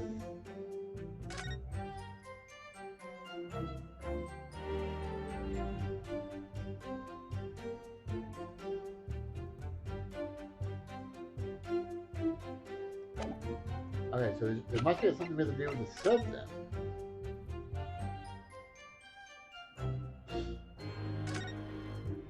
Oh, look at this bar soap. Circular depression on the side, about 2 centimeters across, or 3/4 of an inch. Ah, do you think? We did find the soap in the sea, didn't we? Yes. Yes, there were 2 bars on that little ledge just outside the window. So we took this one. I'm sure that when we first found it, there's some sort of reddish dye. Okay, so this is the same? Yeah, but there's no sign of it now. Okay, it's gone. Okay. A 2-bar soap that was discovered just outside the chancery window. There's a 2 centimeter diameter circular depression in the middle of one surface. I was just checking to see if that was going to be about the same size. It looks like I was right with that. Alright. So... Find the exact diameter and thickness of the curve, nothing else. Okay, so not that one. So did we send that there?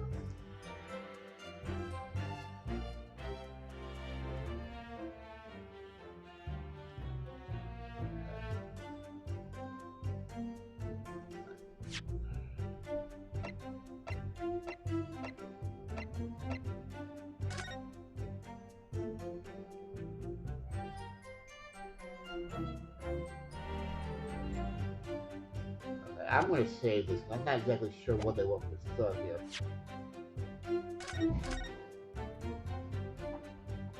Alright, we are at this one.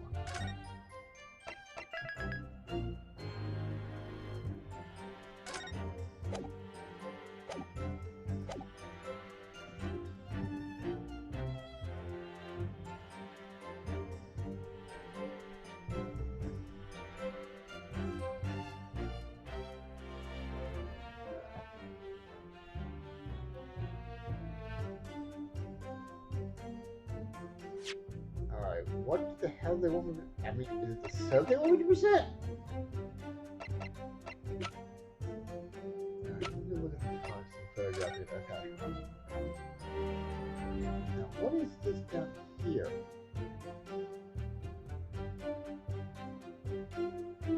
They had the soap there.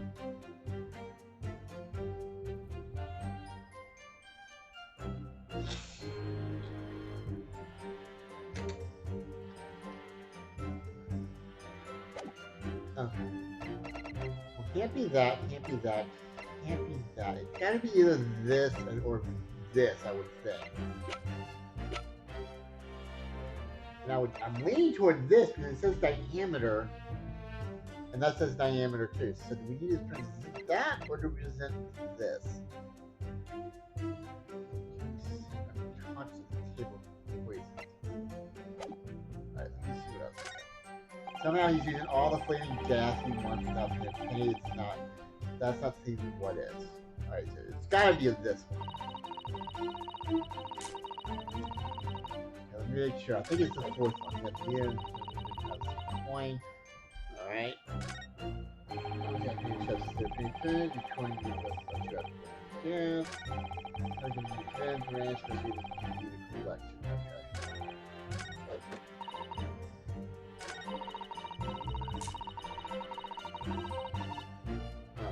So, is it soap? Objection! Okay. Let me just confirm something here. If the animated thing were to be correct, the meter would accept any object as if it were a throw penny bit. Is that correct? Yes, that is correct. Well, by something of coincidence, while we were investigating Mr. Chance's room, we found a particular item that matches the dimensions perfectly. Something the same size as a threepenny bit?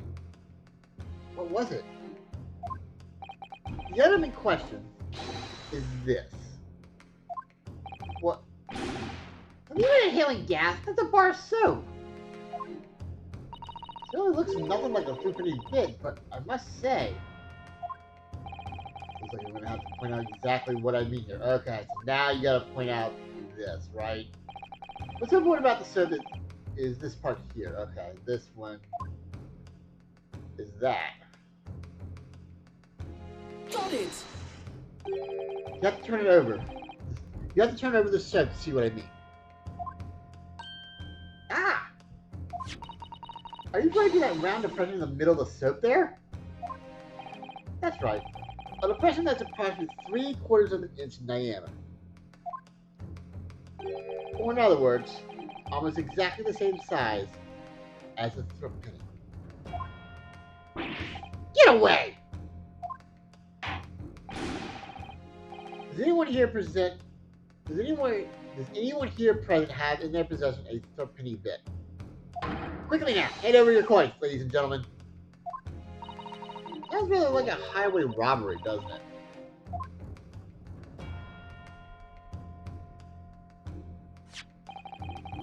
Thanks to a kind member of the public in the gallery, I have here a threepenny bit. Now to see if it fits. My word! It couldn't be more snug! Yes, as I suspected. This, without a doubt, is a vital clue to explain how the Ethnic Gas Company is being defrauded. Well, I don't believe it!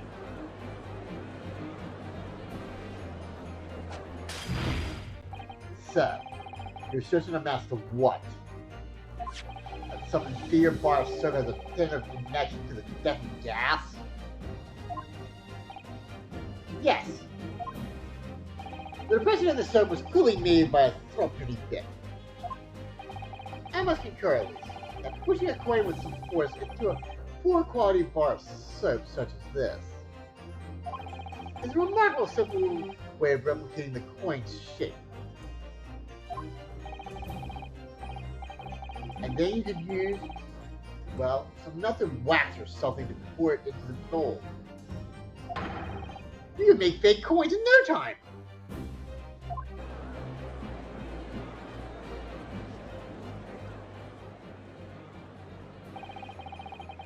This brings all the pieces of the puzzle together. It's the method Mr. Shancer has been using to steal the gas. That's the missing link. And now I follow the chain of thought. So it's going to bring me to a new explanation for what happened that nobody's considered yet. But this is all nonsense!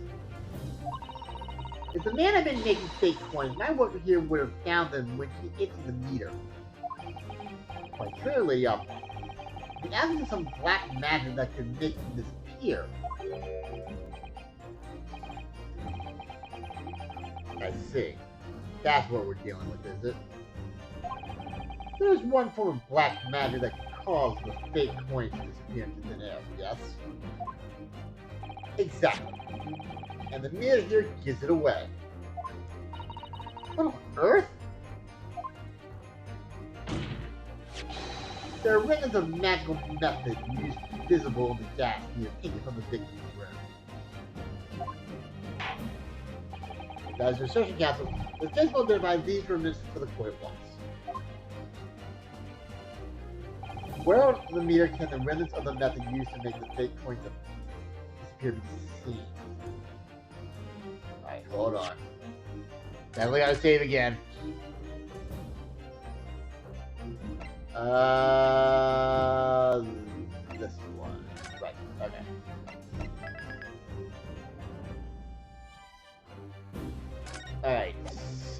would it be?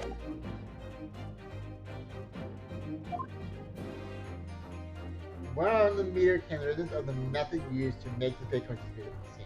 So it's got to be that, right? Got it! Yeah, okay. I wasn't sure if it was that or that little thing in the middle that was round. That's why I was like, is it? Okay. We've had this bar set at the scene of the crime, just outside the victim's window. Outside? Yes, outside. Where you yourself, Mr. Neiman, were loitering in the freezing winter air. That's where we found the soap. Ah! I get it. That's right. The answer, of course, is ice. Did you say ice? Mr. Shakespeare has been leaving soaps like this outside his window each evening filled with water. After a night outside in the bitter cold, the water is completely frozen solid the next morning. And he takes the fake coin of ice and feeds them into the gas meter, giving him light and warmth in spades. As his room becomes very comfortably warm, the ice now inside the meter's coin box melts. That's actually pretty clever, if you think about it. Even though he's cheating, that's actually pretty clever how he thought of that. But I wonder what happens when it gets like summertime. Guess he'd never need to use it anyway, but still. Turning back into water. And getting harmlessly away through the small hole made in the underside of the meter. Oh, and that's why I was wondering what this thing was over here. That's the water. Okay, now it makes sense. Okay. I always wondered what was that over there. Okay. Getting harmlessly away through the small hole made in the underside of the meter. That is how, without leaving any evidence of his wrongdoing, this man has been stealing Altamont gas.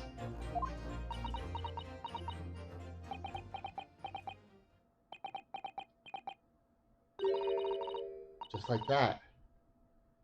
So simply. Is he trying to make us look like idiots? He's been filling us all with some bars of soap and some water? That's right, madam. I don't believe it! Can't be true.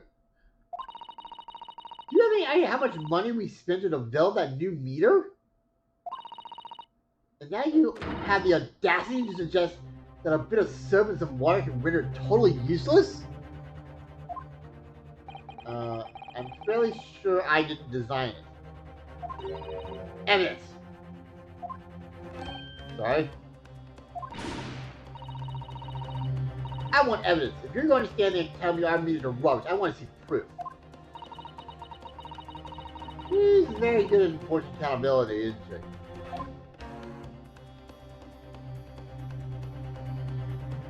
Very well, ladies and gentlemen. If you like evidence, I'll provide it. What? Listen, now, hold on. Are you saying you do actually have evidence to support this theory? I think there's a trace of something that bothered me a little at the time. And I have a feeling that this theory will come up with, now, to explain. There's a substantiates theory about how Shakespeare has been stealing gas and that's where I just went. Is it this one? Yeah, alright.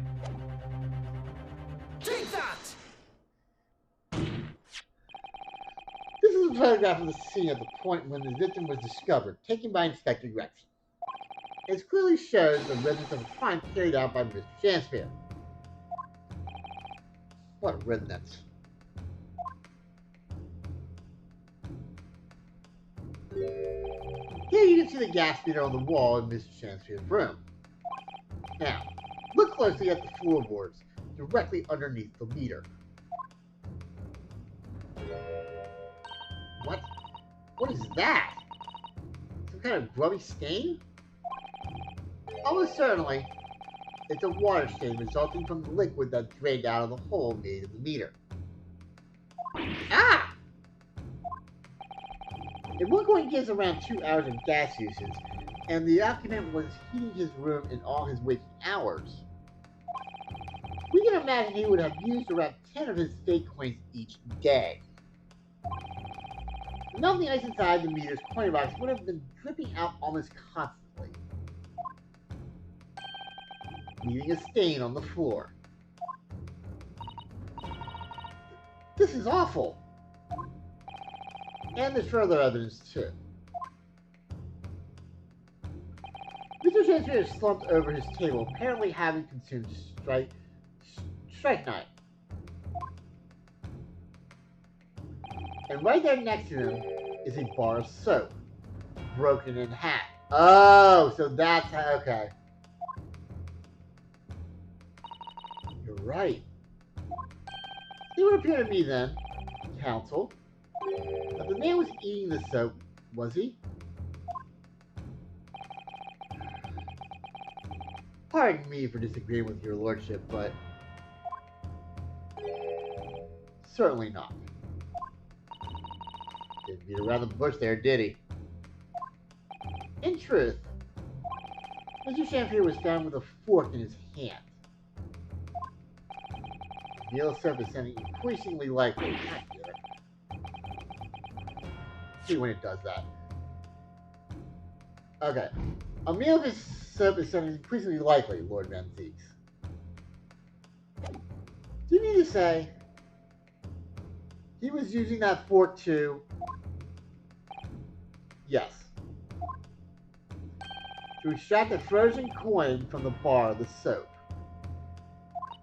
Ah! But the bar broke in half. So perhaps it didn't go very well. Good gracious!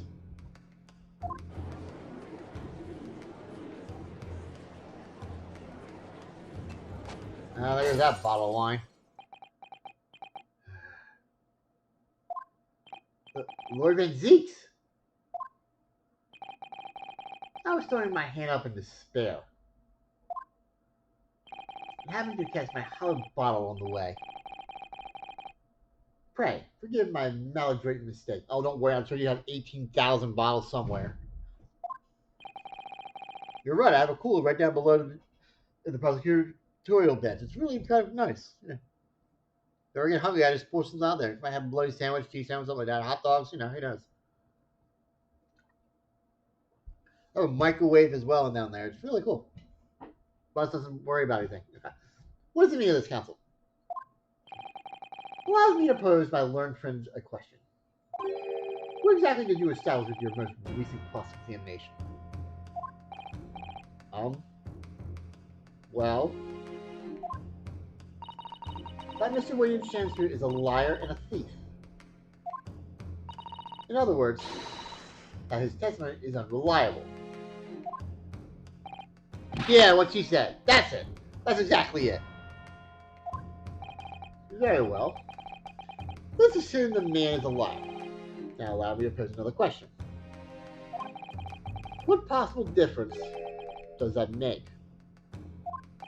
Well,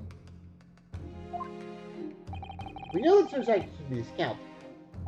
Scouring our investigation revealed no sign of another vessel that contained poison.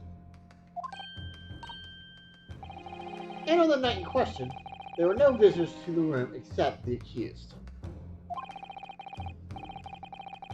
Young Gaffney's testimony, which we have no reason to doubt, has confirmed that. Furthermore, the only possible way the poison could have entered the victim's body is via the tea. The court has seen no evidence whatsoever that suggests otherwise. Even if William Shakespeare is the liar you claim him to be, these facts have been objectively established. There's no escaping it. Ah! Therefore, in light of these facts, the prosecution calls for an immediate adjudication. You... What? Ow! Order! Order!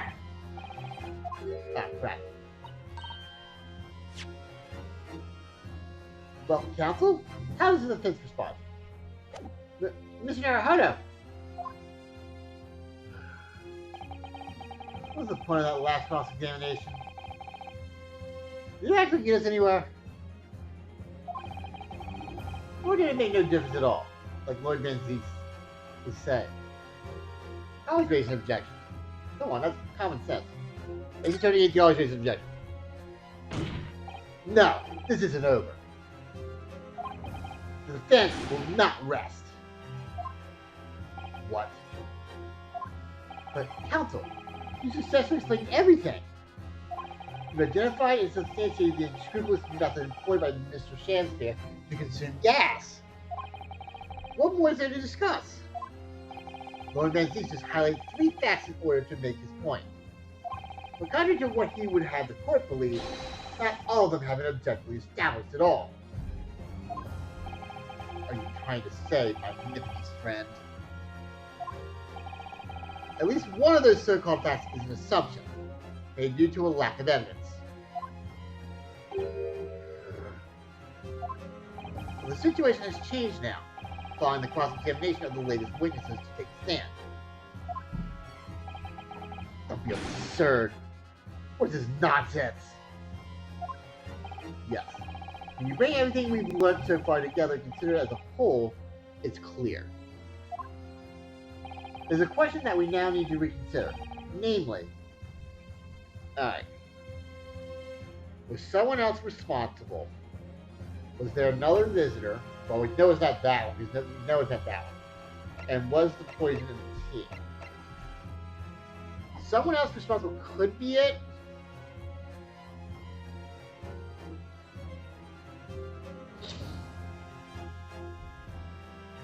Was the poison in the tea?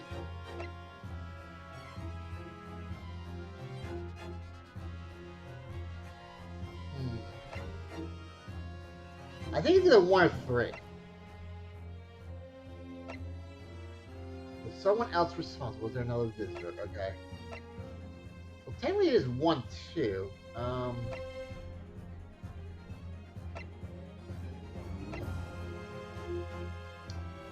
let me see.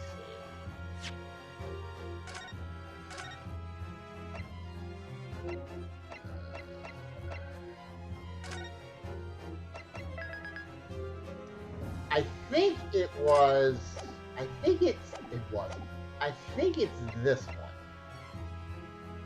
Because we know there's not another visitor.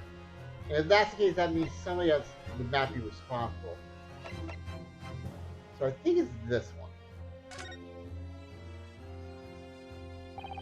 We've all been led to believe that the strychnine poison that afflicted Mr. Shanspeare was in the tea brought to him by Mr. Natsume. But that's conjecture at best. Objection! The witness testified that nothing else passed his lips that night. There's no other possibility. And since there was no trace of the tea left in the scene, it couldn't be tested for trace of the poison. Objection! As I said, the situation has changed.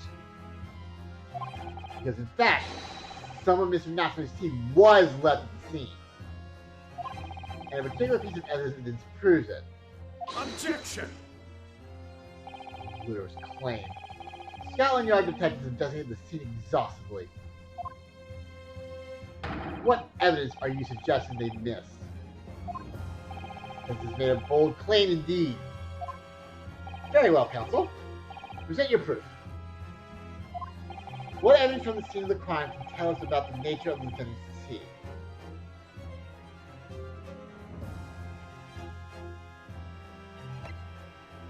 Okay, well, we know it's not that. That's the books, wouldn't have anything to do with that. Snap wouldn't have anything to do. Envelope, maybe.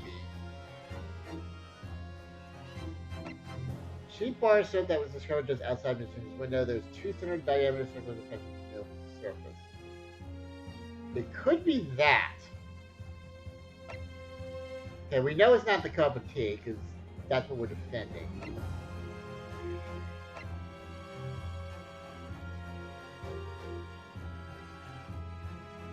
Okay, I think it's the soap.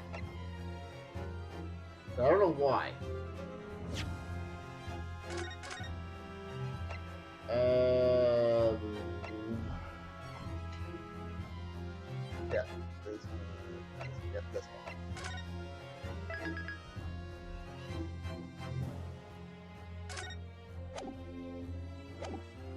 Mama says so. Take that! Good gracious! The soap again? The same bar that Victor used to fashion his coins of ice? Yes, that's right, my lord. It's just come back to me. Something about when we first found this bar of soap at the scene yesterday. Oh, because of the red rain? More bars of soap. So, what are bars of soap doing lined up on a ledge outside the window?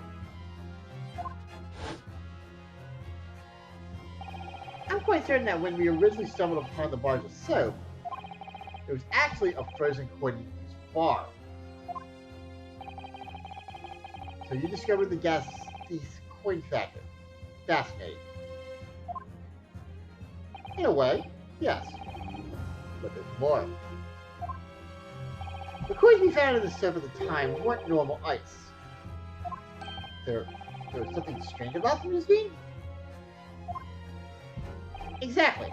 Something very obviously strange, the red rain. They were red.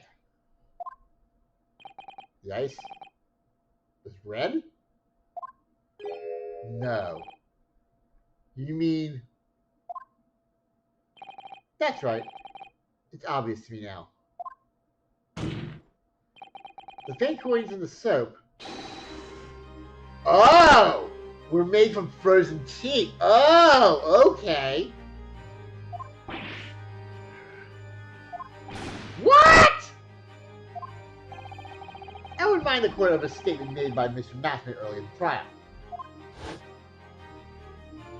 That evening, yes, I did take some freshly brewed tea with me when I visited Mr. Chancery's room as a gift.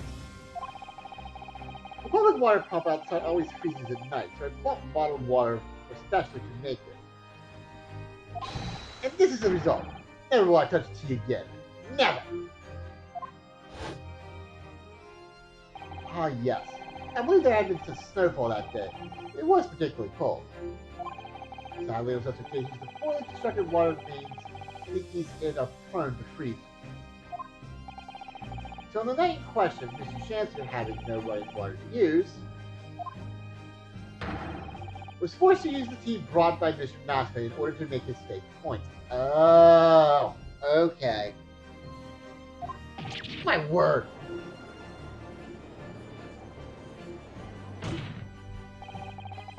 There were 2 bars of soap on the window ledge when my judicial assistant and I investigated the scene. That's right, and we only borrowed 1 of them. Which means that even as we speak, some of them's deficiency is still present at the scene of the crime. Oh, it's the other bar of soap. Okay. Frozen solid in a bar of soap outside Mr. Chancery's window. Extraordinary. Earlier today, Inspector Gretchen informed the court that if even 1 drop of the tea remained, Scotland Yard would be able to analyze its poison. As such, we are now in a position to prove or disprove what has until now been mere conjecture. By finding out for sure whether or not Mr. Nasme's tea actually contained strychnine at all. Brrr. Smug Nipponese. My lord, you cannot do the defendant the injustice of passing judgment now. The police should be dispatched to recover the remaining bar of soap from the scene at once. And the defense requests a thorough analysis of the frozen tea embedded in it to determine whether or not it contains any poison.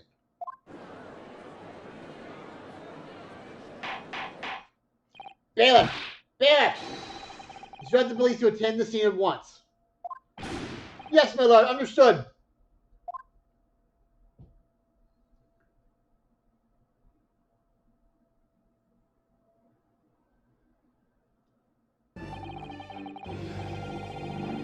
It would seem we have no choice but to suspend these proceedings for the time being. I trust you have no objection, Lord Vincent. None, my lord. Scotland Yard will recover the teeth from the scene and carry out the requisite tests immediately. The trial will resume at the same hour tomorrow. Prosecution and defense may conduct further investigation as appropriate in the interim. Yes. Yes, my lord.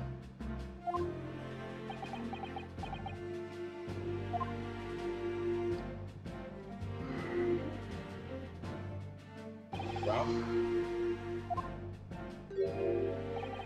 managed to escape through there somehow. Thank you, Countess. We'll adjourn until tomorrow. Now, just so you know, because this is the first time the greatest attorneys had this, that I remember. I don't think he had anything in his first hand. The other things, I believe, with the exception of the mild investigation ones, that's two of those games. You can go up to 3 days on this, so investigation and trial. So you'll see that in the other games if you decide to play them. Not so much on the first trial or anything like that, but you'll see them throughout the game.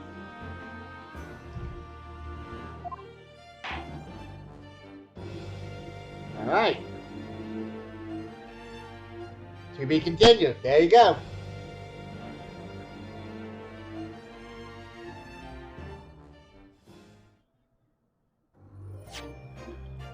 Yes. All right. We are down here now, the third one.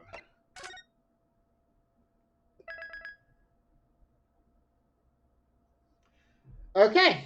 So, like I mentioned before, we were going to go through investigation day one, trial day one. We will pick this up next Monday for investigation day two, and also I'm assuming trial day two as well. I think when I looked at the non-spoilerly stuff, that there was 2 days of investigation, 2 days of trial. So Wednesday, assuming everything actually works this time, we're going to try for a second attempt to try the Wavelengths DLC from Life is Strange. If we do not get that in, I still have Beyond Two Souls. We'll put that into play. What we may do also on Thursday is maybe play Beyond Two Souls and finish that game as well. I don't know how much is left. I don't think it's too much, so that one might be a shorter stream if it is.